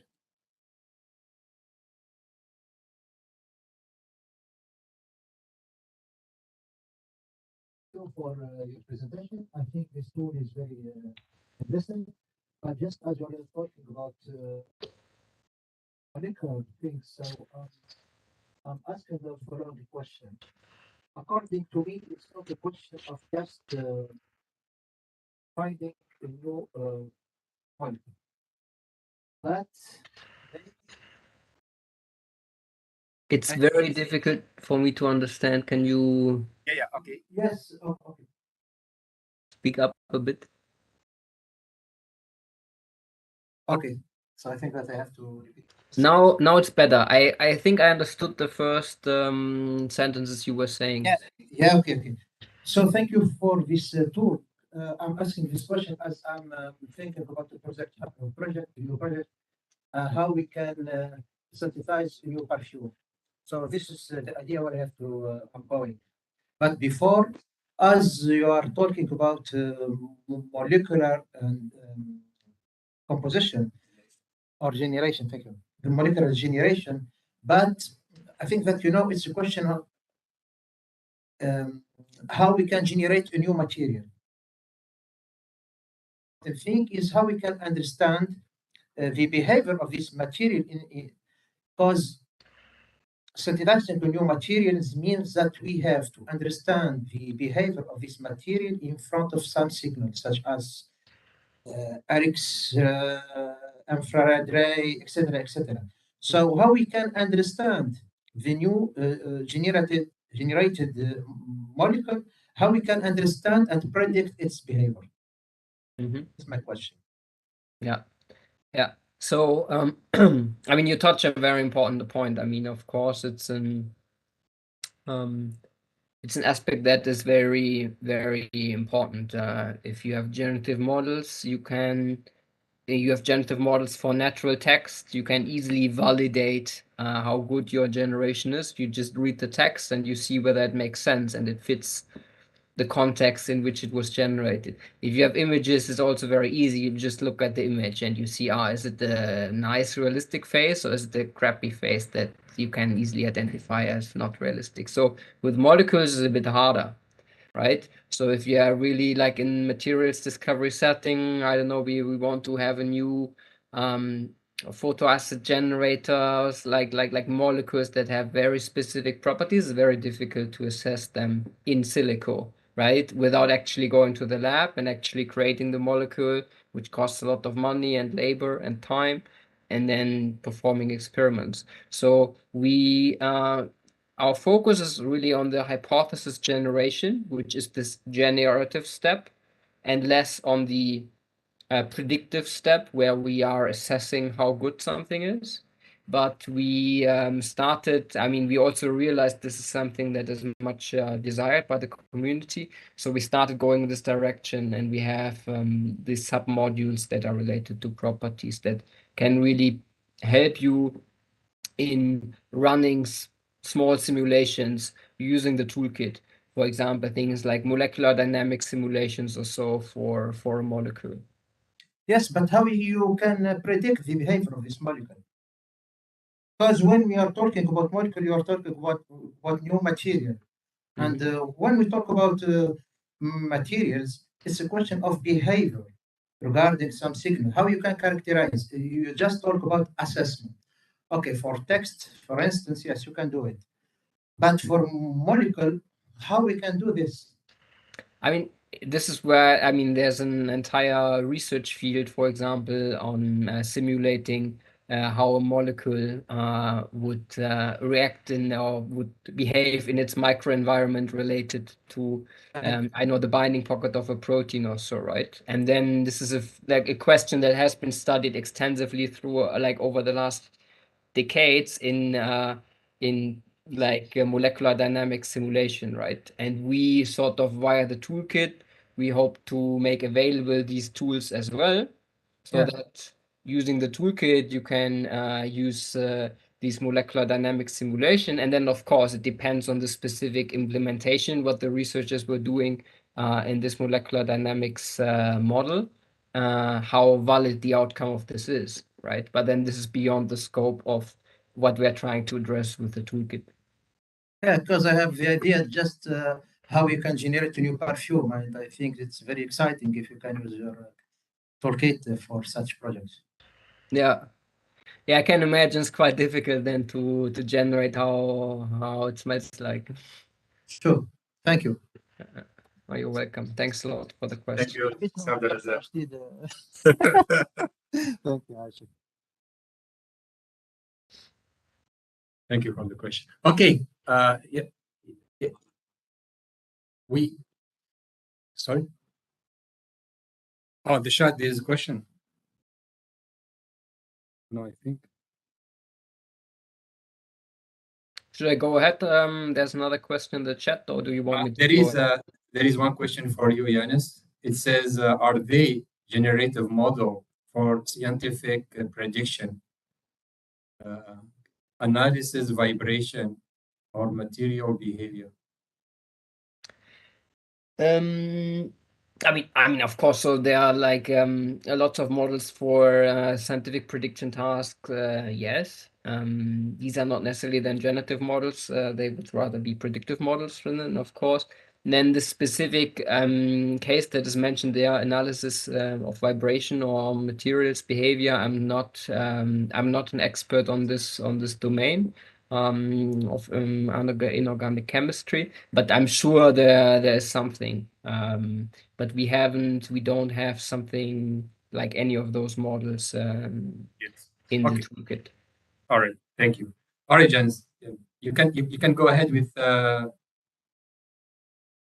your presentation, and then if there are other questions, we'll pick them up at the end.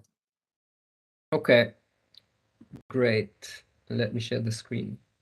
So maybe some of you already saw that we have a bunch of Jupyter notebooks available here in the toolkit. So I can just quickly show you where this is. So this is in the GT4ST organization, in the core repository. This is where all the main code is located. And then here we have a subfolder called notebooks. And in this notebooks folder, we have a bunch of examples. This is really, I mean, if you want to familiarize yourself with the toolkit, I would really recommend you follow the installation instructions that are here in the README. And then you have to install a few more things to run the notebooks, because we use a few packages only in the notebooks and not in the rest.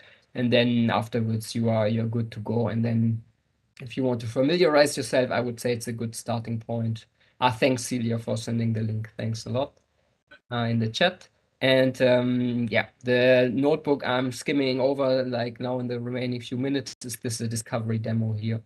And let me start this demo with this molecule here. So in this demo, we call this molecule Gentril DDR1. And it's actually a molecule that is one of the first AI-generated molecules in drug discovery.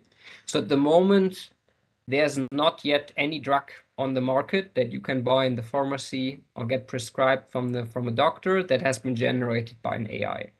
There's nothing like this on the market, but there's a lot of candidates that are in different stages of clinical trials already. So some of them are already being tested at the moment with humans. This molecule here was from the Gentril algorithm that was published by In Silico. That's a drug discovery startup from Asia, and was published in 2019 in Nature Biotech. And the model they use is a specific type of rational autoencoder. And among many other molecules, this model suggested or proposed this molecule here against DDR1, which is a very important kinase that is inclined in many diseases, one of them being cancer.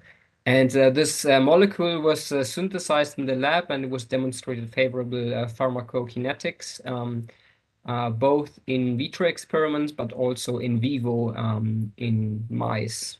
This was up to the point of 2019 when the paper was published. I'm sure now they have proceeded further with this molecule, but in the proprietary domain as of now, so I don't have the details on this.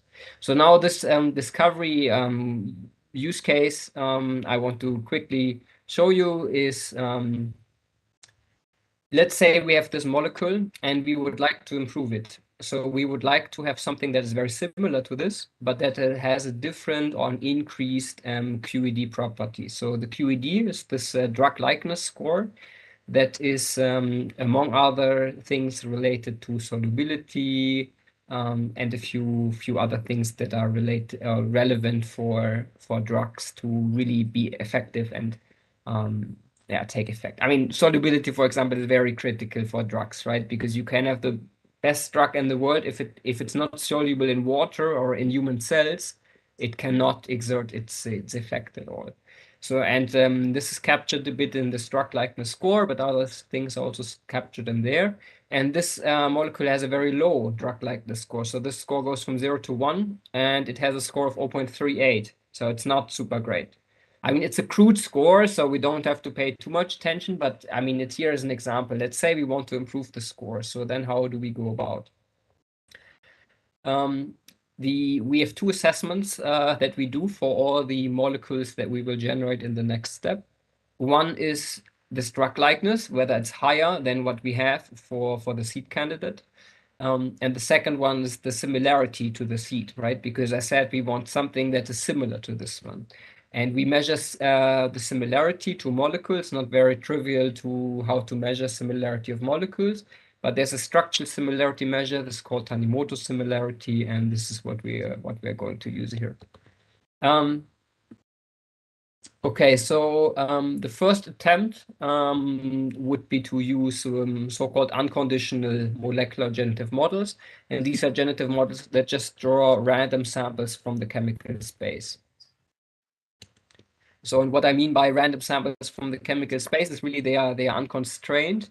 We don't have to prime these models with anything. They just provide molecules that are similar to the one these models were trained on.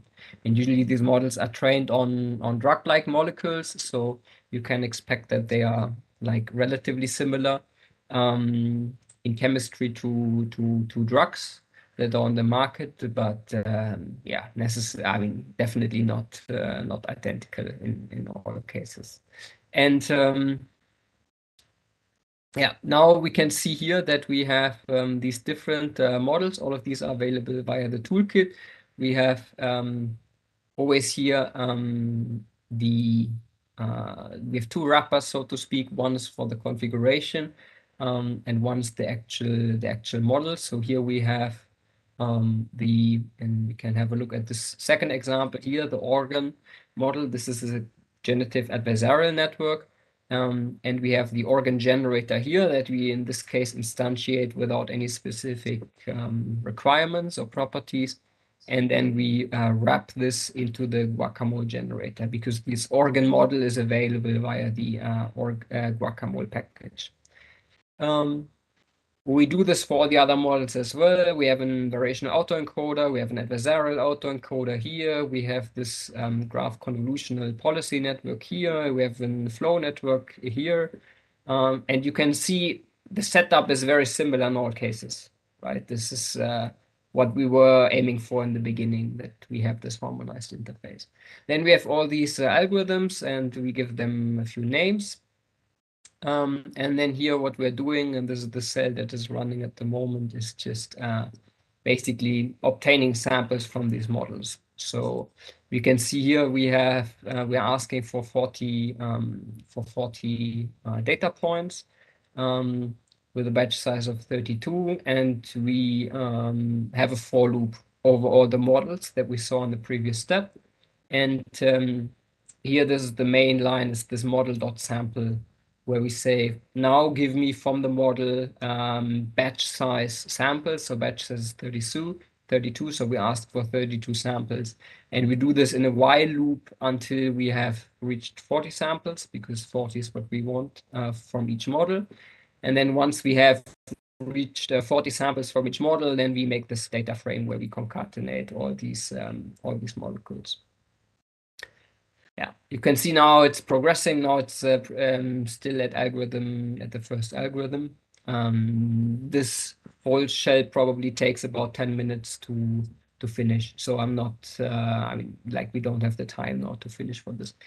But then, I mean, I'm trying to wrap up now. Then what we can have a look at, of course, is like this Tanimoto similarity to the seed molecule. How similar are the molecules to our original one? And we will see they are probably not so similar. They are more in the range of like, this is a property between 0 and 1. And here we are in the range of like 0.2, but not really 0.7, 0.6, so something that can be considered highly similar. So it's quite dissimilar still. And this, I mean, you can see here's some example molecules, and they look quite different from the one that we had here at the very top, right, from this one. And then what we can do is we can use in the second step, I'm just explaining this in words now, but we can use conditional generative models that can be conditioned on a seed molecule, where we are like, okay, we want molecules that are similar to this one, and we ask the model to explore the local chemical space around this seed. And with these models, we obtain molecules that are substantially more similar to the seed, as you can see here. So again, we can, which plot is it? Here, this plot. So here we have the molar model, the orange and the green one, and they get to a similarity of 0.6, which is quite similar to the seed molecule. And then if we visualize, we don't, okay, I don't have a visualization here yet. Now the shells are running. Okay, but I have to, but we can see it here a bit in this plot that with the models, with the molecules that come out of these conditional generative models, we get really to a Tanimoto similarity that is close to 1. So in the range 0.6, 0.8. And at the same time that some of them have a higher QED, like in the green area, this is what we want, higher QED. And yeah, I mean, with this, I'm closing. I mostly wanted to showcase here that there's a lot of different generative models. Just to wrap up, there's a lot of different generative models available, and you can use all of them via this harmonized interface in the toolkit. And yeah, that was really it. Now I went 1 minute over time, so I apologize for your patience and yeah, everybody for your attention. So yeah, thanks a lot, and leave a star for the toolkit on GitHub, and yeah, feel free to open any issue if you use it. Thank you so much, Yanis, for this presentation, for your patience, having walked through at least something that you have seen in action. So thank you very much. Very interesting. We wish you all the best in your research, and I hope you will enjoy your vacation as well. So thank you for having accepted to contribute to this event, and I wish you well. Okay, so thank you again. So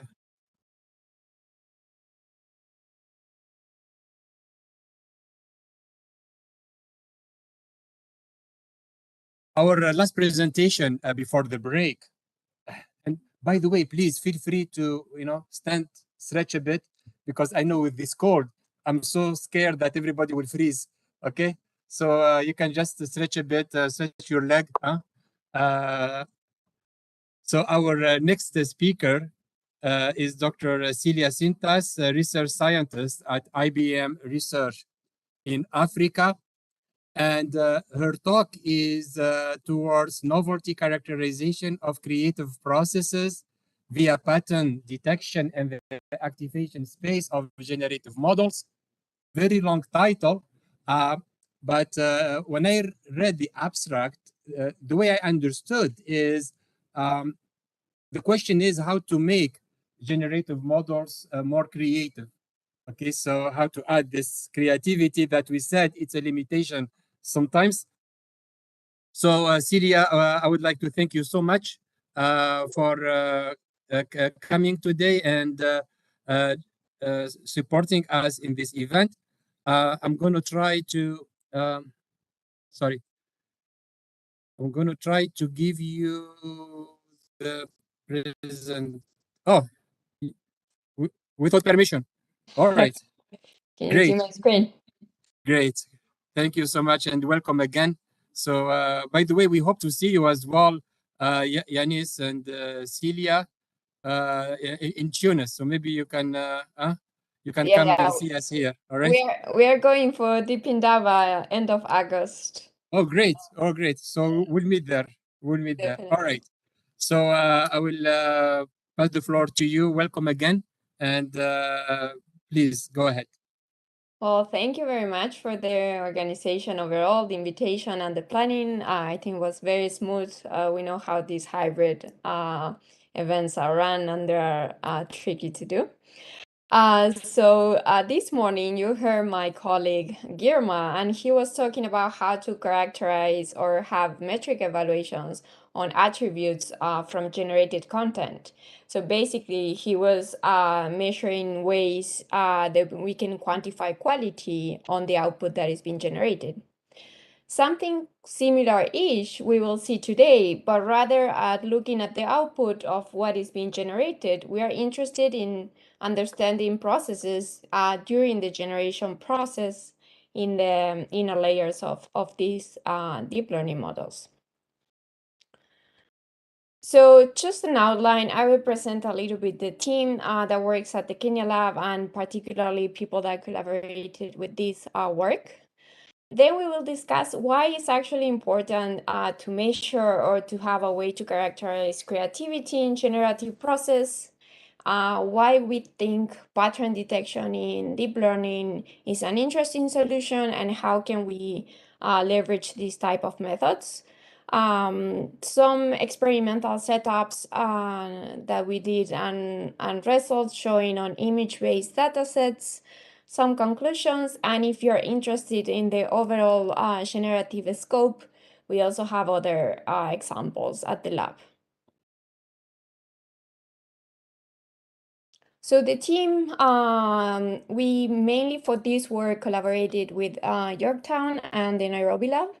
We are looking forward now some preliminary results with Giannis and team in Zurich to translate this type of quantifications to the molecular space.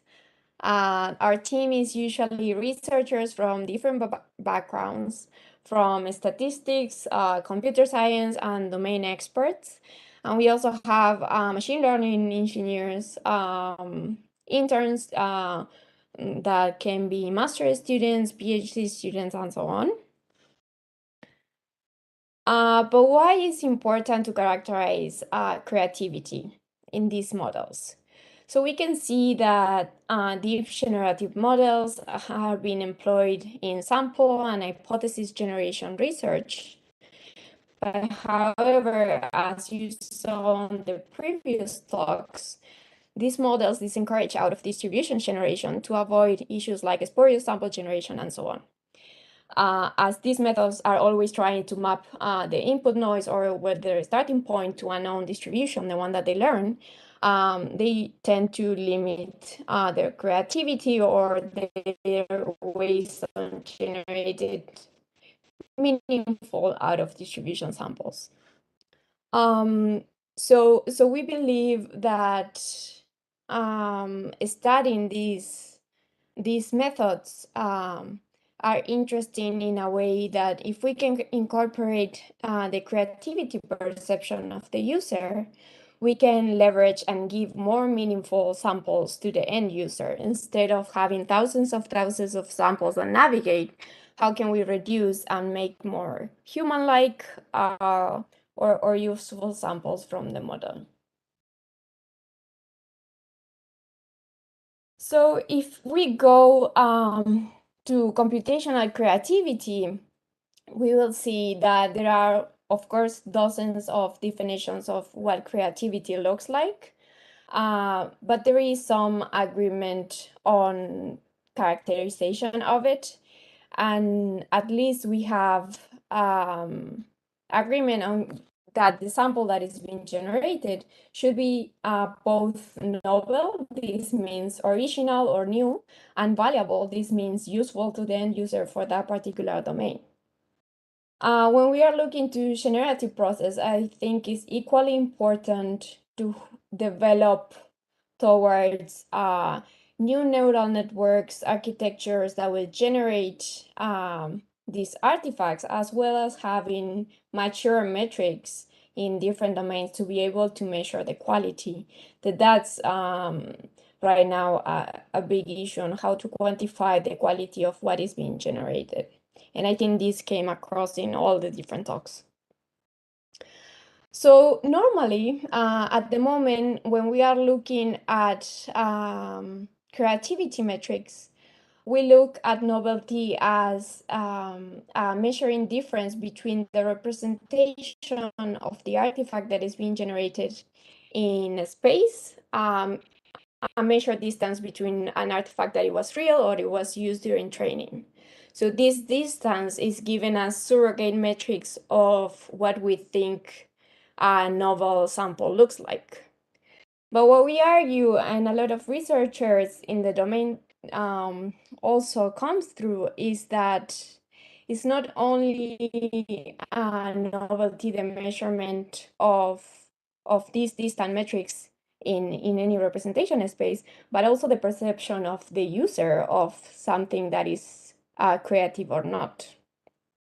So we believe that we need to bridge this idea of what the end user feels like is useful, and also having this measurement in the representation space of the artifact. So in our work, we are trying to detect and characterize this novelty of the creative process of the artifacts in the activation space. So this means that we take models that are being already trained outside. We call it off-the-shelf generative models, the ones that you can actually access in GT4SD that are already pre-trained, and you can just download and use them.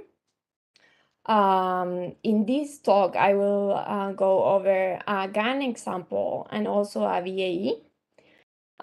Basically, the idea for BA is we focus on the creative decoder, the one that is taken from the embedding to the output file. And on the GANs, we look at activations of the generative process. So basically, we're going to build an expectation of what activations looks like on the regular content generation compared to novelty content. Of course, as I mentioned before, this is not only one more surrogate metric to measure on the representation space, but we were also interested in evaluation with humans. So we did a quick pilot, and we asked multiple questions to have the human perception of the samples that we found to be creative, and to see if they were a proxy to what humans thought that this would be useful or not. But let's first think what are the definitions that we talk when we talk about novelty detection, and what is that we want to develop a little bit more. So usually when we see methods of novelty detection, we are identifying individual samples.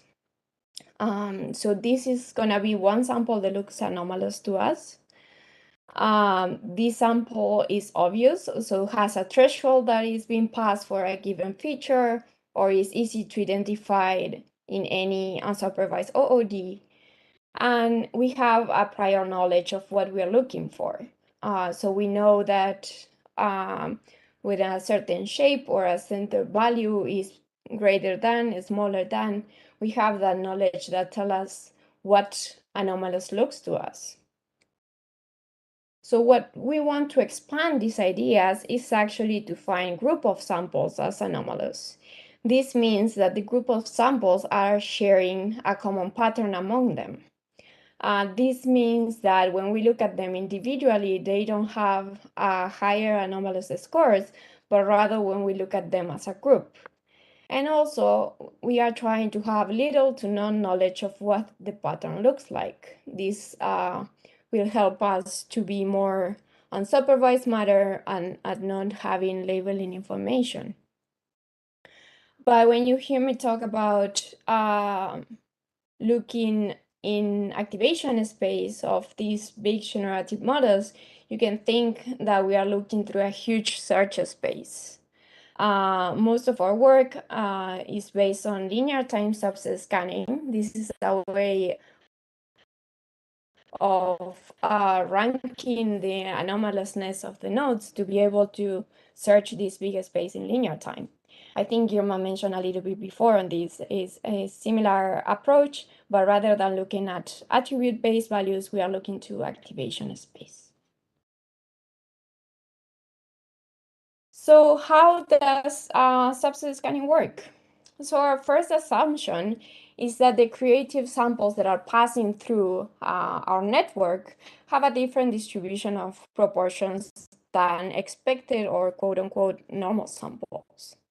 So basically, these are proportions that are telling us the activation is being generated is greater than the ones that we expect for or we have built what normal looks like to us. So you can see on the plot that we have the more nodes at the beginning having higher activations than expected when they were processing a creative sample. So how do we quantify this? How do we quantify this difference of the distribution that we are expecting on whatever is being processed? So for that, we have scoring functions. Scoring functions basically give us a way to quantify the difference between these two distributions in the activation space. So as Girma mentioned at the beginning, for example, they use Poisson or have all their parametric distributions. But for us, we use non-parametric scan statistics because we want to make minimal assumptions of what the distribution looks like. So why we want this is because we want to be able to work on different type of neural networks on different type of layers, and this one will have different activation functions. So they will have sometimes a skew distribution, binomial, and so on. So having this type of like Bergson scan statistics will give us the liberty to be able to process or run across multiple type of neural networks. So now, when we use one scoring function for one node at one layer, now we need to think about this in a layer level. So we will have millions of nodes that are being scored by this function with a given input. So for us, what we are looking right now is obtaining the highest scoring subset for these nodes that will give me the most divergence from uniform. This means what we expect for normal behavior of the activation space. So sometimes in this presentation, you will hear me talk about group versus individual scanning. And really the only difference that we're looking at is when we say individual scanning, we are letting one sample being generated at a time, and we study the activation space for that single sample being generated. When we talk about group-based scanning, we have an optimization problem here because we are looking which groups of nodes in a given layer are being flagged as anomalous for a group of samples that are being generated. So this work was heavily focused on looking for a group of samples that were creative to the end user rather than single ones, but maybe we use it as a baseline in the future, and we also have other works only using individual scanning. So just to give you an overview of what are we scanning over, and what will be the pipeline that I will share later, the code that is at the adversarial toolbox from IBM aside for the AI360. So basically, what we need first is having our trained generative model. We can pick the generator for GANs, we can pick the decoder for BAEs, and so on. Then we need to just run through the network.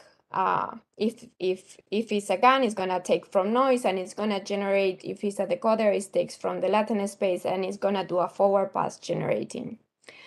So data that was trained on for us will build expectation. What normal looks like is a forward pass of the network and extracting these activations.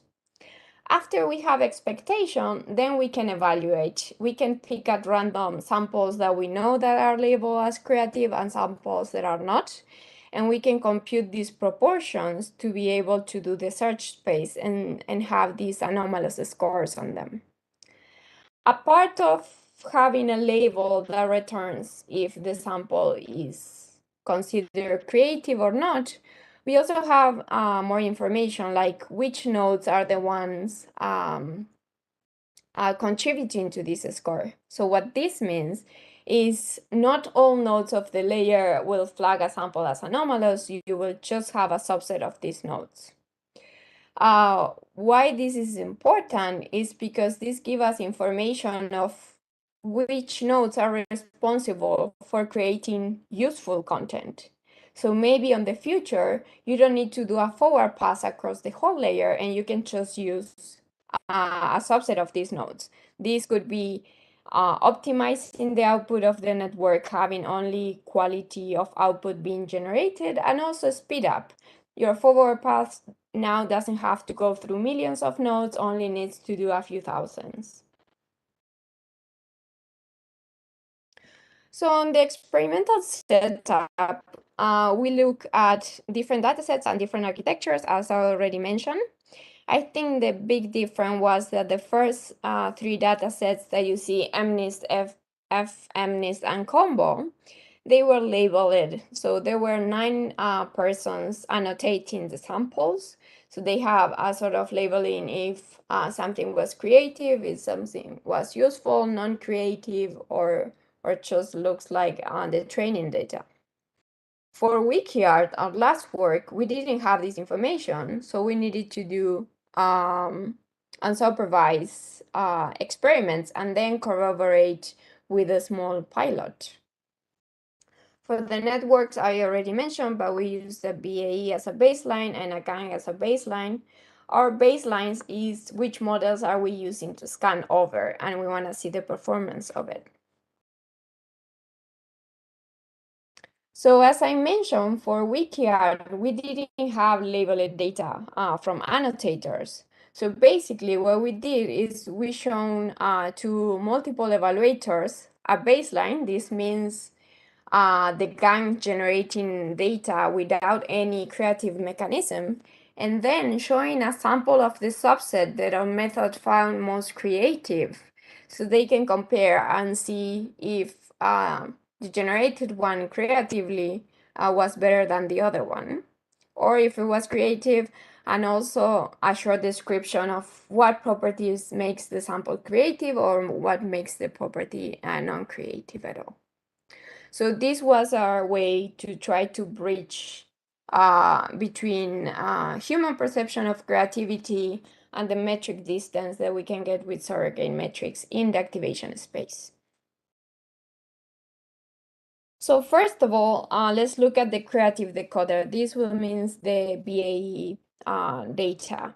So for this, we run across the 3 initial datasets that we have information, and when we evaluate, we can see which samples were non-creative and creative by the human evaluator.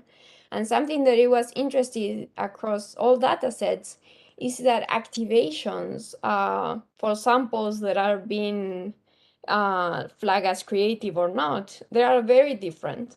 So they don't share nodes on a given layer for generating samples that are creative and non-creative.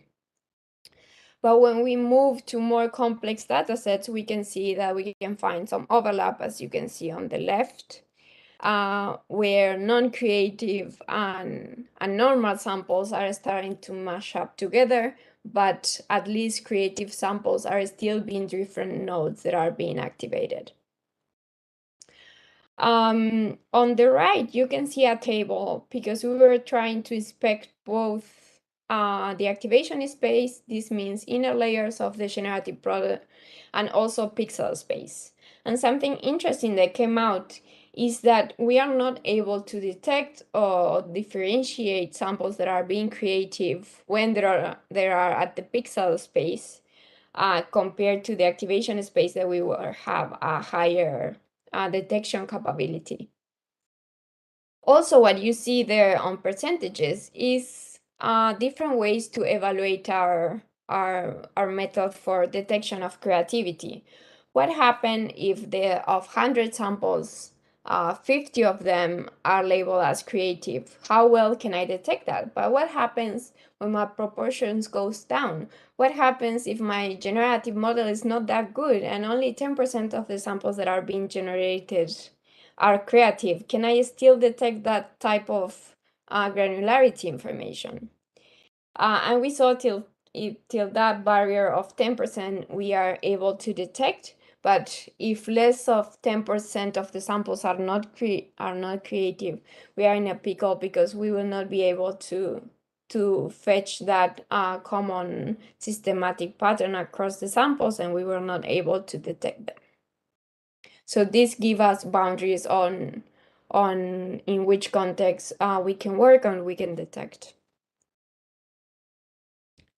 So the second example on generative models, we also have other surrogate metrics to compare to. If you remember, surrogate metrics, basically what they do is take a representation space. This could be the bottleneck of the VAE, or it could be an Euclidean space where the pixel samples are there, and you just have a measure between artifacts that are being creative and artifacts that are not, and you can see the difference on correspondence. So you have in-score domains. This means samples that are in distribution will have a higher score, like you can see on the third and on the second plot. And then you have a root mean square error that is going to be a little bit more tricky to have normalized information. So again, this is all in the representation space, but what happens when we go to the human evaluation? So for the human evaluation, we only pick samples and showed it to them that were flagged as anomalous by our method. So we call it these anomaly-guided generations. So we are not giving the output of all the generative model, but rather we filter that and only give samples that were flagged as anomalous or creative by our method. When we did this, these samples, of course, could be from the creative process or could be from the baseline. And on average, what we have back is close to 80%, 78 particularly, of the images were consistently found creative by the evaluations from the human perspective and from our method. So the evaluation, it was not just one group, as you can see the line here. We actually give, each of group has 11 images, and we give them 3 groups that they can score if they believe that the image is better than the baseline, or if they think is not. Something that came through on the general responses is that usually creative samples will change only one property. For example, we'll hold the structure of the image, but it will be a different color pattern, or if the color is the same, the structure will change. But usually non-creative samples were looked at. There were not too much variation from the baseline, or it was too much that it didn't have any correlation or any connotation to the baseline. Those two extremes were the ones that were considered as non-creative. So some conclusions and big overview from this is being able to provide a subset of the generated artifacts that we believe that are creative, and also giving the node information of the network that identified these samples as creative. So these give you future information for generation or just as a sampling method, so the user doesn't have to go through thousands of examples and pick which ones are useful for them, but rather having this automatized. We understand that at the moment, this creativity definition is very restricted, and we mainly focus on novelty, but there are other qualities that are of interest, like the value of the the thing that is being generated. This goes back to molecules. In molecules, we need useful for a given domain. So value is an important aspect of the creativity process. And basically what we're doing now is using this type of quantification to control the generation. So regularly, deep neural networks in generative process are creating thousands of samples that actually have a lot of noise or a spurious generation that is not useful for the end user. So we want to try to provide or bridge those ideas. We have some preliminary results that I will not share today, but we are moving towards more graph-based deep neural network generators that we're working with Yannis and Girma's team. But for now, the code and the code for this work on group-based and individual scanning is sitting on the adversarial robustness toolbox, because we also have a work on individual scanning to detect adversarial attacks. And also you can find the full paper of the creativity work on that QR code. If you're interested in other generative domains, I think today on the morning there was a very nice introduction of how to quantify if something is generated or not. We have some work there, again, studying activations and being able to detect if a sample was altered or was fully generated by a generative model. So social networks don't use images that could be flagged as fake or at least modified. We tested both. What happens when the image comes from a noisy array and just is being generated, and we also evaluated for partial generation. What happens if you keep most of the image but you change one attribute, you change hair color and so on? Are we able to still detect those type of modifications? And Pego, I think Guillermo already talked extensively on it, but we also have generative models being used in cultural heritage domain.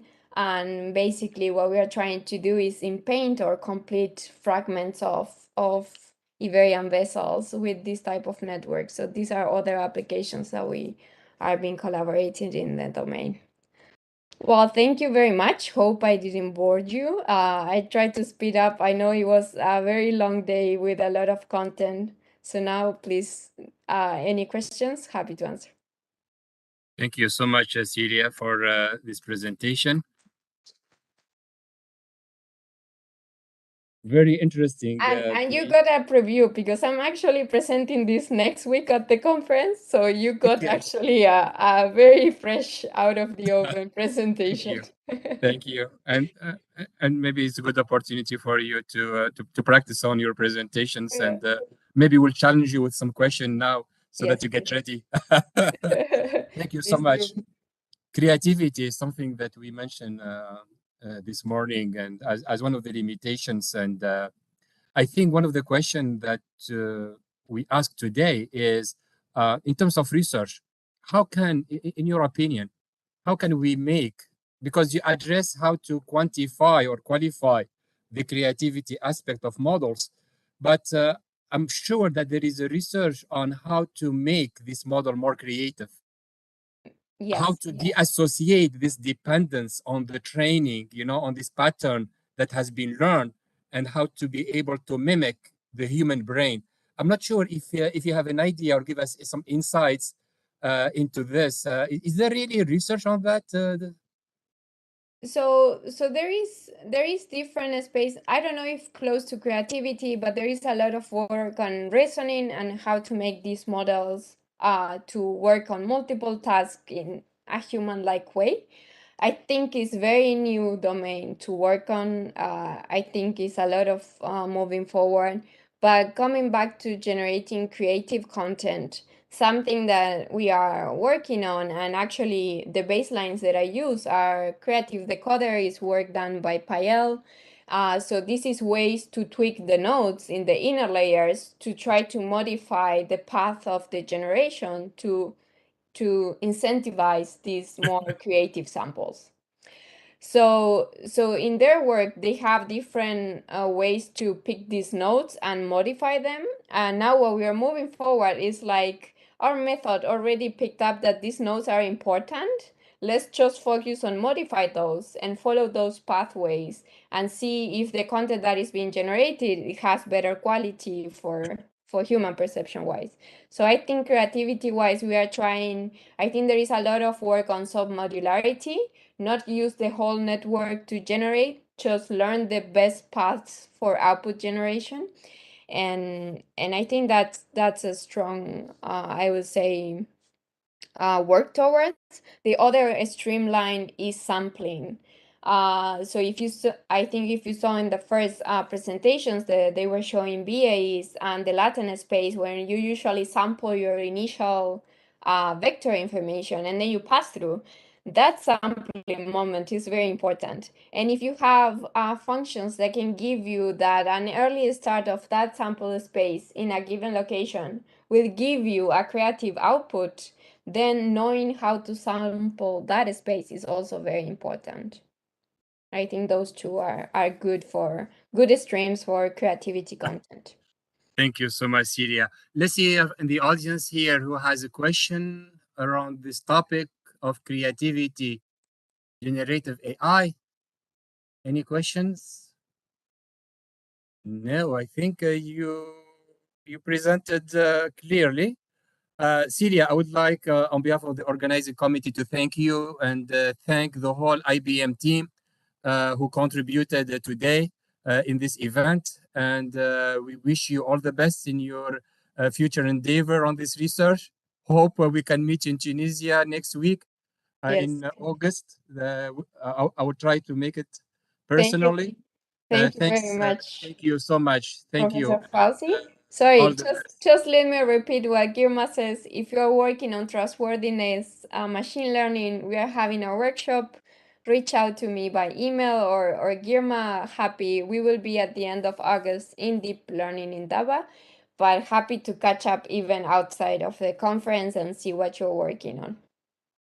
All right, really appreciate it. Thank you so much. Bye-bye. Thank you. Have a great day. Thank you. Okay. Now, for our audience, there is a change in the planning, all right? And unfortunately, one of our speakers, the last speaker, Dr. Abdul Karim from IBM, he was supposed to talk to us today about the legal and ethical perspective. I know he wasn't feeling well these last days, and he just sent me an email. Unfortunately, he cannot be among us today. Meaning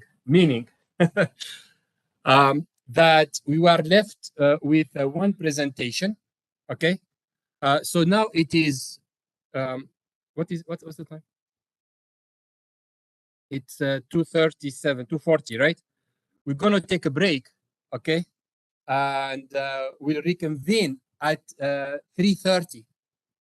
And I would invite you to assist to the last presentation, very interesting presentation, not technical, and it is about the application of generative AI in cybersecurity. Okay, we have Dr. Deepankar Dasgupta.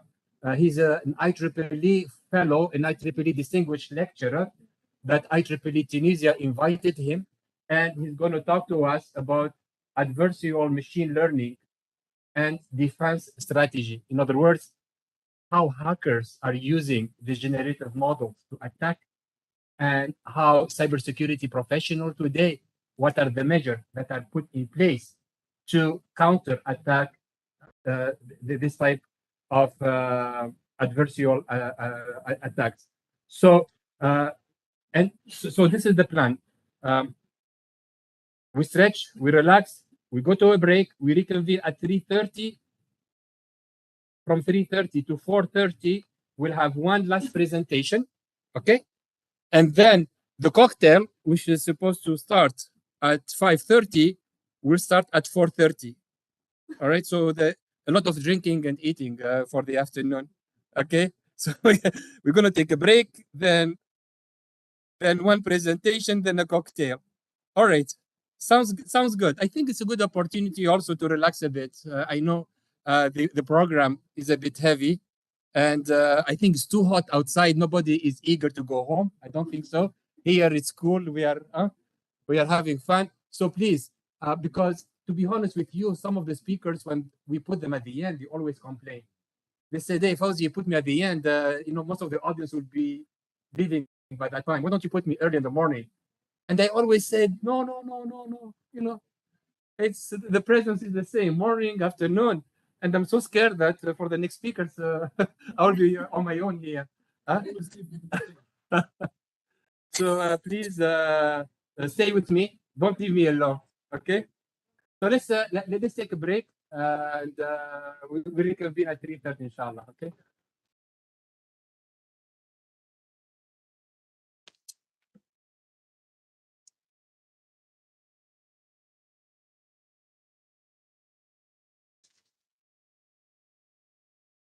By the way, there is some gel if you want, for safety.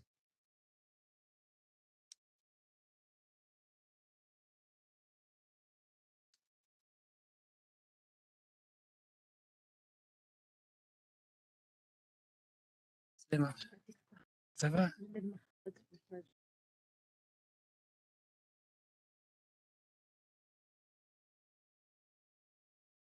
الله المستعان. ربي المستعان. نعم. انت ما في ريفيو صح عليك.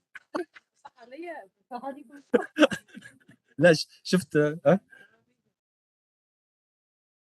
الحمد لله الحمد لله. عافيك.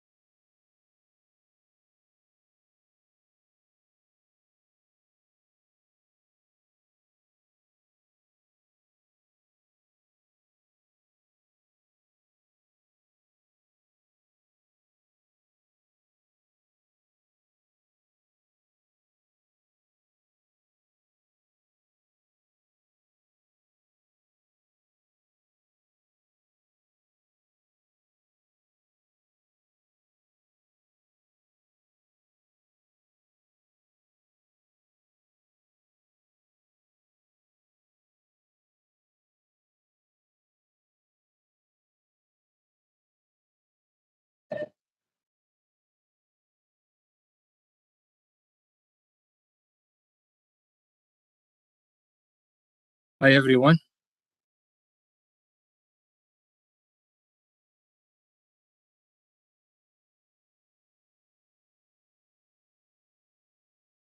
Dr.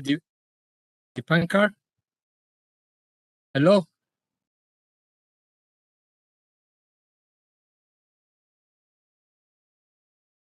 Can you hear me? Yes, yes, yes, yes. How are you all? Pretty well. Thank you so much. We are still, we're going to wait around maybe a few minutes, if you don't mind. Yes, yes, yes. Yes, I'm getting ready. Great, great. I gave you the right to upload later on your presentation, okay? Okay. So you can upload your PowerPoint very soon, okay? So we're going to wait maybe 10 minutes, okay? Just to make sure that everybody's here. Thank you so much for joining us today. What time is it right now in Memphis? It is 9:18, 18 minutes past 9. Okay, so it's early morning for you. Yeah, that's good. Okay, for us it's 3:18 right now, so we are almost heading home. Now, this event is for, is it like GAN conference or what No, is this? yeah, it's a workshop that is being held at Esprit. So it's a workshop, and it's a 2 days workshop. Now, is that general topics or more technical? It's around yes, it's around a particular theme, which is generative AI applications and concepts. So we are looking to the application of generative AI. Okay. What is that? There is another concept called GAN. Is it anything to do with GAN? Yes, GAN is a type of generative artificial intelligence. Yes. But, yes. Okay. Yeah, generative adversarial networks. Yes, absolutely. So absolutely. is people already talk about GAN? Yeah, this morning there was a talk, a presentation about the models like GAN's autoencoders. Okay, how they work. But if you want, you can briefly give an overview about how a GAN works, with the generator and the discriminators and stuff like that. Yes. Yeah. I will that, but mostly focus on our research because we are the side on adversarial attack. So yes. Okay. I look at it. It's very interesting. Myself, I have done a small research around this topic, but I looked at what you have done and the team over there. It's amazing. So we'll be very glad to hear you today. We will have around maybe 50 minutes or 45 to 50 minutes presentation. Okay. and then we'll leave probably 10 to 15 minutes for Q&A at the end. Right, and again, you can tell me I have 5 minutes or something so that I will know I have to stop. Sure, I will remind you. Yes. Yes. And Dr. Deepankar, I just want to seek your permission, if it is possible, to for the recording. Can we upload the recording of your talk on our website? Again, it depends on the IEEE policy. All right, I'll get back to you on that one. I'll get back to you on that one. Okay. Yeah, because you know nowadays things are changing. And we academicians, we always love to spread our knowledge. Yes, yes. But we are very glad to have you among us here.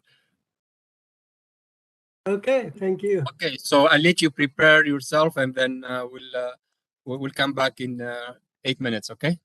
Okay. Thank you.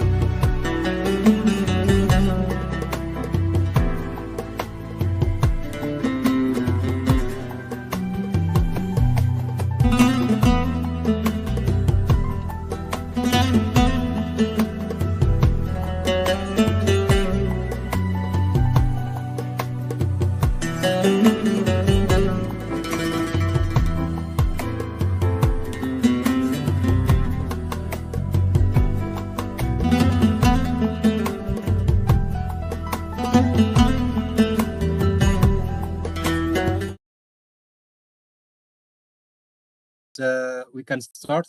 Maybe we can gain some time later on for more Q&A. So welcome everyone again.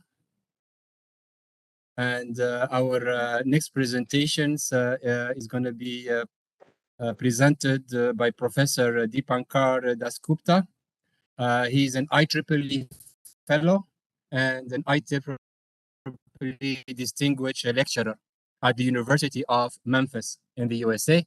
And we'd like to thank him so much for having accepted our invitation. We also thank Dr. Habib Kamoun from IEEE Tunisia, who had basically helped us in arranging for this interaction here. So Professor Dasgupta is going to talk to us about a very hot research topic on cybersecurity, where artificial intelligence and security came together. And his talk is entitled Adversarial Machine Learning and Defense Strategy. So Professor Deepankar, thank you again, and welcome to Tunisia. We hope to see you one day in a face-to-face. Yes, definitely. You know, I have a very close colleague, Olfa Nasroi, and she's in University of Louisville, and she's from Tunisia. Okay. and I told her one day I'll plan to visit there. I asked Professor Habib actually when we thought to invite you. I said I really want to see him face to face. So this way we know our we can know you better and interact with you and even discuss maybe potential project. But I know you had your own constraints and you couldn't come to Tunisia. Right, and also 2016 and 17. At that time, I was ACM distinguished speaker, and I traveled 15 countries. So I love to travel, but situation sometimes doesn't permit. Absolutely. All right then. So I will let you upload. I think I gave you the I gave you the right to upload on the bottom. I think So I can you see I shared it, but I'm seeing bottom portion is getting reduced. Can you see my slides? No. No. Okay. No. What should I do? Maybe stop presentation and try again if possible. Stop it and try it again. Do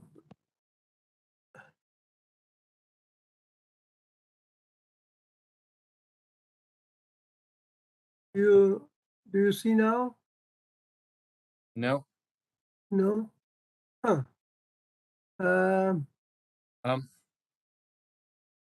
Is that stop video or no? Share anybody in the audience can guide? Sorry? Is there anybody in the participation can help us?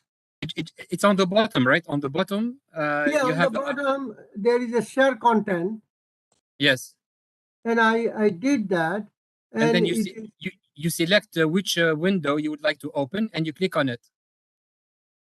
You have to select which window you would like to share because yeah, I selected that and then share. Yeah. So okay, here it is. Yes. Okay. Great. All right. So you can put it in you can put it maybe in a in view mode. In view mode, but when I do that, then I think bottom of the text get cut.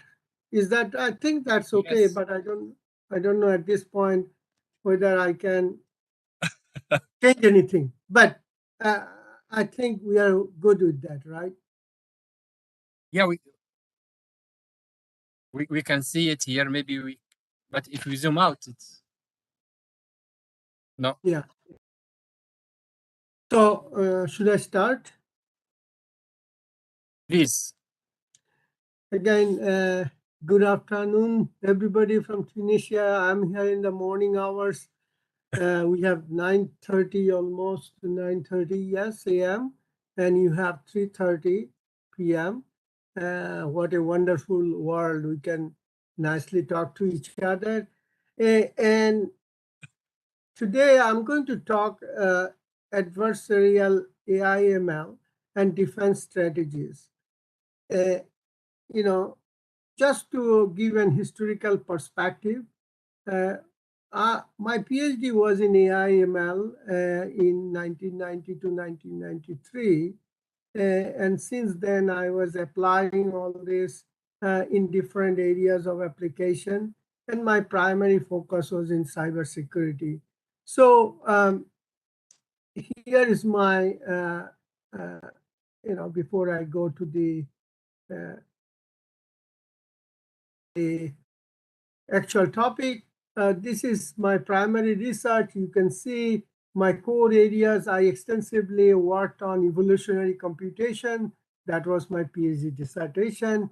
I worked also in immunological computation, neural networks, cellular automata, and all other subsidiary areas, intelligent agents, data mining, fuzzy logic, and I applied in a wide variety of application design, scheduling, bioinformatics, I'll say last 15 years, I'm significantly devoting in cyber defense applications of AI. So, and then I'm also organizing IEEE symposium on computational intelligence in cybersecurity. This year it will be in Singapore, and first week of December, I think 4th to 7th of December. And you can look at my publications and citations on this over the years. And then I have some books published in 1997, Evolutionary Algorithm in Applications, Artificial Immune System and their Applications. Then 2008, Immunological Computation, and recent in 2017 on Advances in User Authentication. So, so I have, wide variety of work experience in so-called AI methods. So for many of you who started the research, maybe last 5 years or so, their views of AI machine learning may be different, particularly when I talk to industry and they look at as a narrow view. So I'll start with my thought process on AI, and this will be the talk agenda for today. I'll go about AI ML algorithms, what are they, and there is an AI or guided search, guided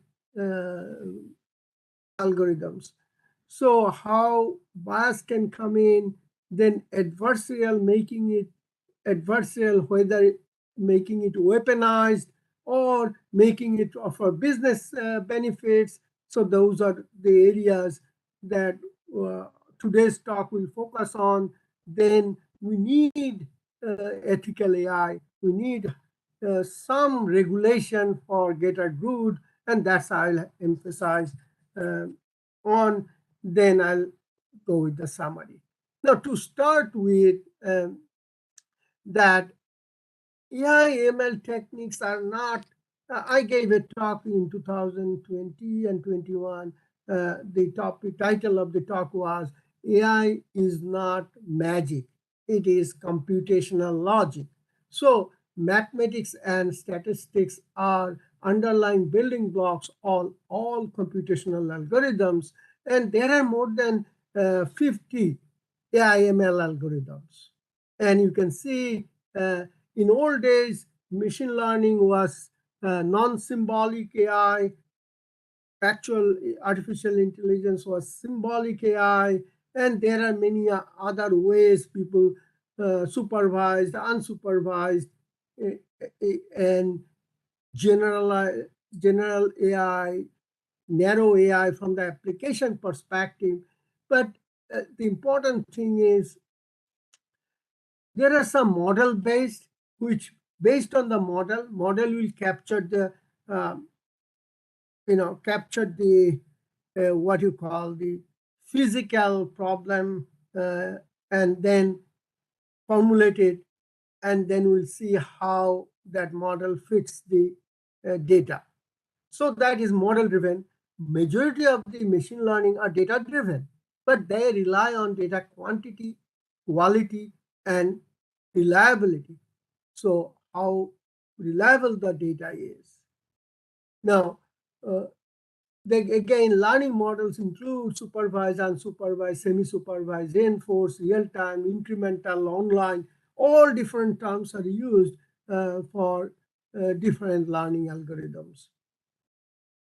One of the important thing is AI models require parameter tuning for efficiently use as decision support to perform detection, recognition, classification, prediction tasks. So performance typically varies with the training.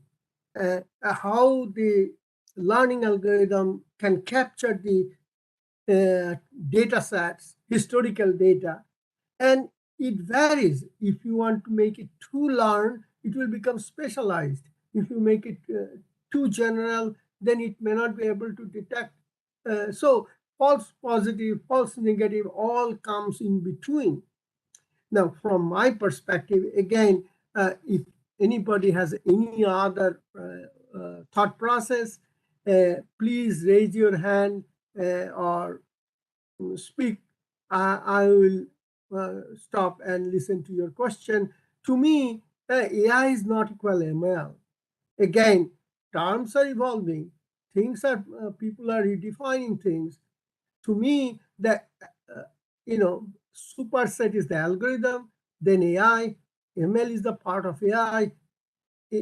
Artificial neural network is part of ML, and deep neural network is part of artificial neural network, and CNN, then BeliefNet, and all other things are coming along.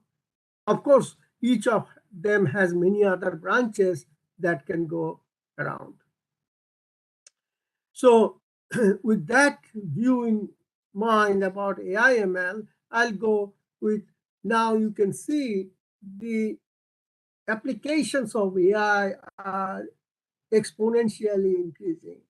AI-based technology is rapidly changing our daily lives, impacting our business, health, work, society, and government.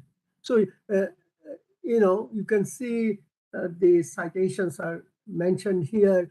In almost every area, from healthcare, transportation, agriculture, education, you name it.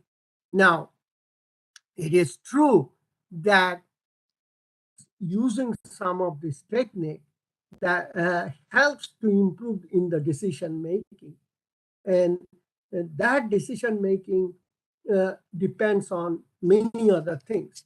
And what I'll focus today on, the benefits are no doubt unparalleled benefits, and how that benefit can get compromised, can be twisted for the regular user, for the taker.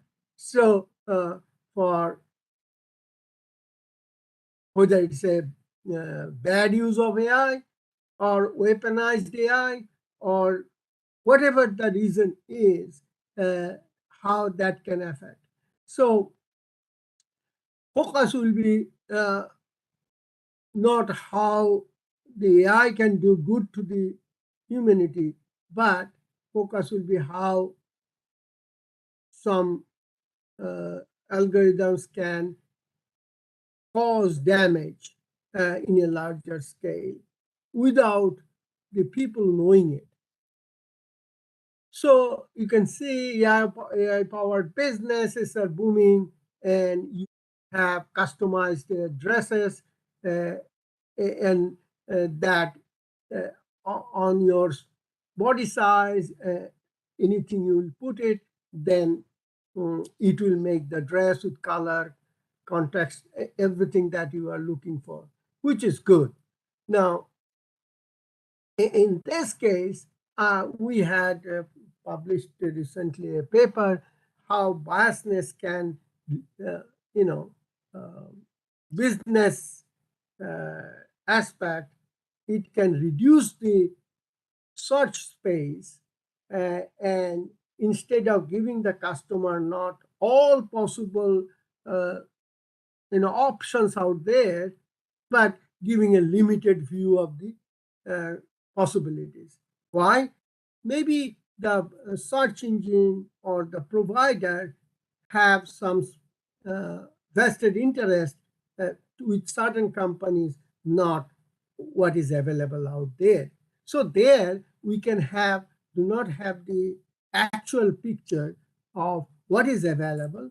We are getting the suboptimal solution. So search space is getting narrowed.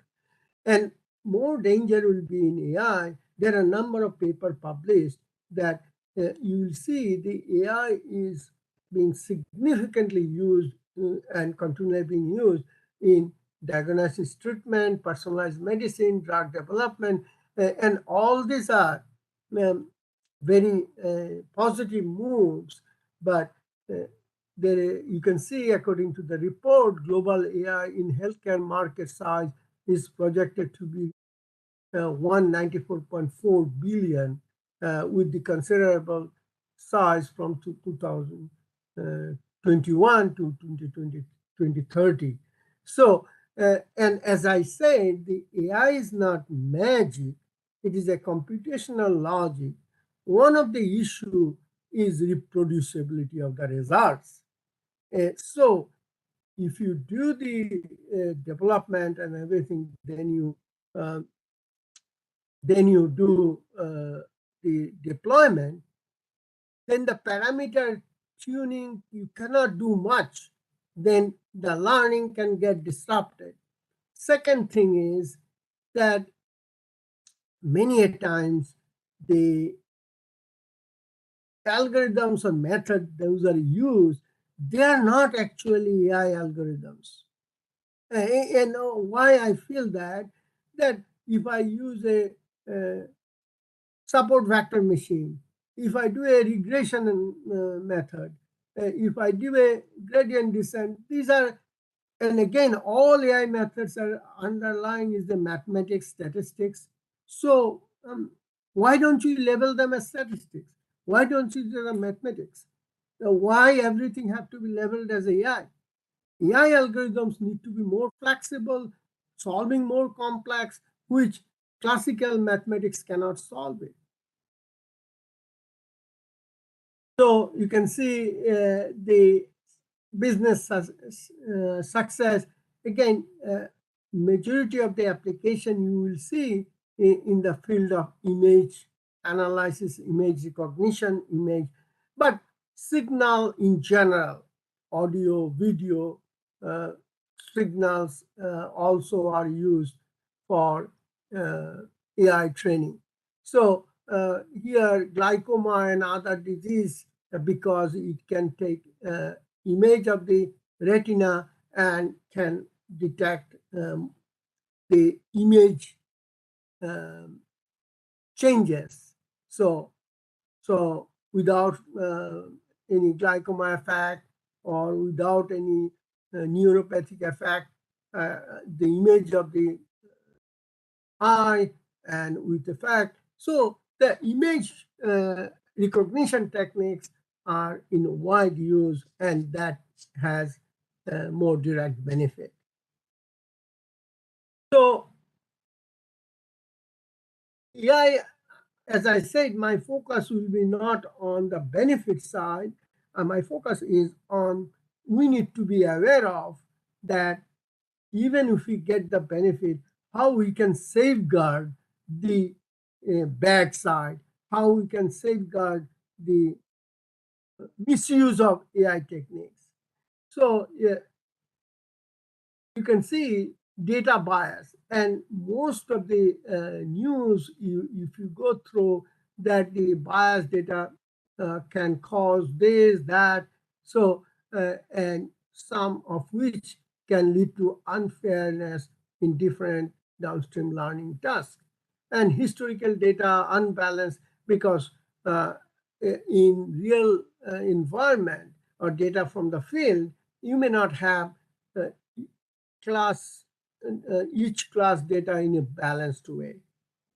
So, and also the measurement and evaluation that been selected for collecting the features or model evaluation, that may not be accurate. Behavioral and observational, also the sensors that will collect the data, that may also have some inherent biasness. But then this is about a data biasness. Very few people talk about algorithmic biasness. Algorithmic biasness is more dangerous because most of the people deal with the data and they can balance the data. They can, add some fields if some fields are missing, and scrutinize the data, historical data, in many different ways. But bias, then general developer, general users, they will not aware of that, and that how it can be biased. The framing the problem. Consider a problem of knapsack. Knapsack with a maximum load it can carry. Now, if I change the constraint slightly, instead of taking the maximum weight it can carry, it will take a little bit less weight, though it has the maximum capacity. So framing the problem is one of the very critical thing in algorithmic bias. Then collecting and preparing data, because even the field sensors and all this, we know we are moving to a federated learning, so data will be coming from different places, and collecting and pre-processing, and data sometimes need to be transformed. So there also biasness can be embedded, where knowingly or unknowingly, if I have some threshold on data collections, then we may miss some components or some valuable indicators. So collecting and preparing the data, then interpretation of data and decision manipulation. How do you interpret? It depends on the algorithmic parameters. So parameter tuning can lead to a suboptimal solution. So we need a verification method that can help to detect and mitigate hidden biases within the training data, or that mitigate the biases learned by the model regardless of the data quality, and provide explanation for the decision. That's why we are seeing that explainable AI, interpretable AI are coming in, but those are further away, because explainability should be a context dependent. And generally, AI machine learning, you create a neural network or any other model, give the input, get the output, kind of black box kind of concept. But when it comes to the explainability, you have to have the taxonomy for that, and it have to be context dependent, and how that taxonomy fit the decision maker. So there are a number of ways the bias can be implemented when we do the some data collection in a web. This is one of the example, data collection in a web. It sometimes cycle around the use of tainted algorithms behind the web-based application delivering equally biased results. So activity bias, if you don't have equal representation of humanity, that can result in activity bias. And then other secondary bias in sampling, and then algorithmic bias and self-selection bias, all this kind of bias can add up in overall decision making. Here is a nice example, as I was mentioning, that it can reduce the marketplace competition. So as a user, I would like to get the a certain kind of dress, and I'm searching on the web, any search engine. It's not particularly in one or the other, and I was not shown all possibilities, because there is an understanding between different vendors that you will only display my collections, not others.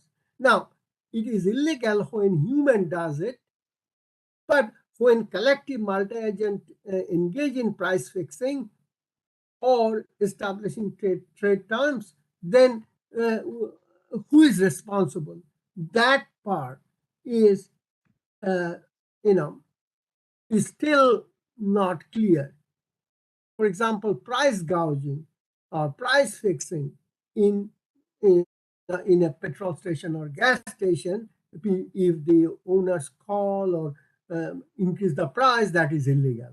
But if there is a group of owners form a team or club and they deploy an agent, and that multi-agent system will adjust the price and display what should be the price now.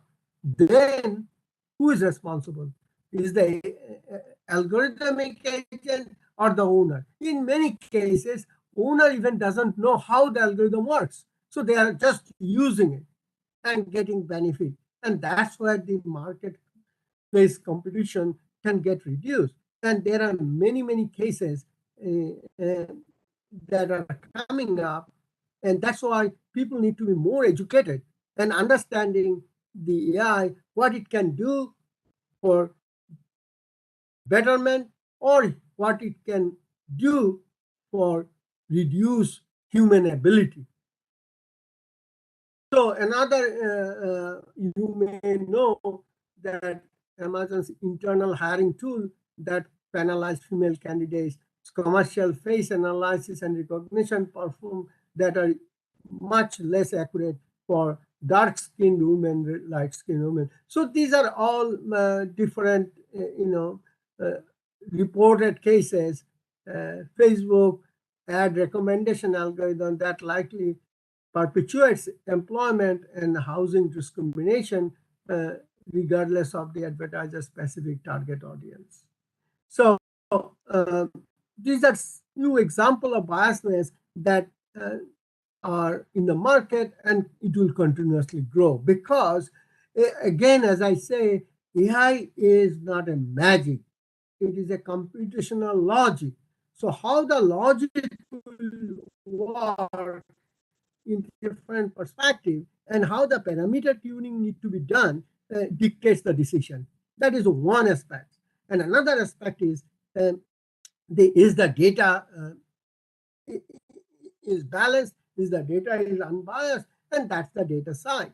Now, these are all, you can see AI-powered judge.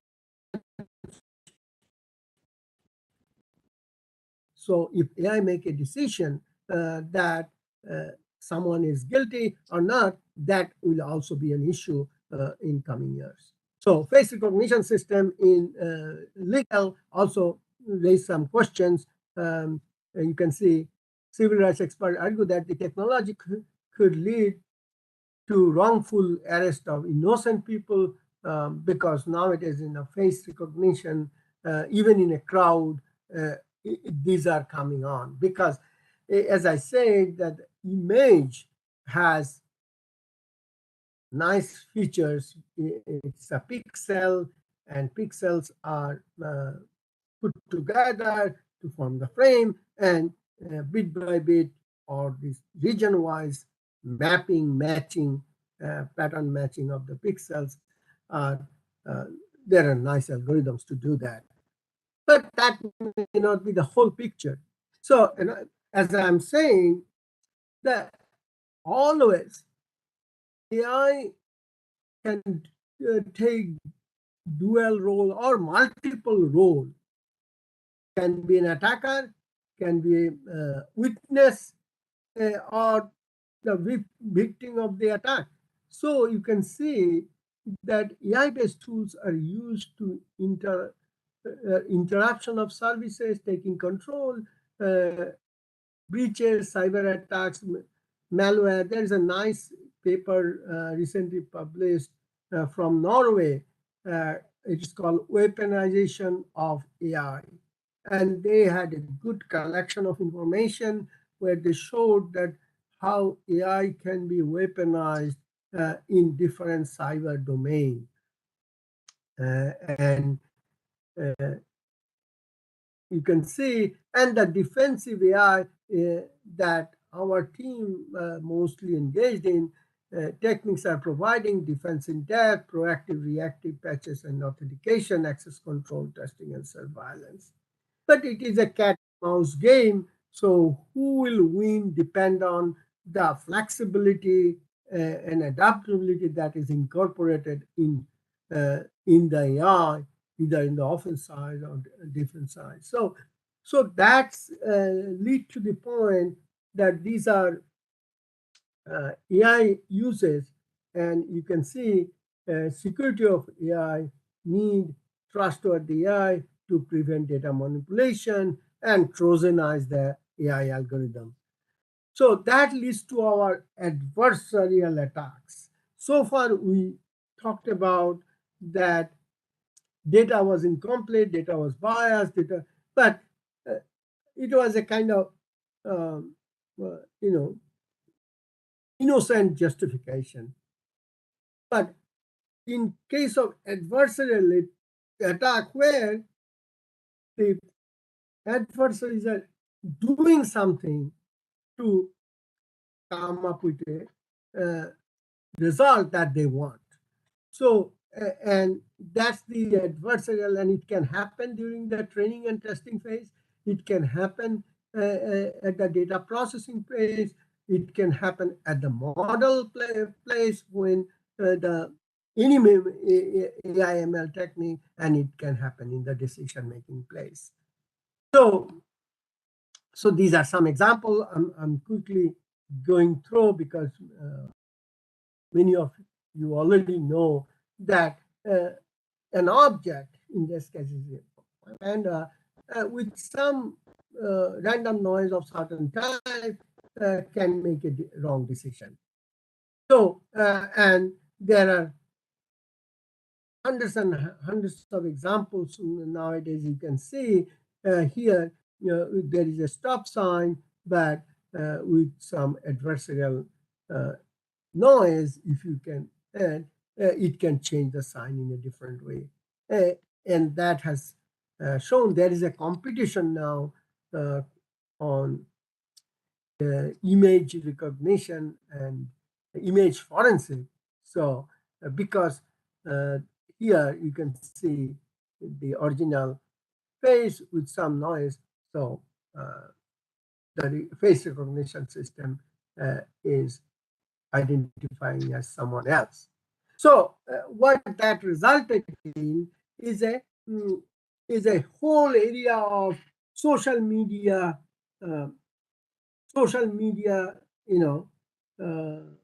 disinformation, misinformation, and that's the real danger now. And I have not, that by itself is a separate topic for discussion, and I have not covered that here. But entire, what you call social media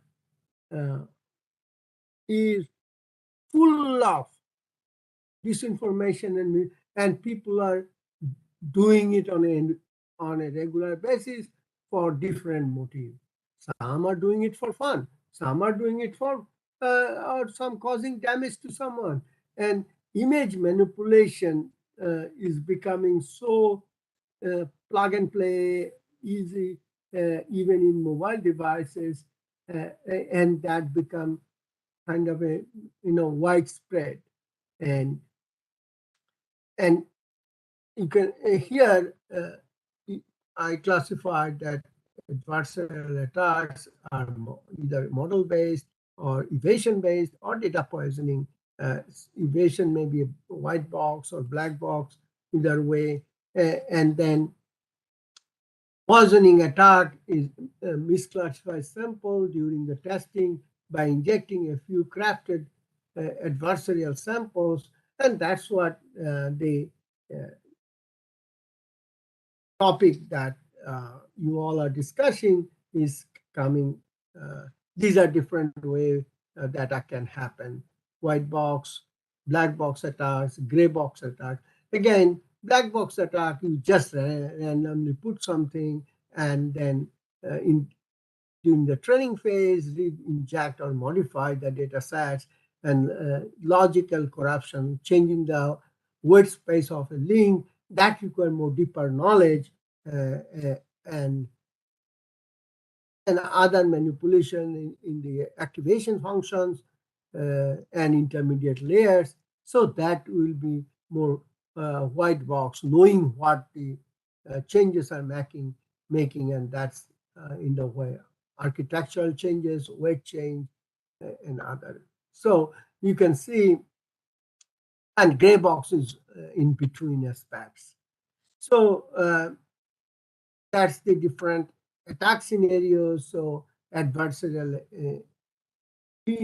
sample, then approximate classifier, and then adversarial examples.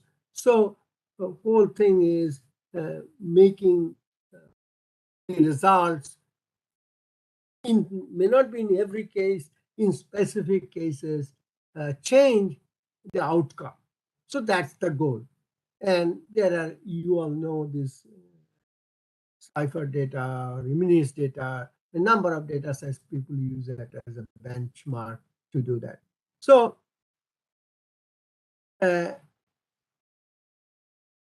we already mentioned that the things can be contaminated at the input stage. It can be then another encoder decoders are used to have or adversarial effects. So you change the data landscape and make some perturbation, and then classification may be wrongfully done while you put the input here 1, but the output is telling it is probably 4, which is not correct. So that's the whole idea of the adversarial. And to make the adversarial more automated, this generative adversarial network came in. But I am making a disclaimer. The GAN can also do positive things. It is not only for the bad purpose, it can also do good thing. I'm going to get to that. So basically in a block diagram where you have the real data that you collected historically or captured, then you train the learning model, which will predict what it is. So classification, prediction, detection. So that's now the generator is another model, which may be a neural network or any other. People use the EvoGen or EvoGAN, where evolutionary algorithm. So what it is doing, around the real data, it also creating other points near to that, and those are, you can say, perturbed data, manipulated data, and those are fed into the discriminator. So discriminator also that get trained with this, and so now the way it is done, that the input can easily be sneak in to the output. Here is an illustration of GAN. You have the different fighter jets, the data from real data sets, and the classification, what kind of data. Now some kind of noise or perturb is produced, some generator model, and that can train here encoder decoder. Again, this is another learning model to come too close to the actual discriminator, and that adversarial sample will go, and that adversarial sample can also fool the actual new learning model, which will classify it in a different way or make a prediction that you were not expected. So there are a number of things it can do. There are different classifications of GAN classification, supervised, unsupervised, combined, and so some are conditional GAN, and there are different on the application and what they do. The names are given by different developers or different researchers. So my focus is on adversarial defense, and the adversarial attacks are done in many different ways, and GAN can also do that adversarial sample generation, which randomly or other poisoning may be difficult to find to misguide the learning system. but GAN can do it in a better way. But as I say, the positive application of GAN is also training the system in a more robust way. So it is not only trained with the actual data that has been fed, but it allows some variation, so the classifications and prediction detections are more robust. So now, how to prevent the adversarial defense or adversarial attacks?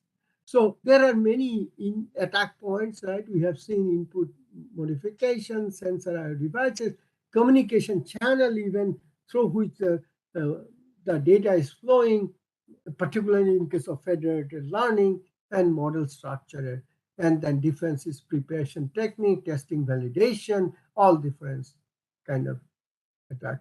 And now you will see as the AI ML are going to the mainstream, there will be new job descriptions will be coming, and it is already coming. System software developers, AI ops, ML ops, network and IT security. And we recently had a paper in IT professional where we just based on the AI ML introduction, what kind of new job opportunities or labeling of the jobs will be in this area, in case anybody interested. So we can do the defense against adversarial attacks, and our research is in the defense side.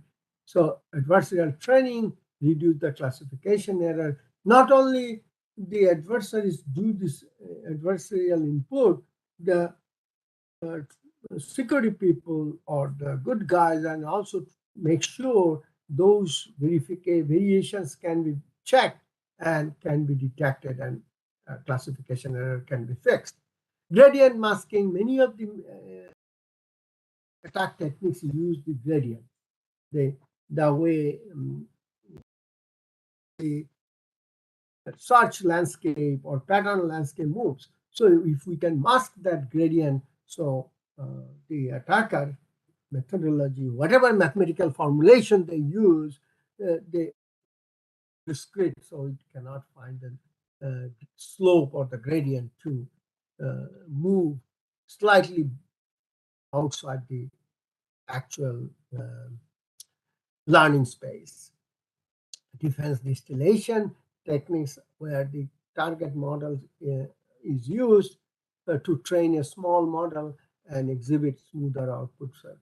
So that's the filtering, and an ensemble is method use filtering.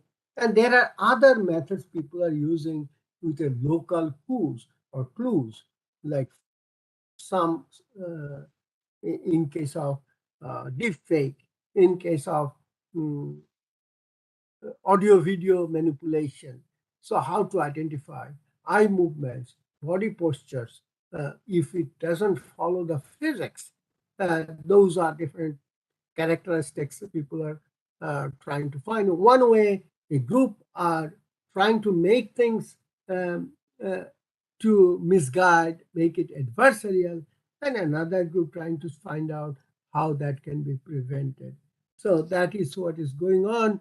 And you can see there are a number of methods nowadays are available, even for detection, defense mechanism. First way to use the predict the class of it, then density detectors, detecting adversarial sample from artifact, local intrinsic dimensionality, characterizing adversarial subspace using the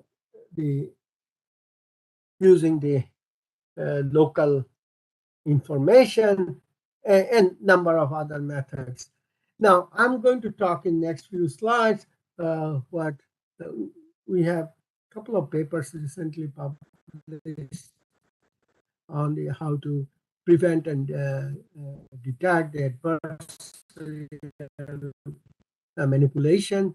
So we developed a novel, robust, transferable cross-domain support filter-based defense called adaptive ensemble of filters against data poisoning, which implemented. I'll show it.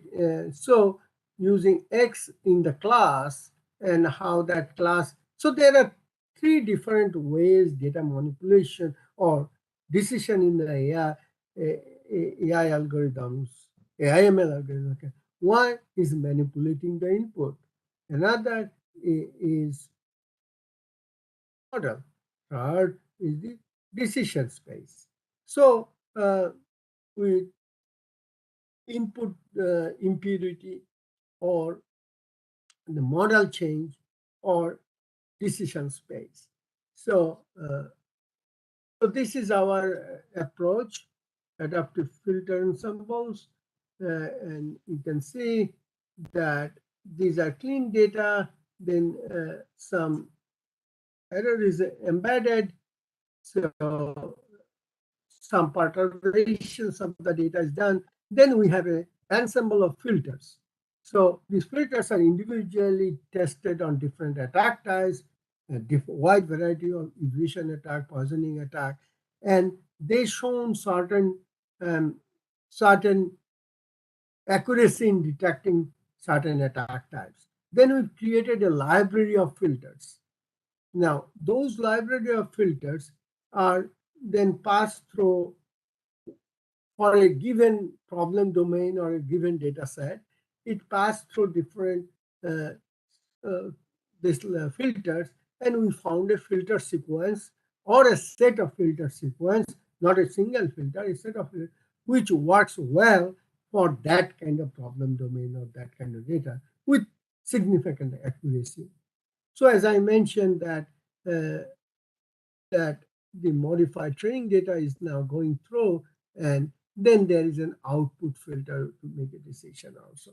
So that was the, again, we use genetic algorithm to search for optimal filter sequence.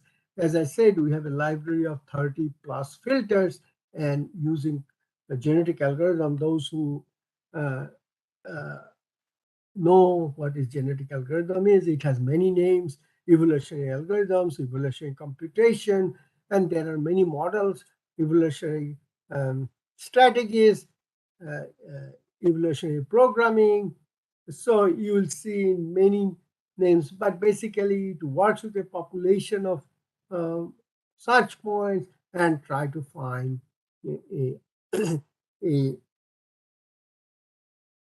an optimal solution for certain problem that you are solving.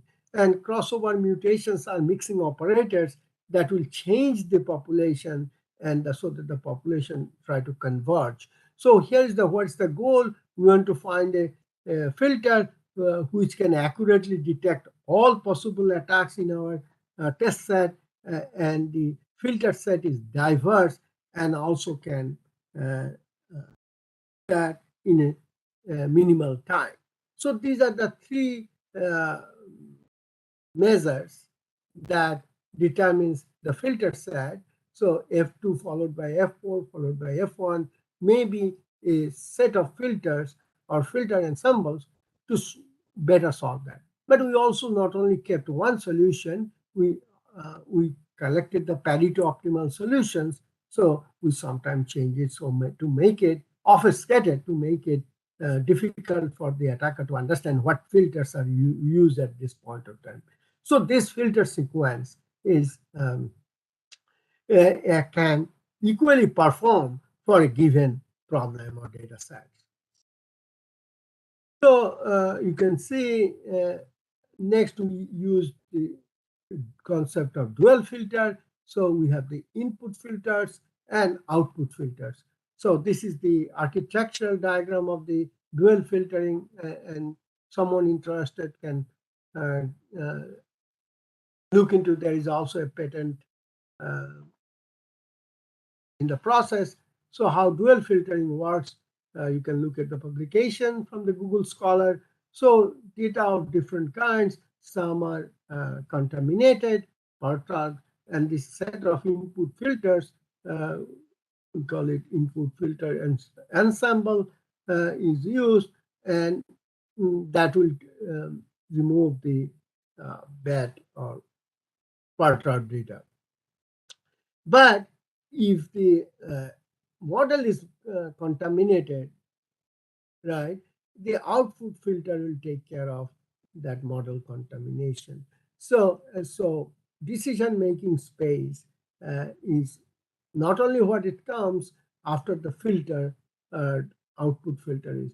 And that way the output filters and input work, they are complement to each other, and you can look at our publication. So, and they run independently, looking into different space. So we call them negative filters in the output filters, and we showed that which could be defeated by many other defense strategies.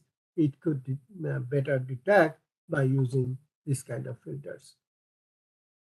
So some illustration, you are giving an input, there is a set of output filters a priori developed for the problem, and we don't consider the model. It is irrespective of what kind of neural network or any kind of AI model is used, and then the output is again output filters are used so that they are tightly bound. If the output filter says that decision is wrong, it is discarded. But if they speak the same thing, as long as their input and output are exactly same, it will allow to go. So that was the work that we have done, and so again, for deployed systems, I already mentioned that the impurity or attack can happen at different places, at the data or the sensors, or modification of the internal model, or also in the result side. And we wanted to have a dual filter to cover all aspects. So now I'm reaching towards my, I think, time.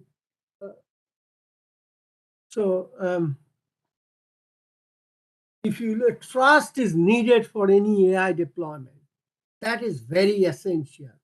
And National Institute of Science and Technology here in US, they propose a list of 9 factors that contribute to a human trust in an AI system.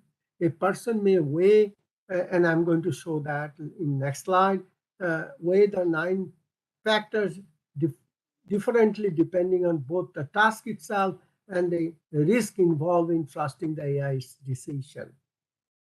So as an example, 2 different AI programs, a music selection algorithm and an AI that assists in cancer diagnosis may score the same on all 9 criteria. User, however, might be inclined to trust the music selection algorithm, but not the medical assistant, which is performing a far riskier task. So the argument here is there is a thing, how music will be, which is the top music for this week's, looking at the popularity and downloads. That's algorithm aspects, and AI is widely used as a recommendation in music for many years.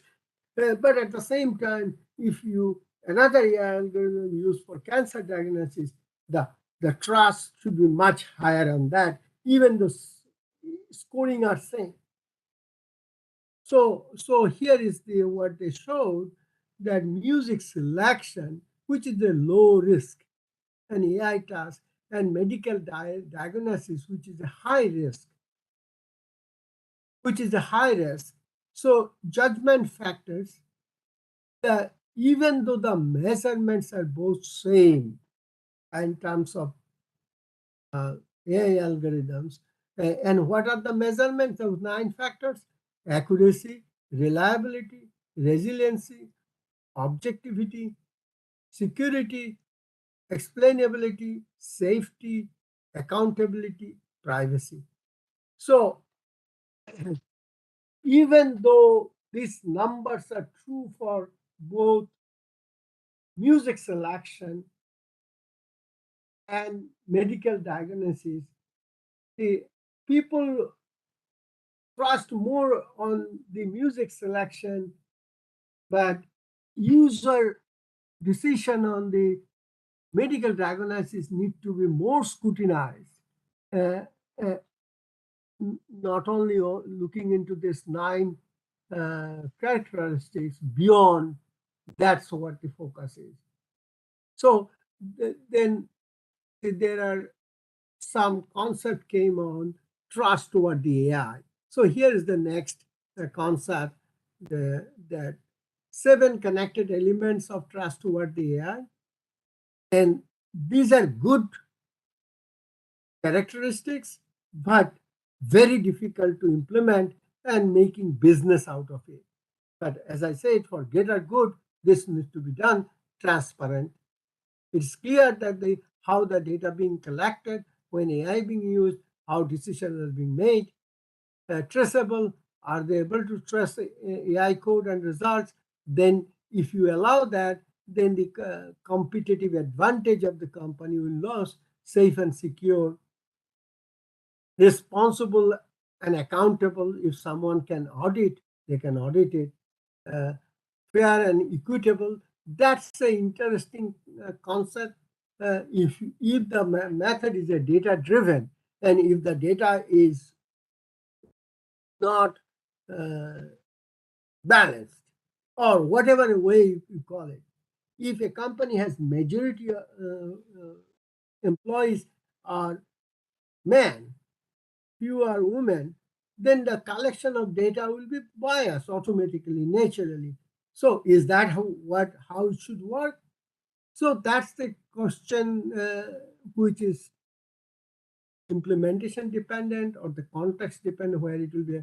So fairness, equity, impartiality in AI solution and its output addressed. Explainable is a very good thing if it can be implemented, but it need to be context dependent. Something explainable in the medical field is a different kind of explanation in the music selection. So explainability cannot be one size fit all.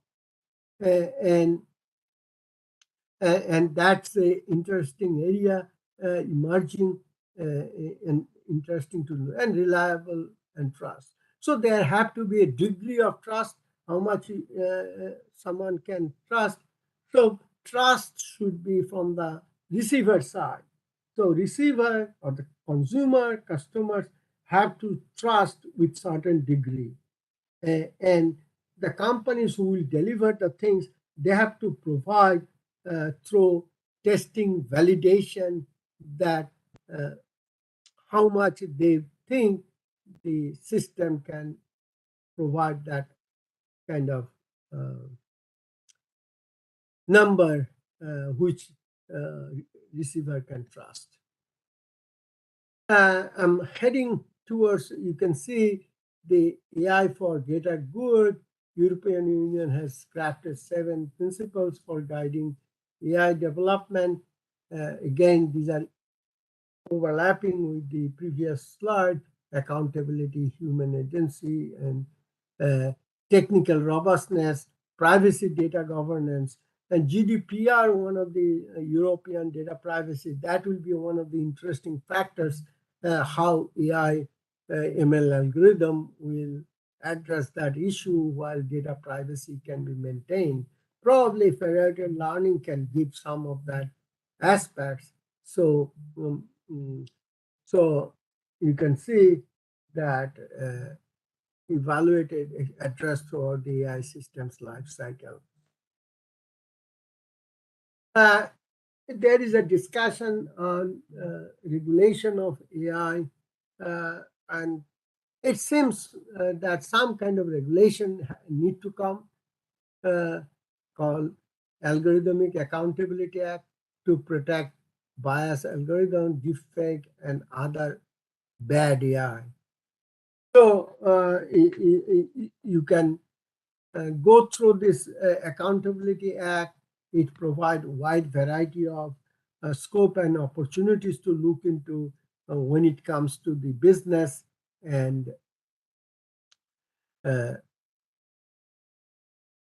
human use. So in summary, AI is a powerful tool for wide variety of applications in pattern recognition, among others. AI challenge in practice dealing with bias, unknown, uncertain, unpredictable, adversarial manipulation. Now, even there is no adversarial manipulation, I am asking the audience, there is very limited scope on what AI can do in uncertain, unpredictable environment. There have to be a train. There have to be a train. There have to be a pattern, because these are all guided similarity matching, pattern matching algorithms.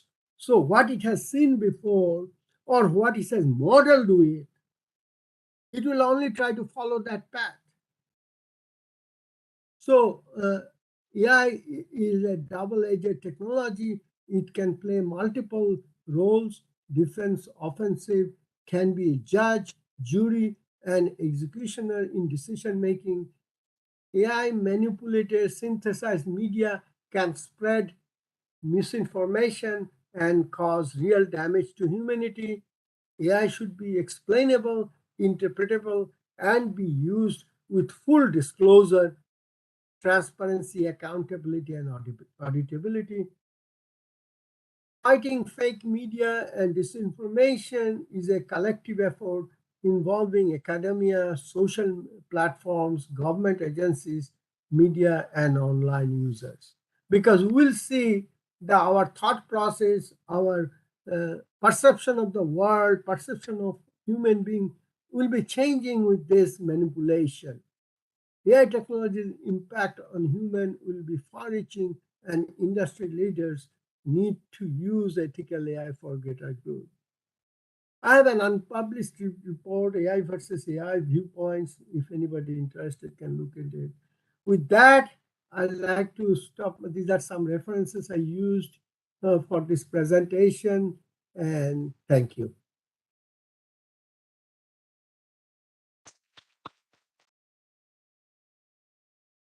Thank you so much, Professor Dipankar, for sharing with us your research on the AFE approaches, and also for sharing with us your insight about the trustworthy, the bad, and the good AI. And actually, we had scheduled a presentation just after yours today for somebody to share with us the ethical issue of generative AI. Unfortunately, for an emergency, he couldn't be here among us. So I'm very proud that, in his absence, you really have touched upon the ethical part of AI. So thank you again. And maybe I have one question for you. You mentioned the data biases and the problem of data bias when you do research and you don't have basically enough data. So can you tell us what techniques we recommend basically to address this bias due to the lack of data? We talked today a bit about generative AI. Do you think that generative AI and GANs can be the or a solution to this problem? What is your perspective on this? Yes, again, depending on the application, I advise some medical healthcare people. There are a lot of fields which are information is not collected. So in those cases, you have to generate data within the bound of that parameter. For example, body pressure or something. If we see the data on that blood pressure, what is the trend over the period within that time frame, that may be use as a template, averaging. But there is no, what I say, there is no clear-cut method. There is a lot of human expertise is needed. Whenever you try to automate that, the tool have to be tuned in such a way that it gives you the result that is accurate. But having said that, there is no guarantee because you are filling the gap or missing the data. See, as I'm given the example in case of a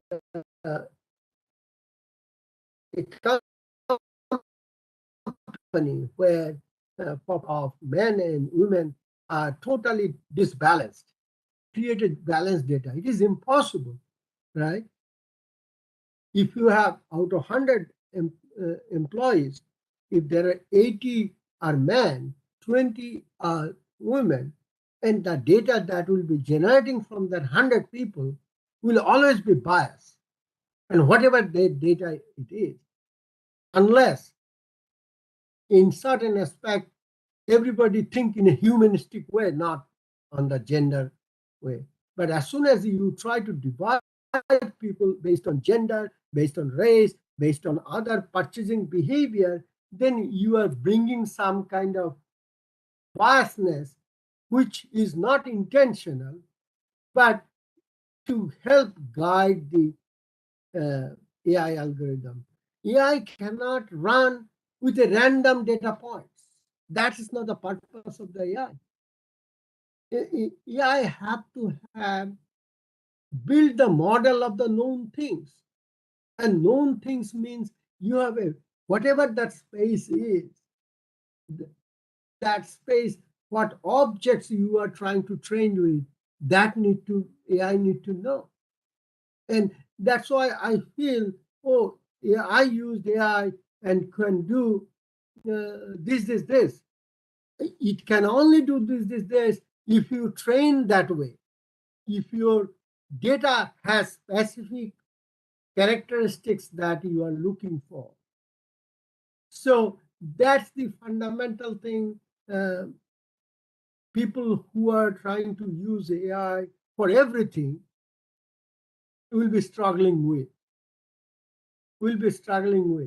So, but undeniably the benefits are significant. It can automatize many things. We are moving from a simple coding to an intelligent coding. And that's the domain interests many people. Thank you. I wonder if we have any question from the audience here. Any question from the audience? Yes? Coming. All right.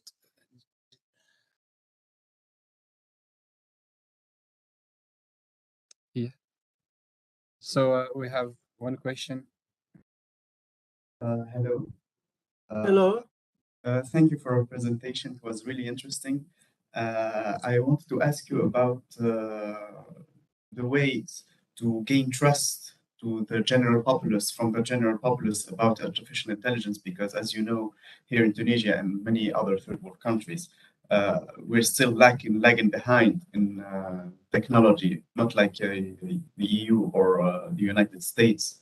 But I wanted to know how to teach and make people aware about artificial intelligence, like in the example of the regulation in the EU, that in each part, when someone is using something with the artificial intelligence, they must be notified that they are interacting with an AI or something like that. How do you think we could gain the trust of the older generation and people who are not tech savvy, as to avoid fear mongering or to avoid them distrusting technology in general, and in that regard, getting stuck in without advancing? I think that's a very good question. There is no straightforward answer. Technology is picking up in a faster pace than what human can imagine, because if you see the intelligent robots, now they are behaving like human being, and that's the many places these robots are kind of accompanying the human, interacting with them, providing necessary. So AI, to me, AI will do good where there is a regularities there in the activities, where there is a well-defined regularity, and that well-defined regularity, if that can be captured, that will do good. Repetitive job. We have a vacuum cleaner, Rumbo, which cleans the floor very nicely. Take human aspects out. It can judge the corners, and once it learns, but it is in a fixed environment where the environment dynamics is not changing significantly.